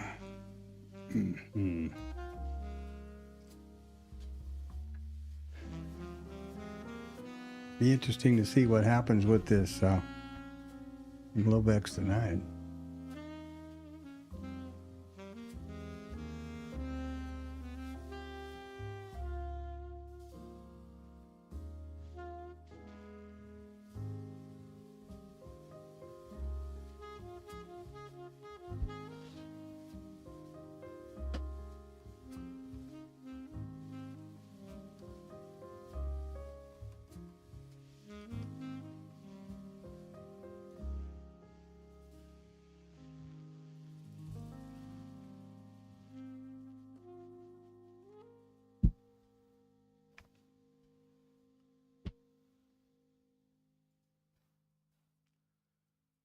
Pretty quick, we're at the bottom of the hour. Do the quick market recap.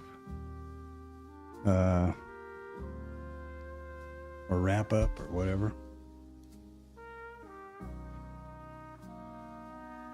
Get ready for the Globex stream at 1700.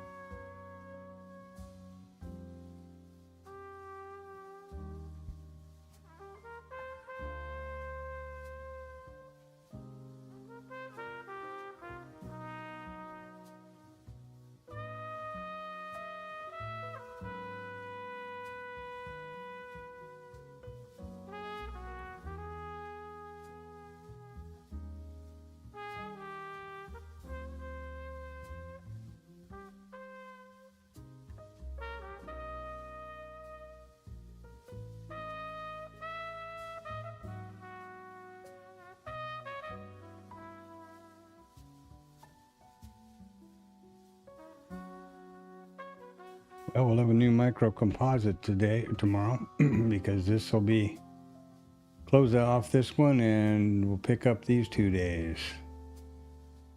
That'll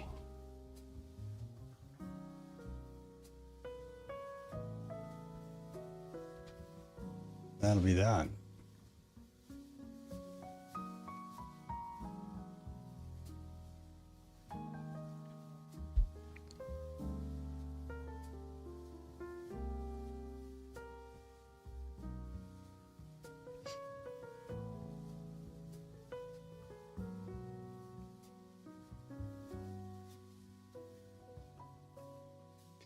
So if I understood Magic right, he said he pulls a box around the first 30 seconds. I was looking at that, now I forgot again. That's an interesting idea. A 30-second opening range.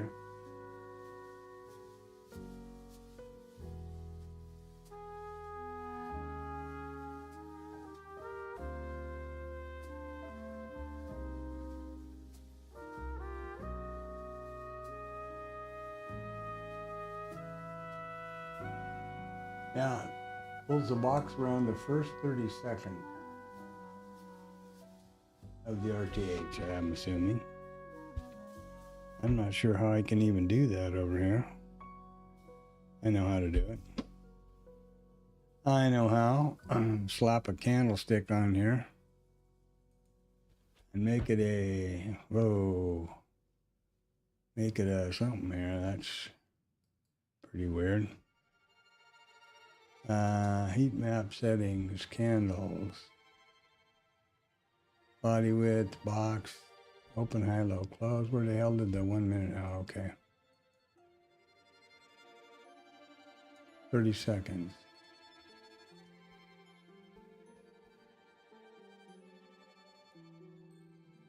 So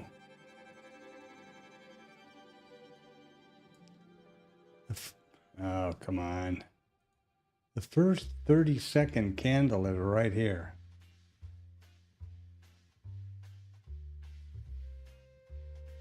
Okay, let's see if I can draw a rectangle around that.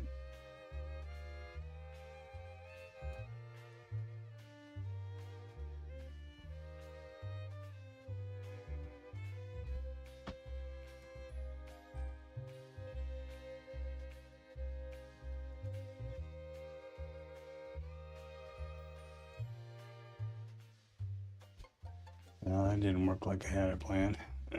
Hold on. The drawing tools in this are real, not very great. And you can't just, I don't think I can edit the drawing. Yeah, maybe so. Got to be careful about that so I don't end up in a trade and get rid of the candlesticks.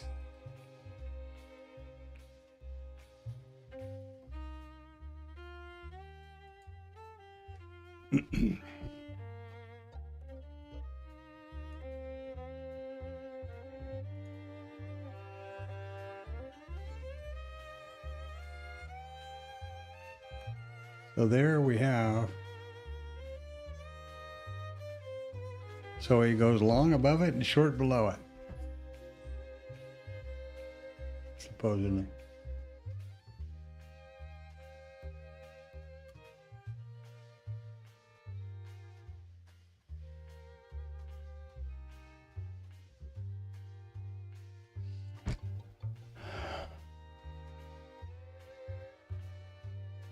Okay.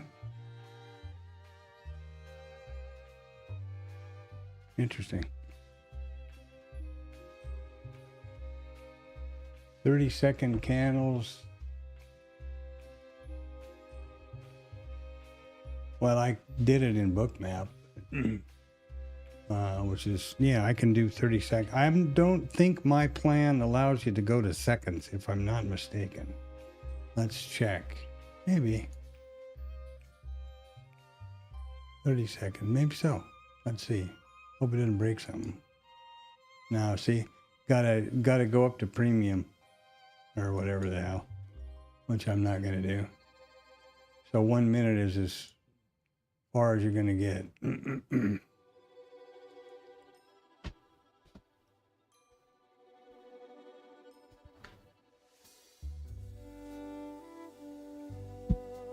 And it's a big difference. I suppose you know that, but it's a big difference. Where are those plans? How do you get to those plans? I mean, I was shocked, actually. Up, support, requests. You'd think they'd make it easier to see here, but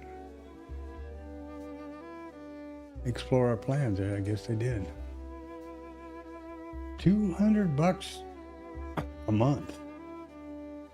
You get all of this crap down to second-based intervals, tick-based intervals, first priority support, blah, blah, blah. So what did it just try to sell me? Premium.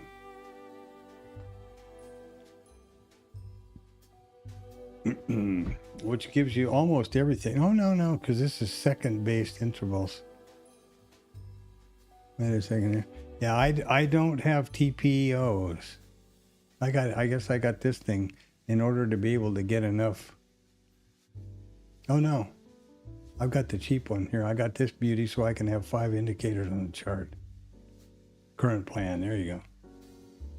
I got the cheapest thing I could get to have the indicators on the chart that I Yeah. I can't do Renko, which is a drag. That's why I'm in multi-hour based. But, you know, $200 a month? Wow. I thought that was pretty amazing.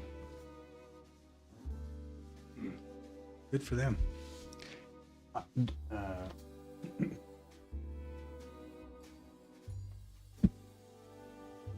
Now you can hook, you can trade right. I could trade directly with AMP here.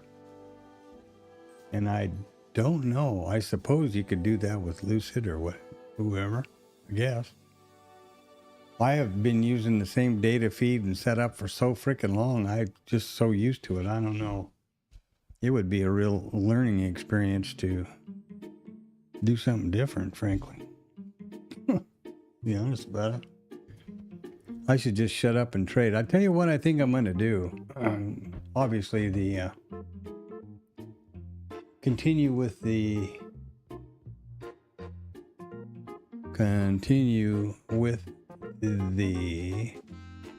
edgeful data and all of that and the stats. But if I see something like, you know, this IB continuation over here, which is just plain as the nose on your face, I'm going to take them.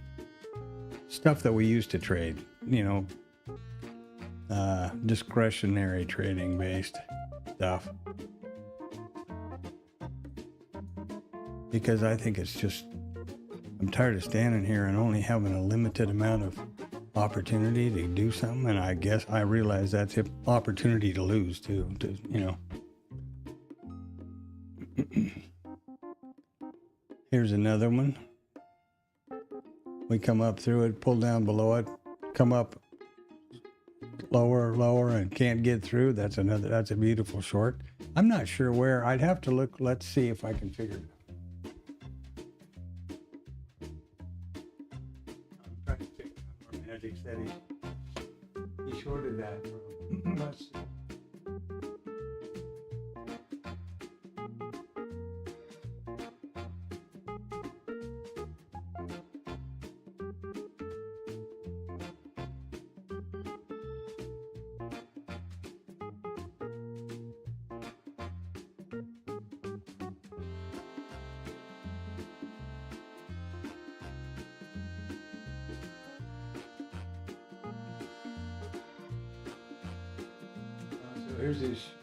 Here's his shorts paid off, and he's got a runner left. 11:30.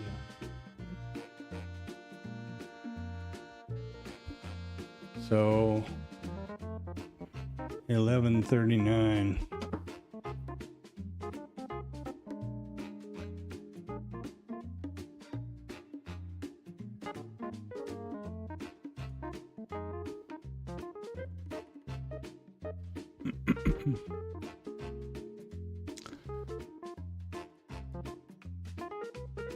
Shorts paid, so up here, I guess. And 11:39. Down here, he's got a runner left. Looking for the low of the day, I guess, here. Okay, this box, I think, is what he said, where he said he goes long above and short below.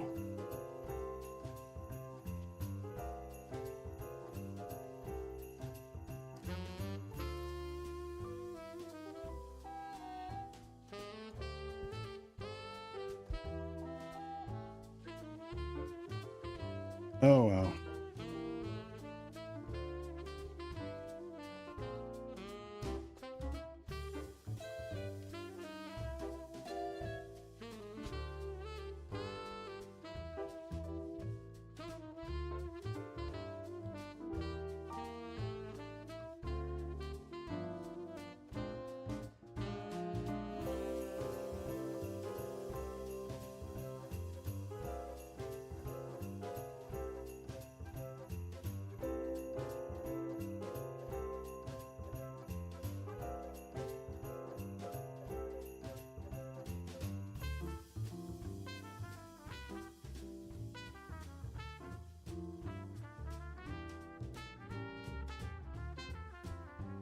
course, the thing with the Fibonacci is that, like we were just talking, it's all about where you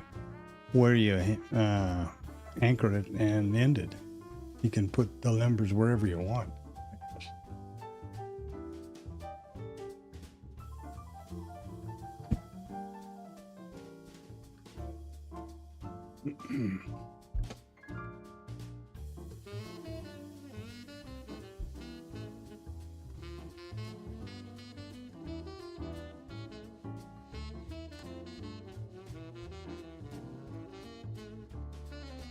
Okay.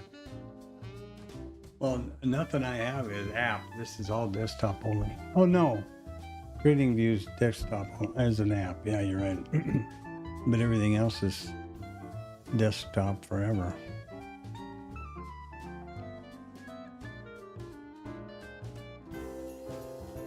I think I pay just a little more than that for IRT. And I own Bookmap, so there you go.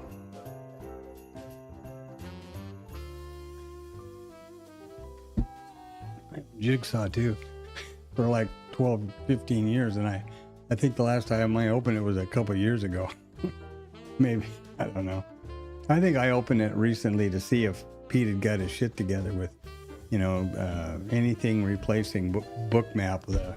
Before I bought Bookmap, actually, before I paid for it, the forever lifetime, I checked to see if Pete had actually got the heat map or anything working, the charting or anything besides just the dome, and not really. He's pretty much, I think, dropped away. I think he still supports it kind of, but his whole thing is that journalytics. He's selling the bejesus out of that. Pretty expensive, and it's an app. It's a subscription. Does a great job of journaling, and you can hook it right up to your Rhythmic, and it'll just take all the trades right off, and it does all this magic shit. But you do have to own Jigsaw though, because it's part and parcel, as I understand it. I used journalytics for about a year, and I couldn't. Something was going on. Oh, I had a problem with the data provider. I think it was with TopStep back then, where they wouldn't activate the extra Rhythmic, which is ridiculous. Cost them nothing. Extra Rhythmic add-in login, so I couldn't have IRT and Bookmap both using data, and then have journalytics. So I would have to update it at the end of every day. Just click a button and it would automatically go to Rhythmic and figure out everything. But it's kind of a pain in the ass. So here we are, boys and girls. It's oh hell, I better get rolling here. What have we got going on? Besides, I got a great lesson in fibs and stuff today from Anton, and watch Magic make a lot of money. That's pretty cool. Here we are. There's our day so far. Double break on the IB. There was a 38% probability of that. That's about right. We're going to close on the lows, and that tells me that the Globex Open is going to continue in that direction. That's usually what happens at some point. There could be a little bit of a pullback, and then they usually continue the sell-off. It's as if the auction didn't, like somebody just shut the auction off before they were done. Also have to watch and see what happens with the curb trade in the last hour between 1500 and 1600, but that's where we are there. My trades here were from the Globex last night, so this will reset now today, and I'll be able to put this data in static.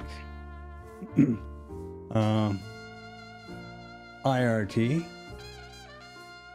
what's to say? We're going to have a new micro composite over here because it's gapped down and nobody was interested. So this will now be down here, and these high and low volume nodes will no longer be at this level. At these levels, they'll be down here. Those push automatically to Bookmap, and the session prices, of course, always do. Had a couple of trades in the systems, which again, remember, by all means, remember, always is trading these forward testing trades, which are visualized on these charts, are in the simulated environment within IRT. Kind of a shame because this is 61 ticks. And this one over here, what? Oh, look at the little guy over here that lost a tick. He took a little trade over there. Isn't that cute? And another little one here. Okay, but we up here was 75 ticks here. These are the structured trades, I mean the vetted trades. This is a visualization of this system. A is the signal, the first rule. B is the second rule. In the continuation zone, in the trigger, pull back to the trigger zone, and Bob's your uncle, and away you go. Once the first take profit is achieved, the way I have it set up, it is trails the stop to break even. And then here was the second take profit. Again, in the simulated environment of IRT.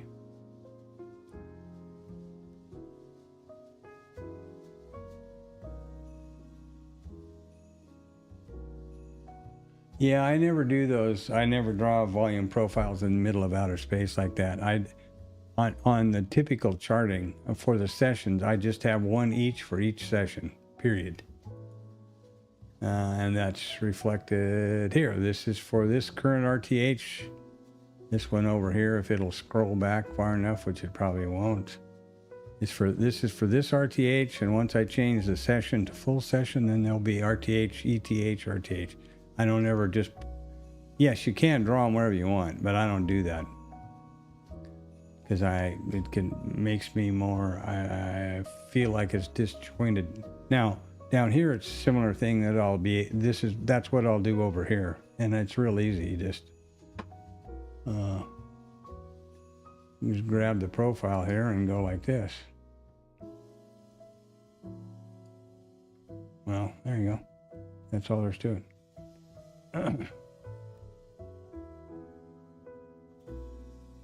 And I will, and those will push automatically. Those high and low nodes will push automatically to Bookmap. And there's the new POC and the MCVPOC and all that stuff. But yeah, that's how you do it.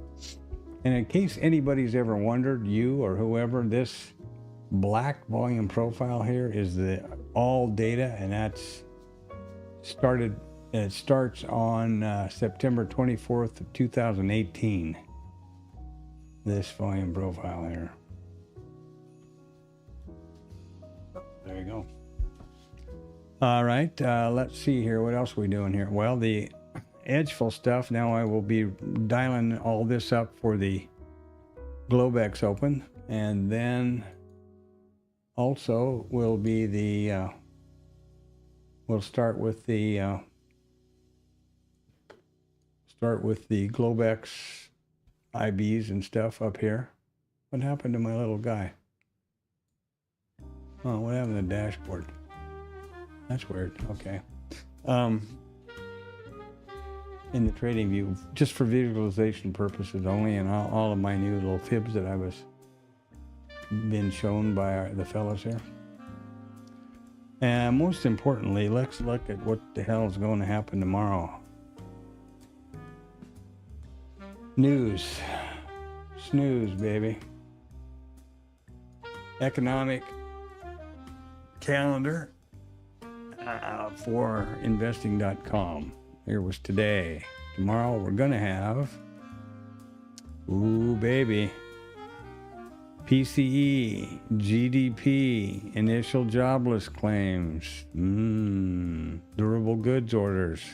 These are all 3-star major economy markers, which I would suppose young Mr. Warsh is going to be paying, and the Fed folks are going to be paying a lot of attention to. Let's hope. So tomorrow's going to be fairly news rich. And then, of course, never mind, we've always got the 500-pound gorilla in the room.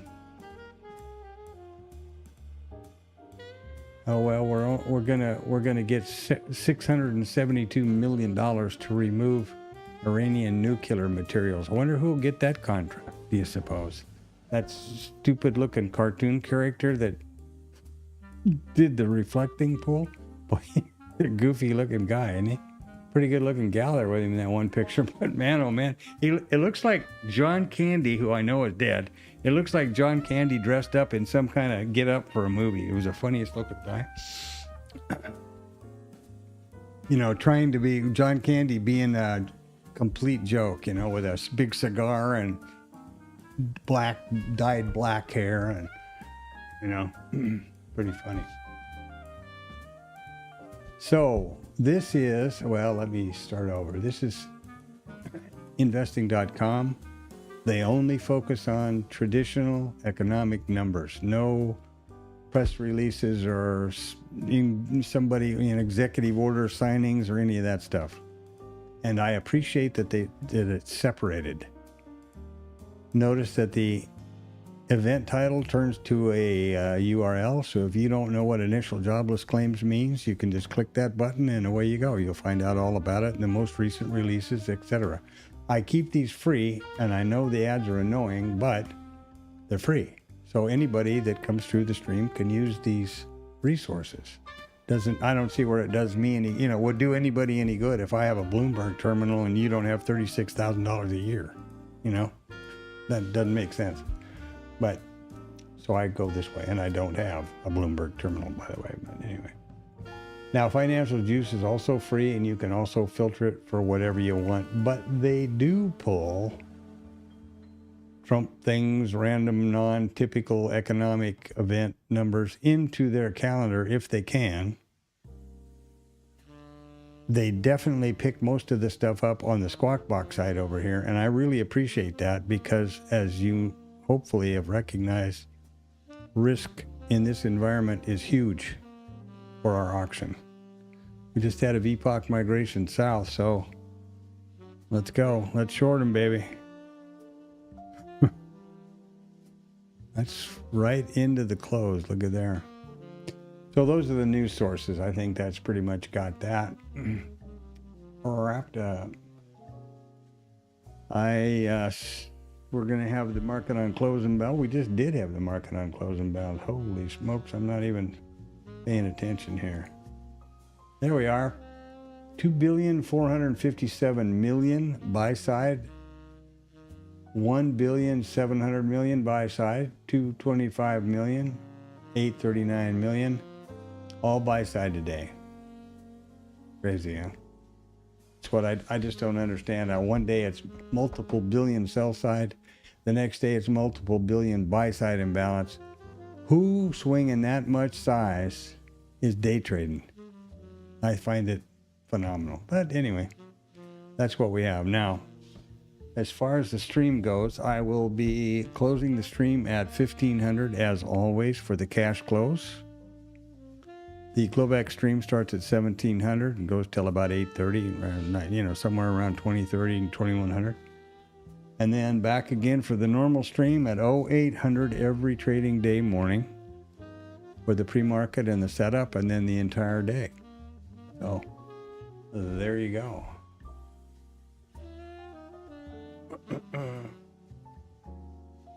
I don't know what else to say here. We got a few minutes, so we'll just take it into the close, and there you are.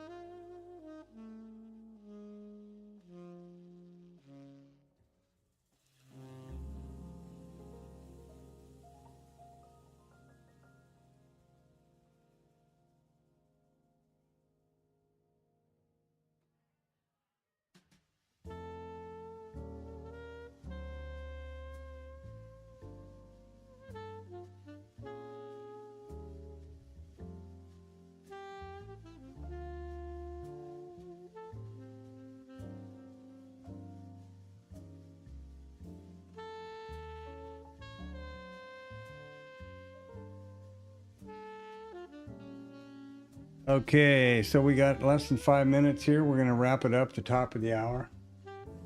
I really appreciate you coming by and all the advice, Anton. That's great. This Globex stream, for just anybody who's, of course, you're welcome to come by, drop in, contribute, whatever. But it's pretty much a learning experience for me to see if there's the purpose of the stream here. First of all, I have a commitment to never take a trade off of the stream. So if I'm investigating the Globex opening range trade to see if there's some interesting opportunities for trades, I have to have a stream running, because just like last night, there was an interesting opportunity and I took it, right? And that's the result. So that's the idea. And I'm, playing with how to get the timings right the sessions built right, so I can get the proper statistics out of Edgeful and etc. And that's basically what that's about. And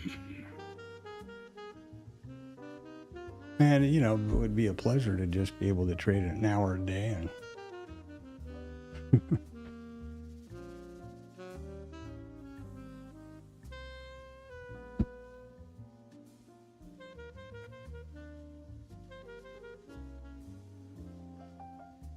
I hope it's not. Well, it's 33 here right now already again, so it's probably pretty freaking hot over there. You guys are inland, aren't you? I'm pretty sure you told me that a bit. That's one thing about. I was always fortunate enough to be fairly close to the Atlantic, so that you get that easterly breeze is kind of nice. It cuts the heat. The stillness can get a lot. And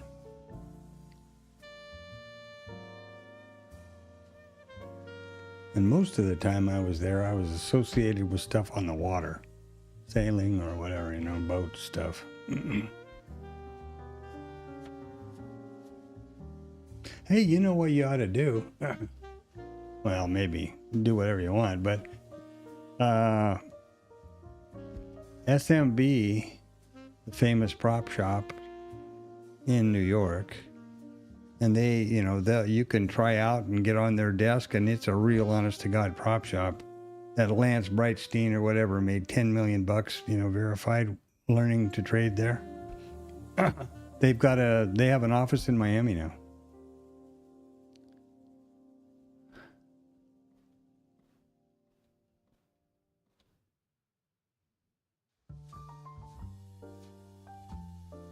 Trump seeks 607. They throw away, almost $1 billion. That just these numbers around. They throw around these numbers like almost $1 billion just for like chump change. It's just amazing. And the humbled masses who file on the 15th of every freaking April, or who's paying for all of it. The government doesn't make one penny. They just spend taxpayer money. It's amazing. Without any accountability, apparently. Oh, well, that's good. Cooled things down a little bit, huh? So we're going to take it into the close. It'll be interesting to watch the closing swing trade here. If they pull one off. Can't really see there'd be a squeeze going on. It's been a pretty even trade. As much as you want to just look at the profile, 3 basic distributions, and yeah. Here we go. Into the close at the top of the hour. Cash close at the top of the hour. There's still an hour of trading left, remember? Yeah, I'm sure you are. That would have been something I'd have been really aggressively wanted to get involved in. It would have been nice to be, some years back. That would be the way to get into the business. Just like, imagine the guys that got to be one of the turtles, for Christ's sake. Every one of them has turned out to be a multi-millionaire.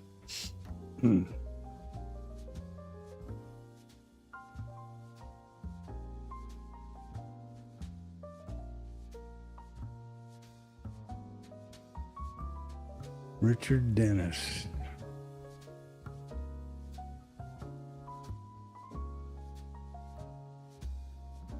I didn't realize that Linda Bradford Rashke was one of the turtles.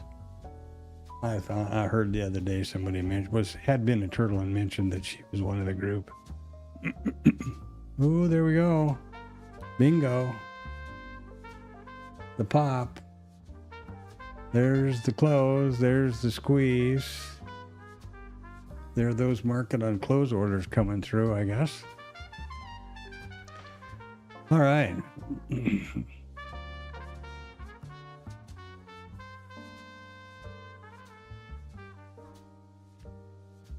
Yeah, me too at this point. I would, if I can just get around the, get this lined out so that I'm taking care of all the loose ends here. That was still quite a big disruption to my life there when I lost that career folded up. Yeah, here we go. A little bit of a squeeze, I guess, or the market on close and balance playing out.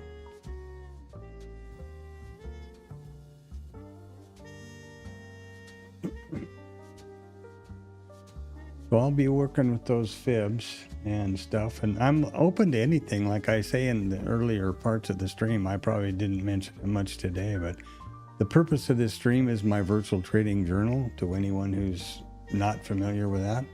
And it's not a my way or the highway. It's what I'm doing now with complete transparency and openness to achieve a consistently profitable trading business based on price action, volume, and statistics.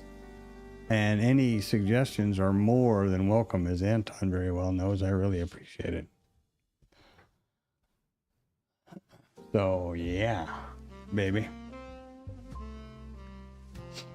Okay, I'm going to knock this thing in the head. And, of course, the systems run until 1600. So, because I continue to push the market session prices for all the people that use them.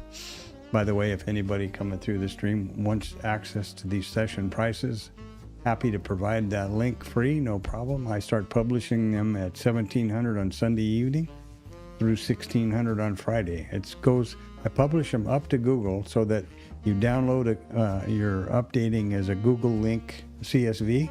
So there's no possibility, as far as I'm concerned, there's no possibility of viruses or some malicious hocus pocus going on there. I figured I can trust that.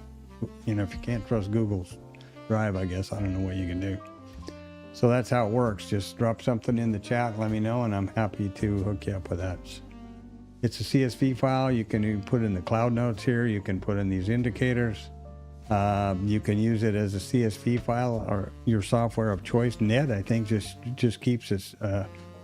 He uses it to publish or to feed the data to a little more expansive and fancy spreadsheet that he uses about levels and numbers and stuff like that. So there's a million different ways you can use that data if you want to.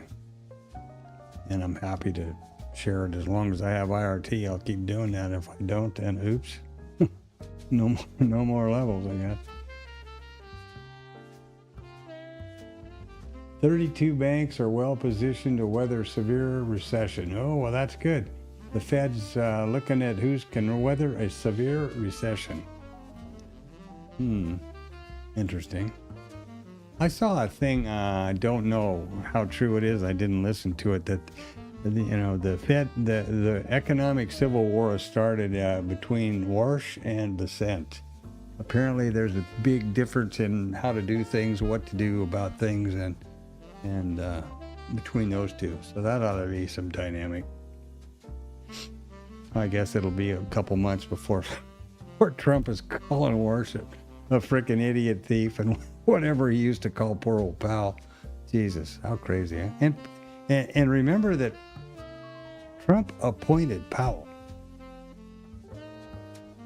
not anybody else.